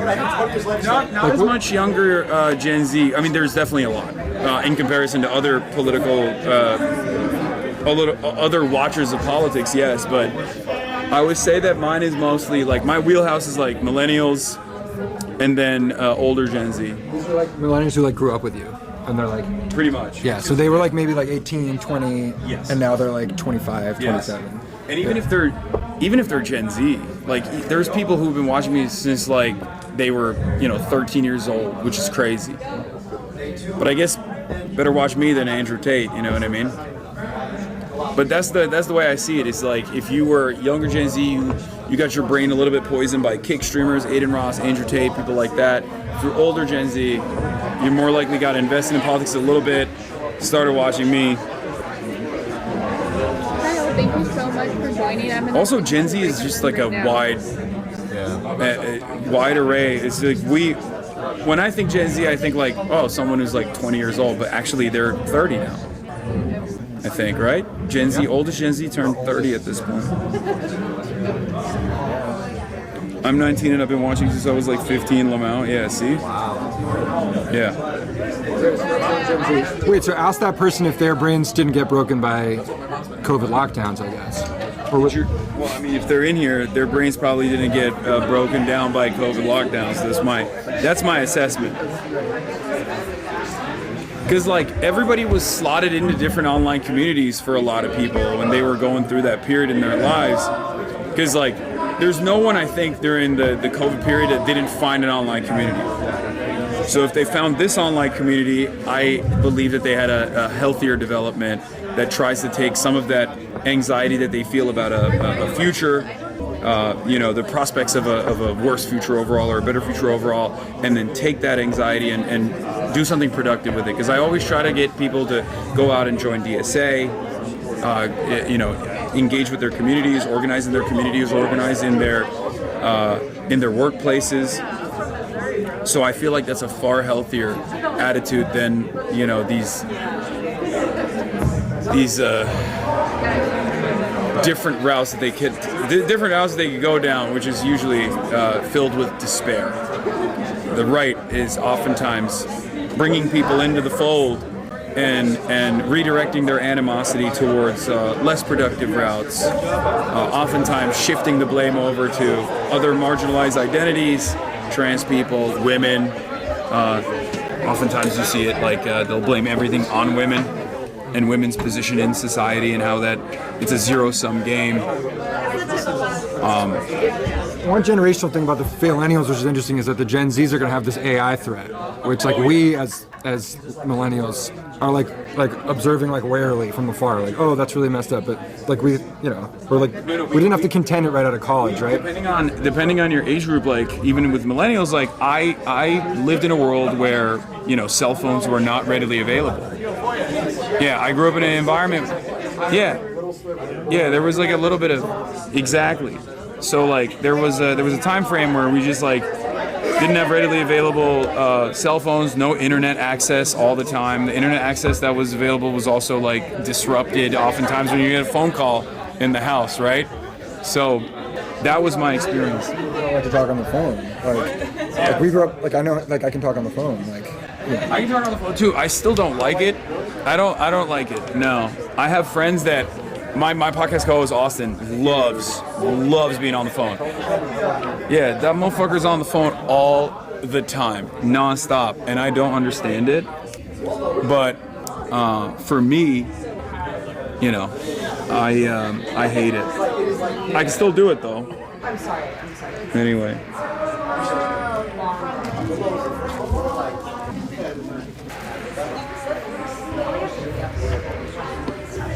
What's up, sir? How are you doing? Fantastic. Only other guy who I mean the man who hype mogs me every time. Yeah. How are you doing? The last time we spoke IRL, I know. It was outside the 2024 DNC. It was suspected that it was that conversation that led me to get kicked out of the DNC. No way, because you talked to me? Well, not you, but just like in general, it was he's uncommitted. You want to? This is a journalist. You want to explain who you are? What's your name? Simon. Abbas. Nice to meet you. Magazine. Nice to meet you. Nice to meet you too, Simon. Sorry, didn't catch your name? My name is Abbas. Abbas. Yeah, folks can learn about me at abbas4mi.com. By the way. Yeah. State Senate here in Senate District 2, Dearborn Heights, Allen Park, Melvindale, Taylor. So the Dearborn area, downriver communities, and a part of Detroit. What do you do now? I'm running for state senate. But he was in the uncommitted movement. Okay. Yeah. I was one of the co-founders of the uncommitted movement. Because you were like half after DNC and then after DNC. So what happened is first day DNC starts, I went to the protest, of course, instead of immediately going to the DNC. And then after the protest ended, I went into the DNC. I did some coverage from the DNC. Second day, same thing. Third day, it was no, in the DNC. No, I was invited. I was a creator for Kamala. No. I went in as again. Yeah, I was a creator for Kamala, which is really interesting because I think at the time there was like the DNC did not like DNC as the establishment does not like me, and they never did for obvious reasons. But the Kamala campaign, I think, was more excited about like bringing additional eyeballs to the entire event. And they were pretty nice. They gave me a crazy suite that like, all these other media outlets had to pay $500,000 or whatever for, right? Like, so I had like crazy seats. Well, the first day was just like impromptu. It was a bar cart that I was streaming off of. I think you could see an image of it when Donnie was like filming me. But eventually they... Back then? Yeah. Donnie. Never mind. Yeah. No, he's been... I've known... So I was always... When Donnie first started at CNN, I was very interested in his coverage because I was like, oh, this guy gets it. Like, he's going to some of the more extreme right-wing circles. Like, he's going out and, like, he's actually talking to real voters as opposed to the... We might have to get to Boston. I totally Anyway, so yeah, we linked up at the DNC last day. I had just pulled an all-nighter outside because we made a request for a Palestinian American speaker, and so we said, okay, we're not leaving, so we stayed outside. And Rashida's gonna go on if we want to go out there. Oh, okay. Okay. Yeah, let's do it. Let's go out and let's listen to Rashida's speech. We can talk. Yeah. But basically, the short and sweet of it is, I interviewed them outside, like, they were inside the DNC, but outside of the DNC, if that makes sense. They were outside the building. And I interviewed them. And then after that, I was being, just like you, there was a New York Times reporter with me the entire time. And they literally revoked my press access amidst that experience in front of like 80,000 live viewers. Oh, because I was criticizing the DNC and said, the straw that broke the camel's back, as I said, they're behaving like Israel by lying about the uncommitted movement. And then they proved the point by kicking me out. Yeah. But they did it in a way where it was like ambiguous. It was just like, oh, you don't have access to this floor anymore. You know, that kind of thing. All right, let's go listen to repeat it. Your favorite film? Of course. Thank you. Let's do it. Hello. Nice to meet you. Nice to meet you. Thank you so much.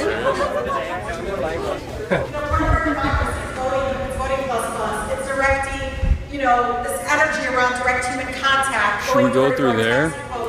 Reaching out to folks that feel invisible. They feel unheard and unseen by their own government. But when it's neighbor to neighbor, people talking to each other, you can outwork all the hate, all the misinformation. I mean, it is more powerful than any TV ad, any lawn sign. Can we peek through here so we can film from here? Out there that literally is so much noise that it's exhausting for our residents. That's what they want. They want us to be completely exhausted. But we know that we've seen it over and over again from my race where literally, I was the underdog in 2019, and I won by 900 votes. That's it. And we made history together. But we did it when we had no money the last 2 months, but we knocked 55,000 doors. We ran out, but we did it. We made history together because we believed in that direct human contact and that grassroots organizing and movement work that's important. But as you all know, as these days come, there are people right now, you know them, I'm the eldest of 14, but you know who they are in your family.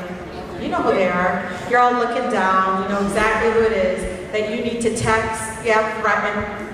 I'm serious, like I don't want to hear you, it's me, I don't want to hear you complain. You call me one more time, and all I see is that you didn't vote. I'm gonna vote in November. Nope, primary is as, you got family members that telling you I vote in November. You know. You got to tell them primary election in August 4th is important. You know there is a person out there that if you just nudge them just a little bit, even if it's to send them, a photo. I'm telling all my girlfriends, look at him, he's a girl dad. We love girl dads. But anything to try to grab on to that human connection and make it, because they trust you. These are people that I always say work your backyard. Not literally, but your network of people. And I watched my brother Rashid, yes, there's a Rashad, Rashid, and a Rashida in my family. It's 14 of us.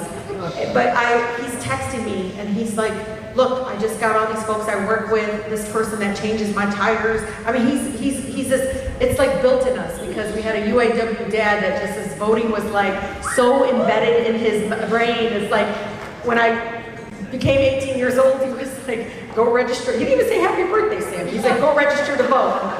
So for my brother watching, I think all of this happening and seeing all the negativity and to me, the underlining kind of racist tropes that they're using against our brother Abdul, I can tell you, it just motivates us to go out work that hate, and that means, again, working your backyard. I heard today at one of the early voting locations, there were 1,400 people today. Someone that is very incredibly special to me. I need you all to know this. There are people holding on to their ballots. I'm telling you because you're the person they're going to call and text and say, what do I do with this? They can take it to their polling location and they can spoil and get a new ballot, right? Or they can go and drop it off at one of the, literally up until 8 p.m. on election day, they can put it in one of the drop boxes that's designated, okay? The other really important thing, we got calls today, I need to register to vote. You can register to vote at any early voting location. I'm gonna say it again. We get people coming up and they're like, well, I just figured out my cousin's not registered, my daughter's not registered. You take them to an early voting location, they can register to vote at an early voting location and get to vote right then and there. Really important too. Polls, again, open. Early voting, you can do early voting until Sunday, August 2nd at all the locations throughout the community. Think about it, Saturday, Sunday, this is time where folks, again, Tuesday, anything could happen. Encourage them to vote early. on election day from 7 a.m. to 8 p.m. If you're in line, this is a question that comes up all the time. If you're in line by 8 p.m., you get to stay in line, you get to vote. Again, you are ambassadors, you know this, but people are going to ask you, and I want you to share that information with folks. With that, I need to tell you, when in 2019, I came in with the largest incoming class, the most diverse, largest incoming class in the history of the United States Congress. And in there was one of the tiniest people you ever seen. But boy, was she's spicy and feisty. No, really, she acts like she's the older sister, by the way, and I'm older than her. She is the little sister. But what I love about this person is I think the first week, or can't remember what it was, she has a very much an activist family, which I love, same in my family. And I think somebody was saying something about her online, and you know me, Mama Bear, I'm like, Ilhan, who's messing with you? Southwest Detroit was coming out, she puts her hand up, she goes, Rashida, I'm fine. I survived war. I can survive this. Amen. That's incredible, Selena and everyone, is that lived experience. You know, Ilhan and I didn't run to be the first of anything, but it is our lived experience that helps us move with urgency, helps us see things that take people years to see. I mean, look at these folks running the other way on APAC. We knew a long time ago. We knew it wasn't left or right, it was right or wrong. So when she's in town, I love it. We try to stay cool and not get into trouble, because you all know, sometimes I need that strength. I will sit down next, I see you. I sit down next to her, and I think I'll be calm. And that doesn't happen, as you see in the State of the Union speeches. It gets a little crazy when Ilhan Omar and I are next to each other, but I'll tell you, I will sit next to this woman anytime, any day. The strength that oozes from her and what she has to deal with in Congress, what she has to deal with society. I don't know how she continues to do it, but man, she deserves a round of applause from the 12th Congressional District to thank her for her courage and for her fighting spirit. With that, Ilhan Omar. I love you too. Give it up for my sister Rashida. I'm usually coming in to support her in her re-election, so this is the first time we're both here supporting a candidate for Senate. So it's a really cool thing to be in Michigan with you, sis. How's everybody feeling? I don't often campaign for people, but I knew I had to come here to support Abdul, because there is something special happening in Michigan. I am seeing so much hope in the politics of what's possible. For far too long, establishment Democrats have told voters we can only achieve incremental progress. But that is simply not true. Abdul is showing us what politics should be about. Politics should be joyful. Politics should be about taking care of one another. As a Minnesotan, I know something about the spirit of the Midwest. We know that when we look out for one another, everyone does better. As the great late Senator Paul Wellstone said, politics is about the improvement of people's lives, lessening human suffering, and advancing the cause of peace and justice in our country and in the world. And that is why I am here. Because this race isn't just about one Senate seat. It's about what we believe America can become. I know something about believing in the politics of what is possible in our country. I came here as a refugee, was raised by my single father, a man who worked very, very hard every single day and deeply believed in the promise of America. He believed that if you did your part, if you served your community, and if you looked out for your neighbors, you could build a better future, not just for your family, but for everyone else. He believed in the power of democracy like only someone who has experienced its absence can. That's the America we work hard for. Not an America where only few people get ahead, but America where every single person, no matter where they came from or what their last name is, has the opportunity to thrive. America opened the door for my family, and because it did, I have had the privilege of serving in the United States Congress. And that this is the America I love, not because it has always lived up to its ideals, but because ordinary people have always fought to make those ideals real. That is why Abdul's story speaks to me. Because when I look at him, I see another child of immigrants who believes this country is worth fighting for. His dad came here from Egypt believing in the promise of America. He worked hard. His parents raised a son who excelled in school, became a doctor, and earned one of the world's most prestigious scholarships. Then he made a decision that tells you everything you need to know about his character. He came home. He came home to serve Michiganders. He didn't dedicate his life to making himself richer. He dedicated it to making people healthier. He understood that healthcare is about dignity, that every child deserves a healthy start, that every family deserves security, that where you are born should not determine how long you live. That is the American dream. Not just achieving success for yourself, but using success in the service of others. Recently, we've heard some attacks from sitting elected officials suggesting that Abdul has allowed anti-American sentiment to enter our public dialogue.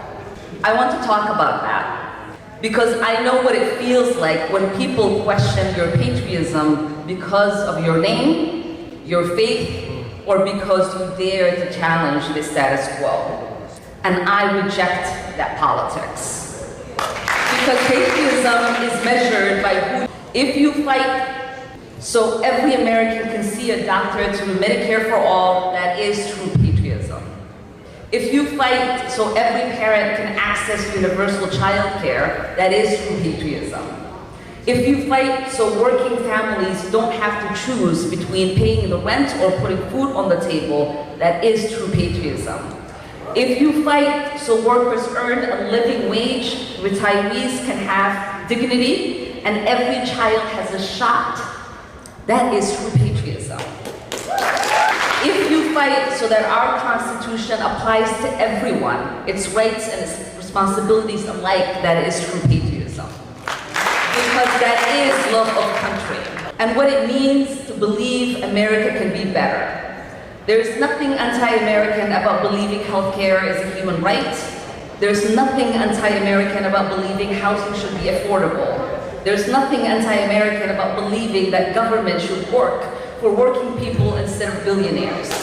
They are the values that make America great. And nowhere have those ideals been fought for more fiercely than here in the Midwest. Michigan workers didn't just build automobiles. They build the American middle class. They proved that when workers organize and when unions are...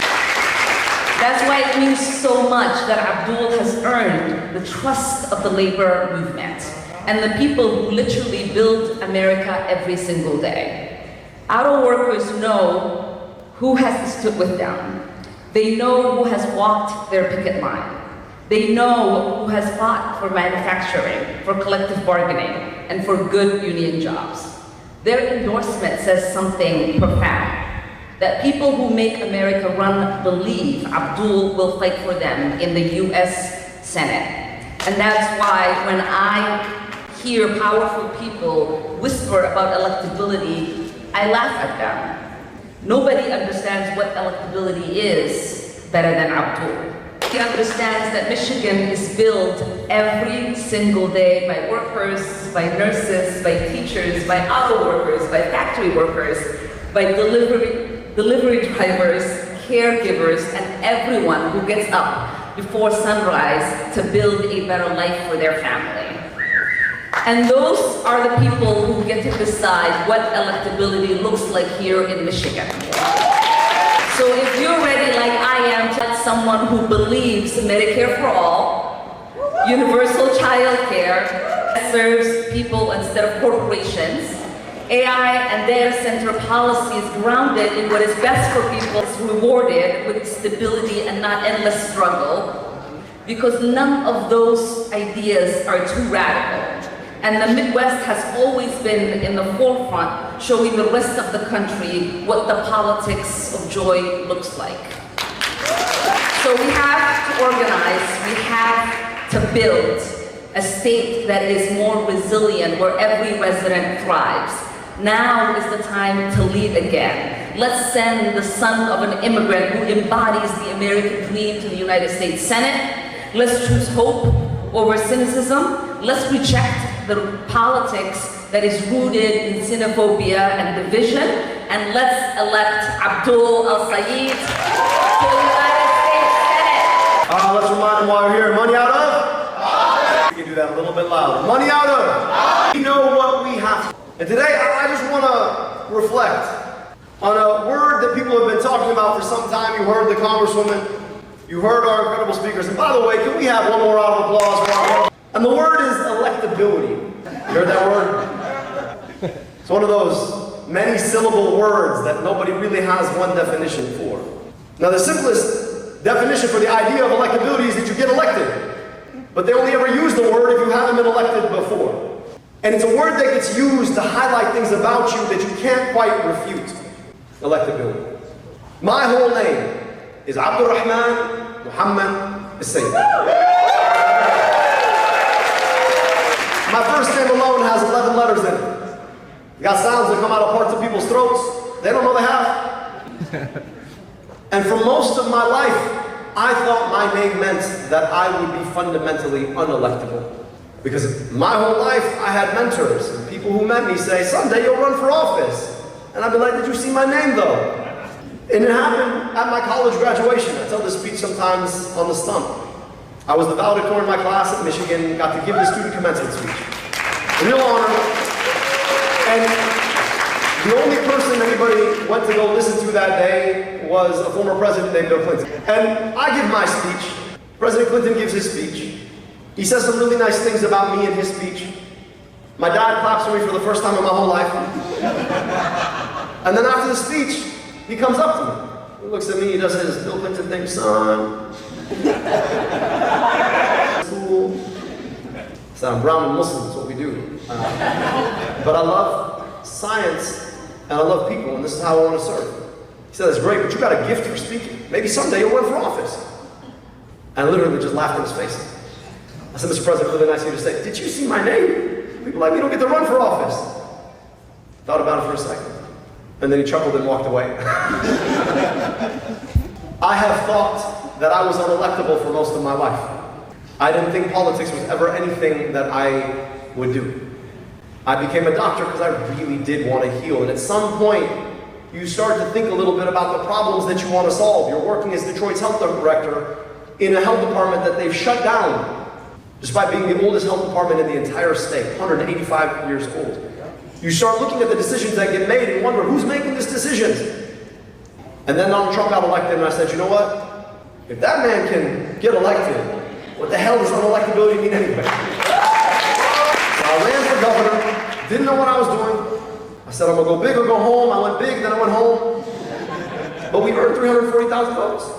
Finished second of 3 in a 3-way primary. And more importantly, I said that I think the disease, he's just the worst symptom of the disease of our politics. The disease is the system that allows billionaires and corporations and special interests like AIPAC to buy and sell politicians to rig the system against us. And if you don't believe me, what does $70 million spent in a primary for US Senate, what is that? Except for corporations and billionaires and special interests trying to buy politicians to rig the system against us. 8 years on, Trump has been elected a second time. I'm sitting in my office, they froze federal funds. I had to ask myself, where's the fight for public health as I'm sitting here trying to get WIC checks out the door one more week or keep our federally qualified health centers open. And our current US Senator announces that day that he's not seeking re-election. And as we've campaigned across 110 different cities now, 500 plus public events, I get this word electability all the time. Now here's the interesting thing. When people say, we don't know if he's electable, it seems like they're talking about me, about my name, about my faith. But that's actually not what they're talking about. See, there's nobody with more political experience being named Abdul, except for maybe the mayor of Dearborn, than me in all of Michigan. I'm pretty good at being a guy named Abdul in Michigan. You know what they're talking about? They're talking about all of us, all of you, all the people in the state. And what bothers me about that is not the comment that they're making about me, it's the comment that they're making about the 10 million open-minded, big-hearted people in this state. I was Abdul the year after 9/11 when my teammates voted me football captain. They didn't have to do that. They didn't look like me. I was probably the first Abdul that most of them had met. And yet, they saw past my name and said, we think he'd be a good leader for our team. Here in Michigan, we are a community that brings together the best of Midwest earnestness and grit. That's who Michigan is. And across the communities that I visited, places like Kalkaska, places like Escanaba, places like Manistee, right here in Dearborn, Detroit, Grand Rapids, I see that earnestness and grit in people. And I also see a politics that has betrayed them so much. And on this campaign, we've taken the time to go and listen to people, to understand their challenges, to recognize the pain they feel when they have to pay a bill they can't. When they go to the grocery store and their kid says, can we get that? And they say, I don't know if we have the money for that. When they drop their kids off at school and wonder why that school looks exactly like it did when they went there. When they drive over that same pothole over and over and over again. Michigan's earnestness and grit, they've been betrayed by the politicians who say they serve us. And so as I've traveled the state, taking the time to listen and learn and pay attention to the problems people have and share ideas about what we can do to address their problems, you know what people don't ask? How do you pray? But I have been asked, what do you pray for? People don't care as much about my name. They care if I care to remember their name. I say this in Dearborn, where a lot of folks happen to share an ethnicity with me. The experience of being an Arab and a Muslim in Michigan is the experience of consistently watching as your state uplifts and empowers and embraces you. That's been my experience. And so I get real pissed off when they say, oh, you're unelectable because your name is Abdul, because for me, I push back and say, you don't know Michigan like I know Michigan. You don't know Michiganders like I know Michiganders. You don't know what our state needs and deserves like I know what our state needs and deserves. And if you think Michiganders is a politics that sells them off to the highest bidder, whether it's DTE or Blue Cross or Big Tech or Big Pharma, whether it's APAC, then you don't understand Michiganders. If you think what is electable in Michigan has more to do with a name than it has to do with a politics that delivers, you don't know Michigan. So Michigan, here's where we are.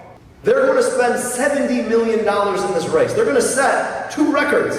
I keep waiting for the Guinness Book of World Record people to be like, you set a record! I want the plaque! APAC has never spent more to beat one single candidate. Honestly, I'm honored.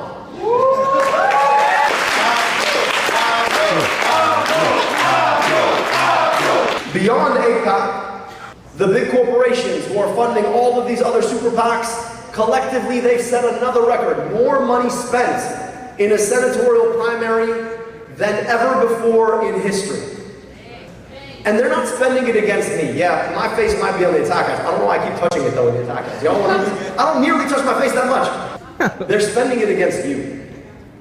Against the movement of people coming together for the politics we need and deserve. They're spending it against your goodwill, your open heart, your big... It's about what they think they can make you think about me. And they think that somehow 30-second commercials are going to change your fundamental experience of living right now.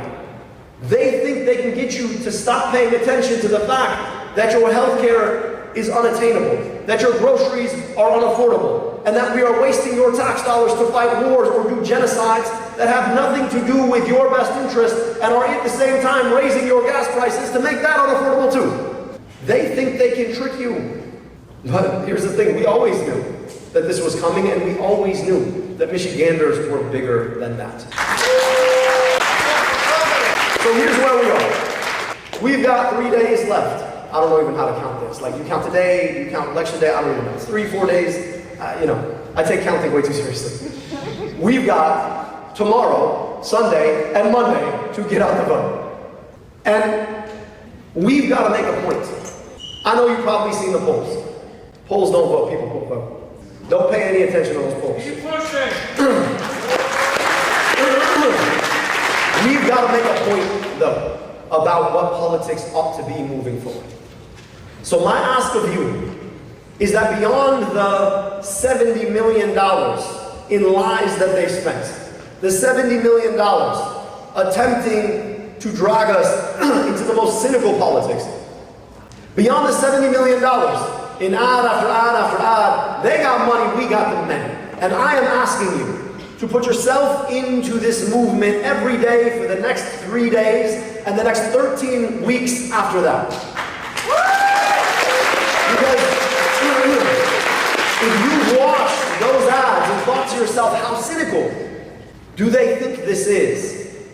Your answer has to be in the hope that you bring to those doors or those phone calls for the next 3 days. Our politics are so much bigger than being dragged in the mud in ads. Our politics are about the ability to look someone in the eye and have an honest conversation about who we are and who we want to be. We get the opportunity to do that for the next 3 days. And I'll just finish here. As a kid who understood just how blessed I was to grow up in America, because I would have summers in the place that, but for the accident of history, I should have been born in, where there is no democracy. Our democracy is only as good as the choices we make to use it. So beyond sending an argument to them about what kind of politics we will accept here in Michigan, I want to make an argument to each other about what we really can have. A movement that is honest about getting money out of our politics so that we can put money back in pockets by standing with unions, by taxing billionaires their wealth, by keeping our money here at home instead of sending, by standing up to corporate monopolies and oligopolies, by finally fulfilling the promise and guaranteeing health care to every single person in this country, by ending dumb wars we never should have been fighting on behalf of other governments, by taking our democracy back, winning the future for our kids and grandkids who will ask us what we did in this moment. You get to have those conversations every day for the next 3 days. And then, God willing, for the next 13 weeks, and then, God willing, for the next 6 years. Because this is not about one U.S. Senate seat. Not about me, it's not even about you. This is about us and the collective we want to build and what that means for the future we deserve and we ought to hand off to our kids. Dear Warren, thank you so much for showing up for that. Thank you for showing up for this. And let's go win this race!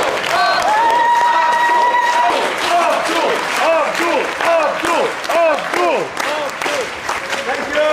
All right, friends. I need your attention for 3 to 4 minutes. I know we've already done a big training, but this is an easy one. I need everyone to follow 5 seconds. If you don't have a quarter sheet like this, can you please raise your hand? Okay, I see a couple of back. Okay, we'll give folks this. So I want everyone to take a look at the QR codes on the sheet. You see on the left, it's a download our free banking app. I want everyone to scan that QR code and start downloading the app and start making your account. This tool is what we call our friend banking. It's a relationship based on plan to vote. That's the Ironically, running against each other, but I like this guy. I listed the general campaign code on our QR code on our quarter sheet. It's 503135. Create your account and ensure your. I want to see it. I'll show you. That's what I want to do. I want to send you the copy. Find the early voting location. Biggest time ever sold in voting location on August 4th. Most important. At least he dignified the voters of the lie, which is what I was really frustrated by when I was constantly yelling about the situation. What's going on over here? Small break over here. Okay. Oh, nice. Oh, yeah. All the. Okay. I'm gonna grab a water, and I think we can. Are you gonna sit in for that, or are you gonna head out? No, I'm gonna head out. I mean, I guess I could. I said no to it earlier. It's just all the people that are here, right? Adam, Abdul, Ilhan, and Rashida. Those four. And then I think Amani. they're not prepped for it. They're not prepped for it? No, they're not prepped. I mean, pop it, but they have like they spent the whole time. So. Oh, okay. I don't know. I don't want to get if they do that. But it's like Amani, right? Like does the, Yeah. And who else? And then Yusuf is recording. Oh, okay. And I'm just sitting and watching. Okay. Yeah, she asked me to be a part of it, but I was like, I don't know. It's up to you. I don't need to take up space there. It's fine. That was a really dramatic entry today. Double whammy. Can you take one more video? Yeah, of course. What do you want me to say? That she's hot? Yeah. Hi, Mom. Hassan has a message for you. You're very attractive, and I wish you were here. Her name's Paris. It's a beautiful name. Paris. Thank you. She's Okay. gonna like lose her mind. Okay, you got it. You got it? Yeah, he really is a mother lover. I'm sure there are a lot of moms though who do like him. Yeah, it's awkward. I was trying to show you like the range of your audience. Yeah, no. There are definitely moms. There's definitely moms in the audience. I said, because I didn't know you were gonna be here. Otherwise, I'd have been like, Mommy, you have to come. Monday at 4 p.m. We can also literally tell them. Like Where's We're March? good. What? March? He's doing something else. You know, this is also where Abdullah did his watch party. I'm watching them people in there. Really? Yeah. It's a good space. It's nice space, huh? This was my water. Okay. And it's on call with the Uber whenever you want it. I'm trying to figure out if I should go back or if I should just end it here because I'm tired. It's 8:30. Yeah, I think because we got a big day tomorrow. That's right. I'm gonna end it here on this note. Chat. Wait, Danae. What's up? We do have an event with you Monday if you want to tell folks about it. You tell them. is Monday at 4 p.m. You can RSVP at mobilize.us/Donovan McKinney for Congress. There you go. There you go. All right. I am gonna end it here, but I'll be live tomorrow at the regular hour because we actually started late today because we were in transit, but we got a bunch of stuff going on tomorrow. Let me look through the schedule real quick.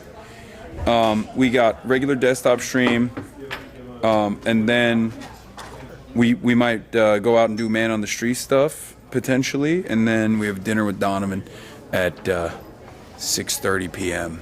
We're gonna be having some Detroit pizza, which I'm very excited about personally. I do love me some Detroit pizza, as I talked about already. Yeah, good seeing you. But this is the first day of events, and we'll do a little bit more situation monitoring, a little bit more news coverage tomorrow, more desktop stuff before we get out and do other things. Anyway, love you guys. Thank you for tuning in, and thank you for watching. And we'll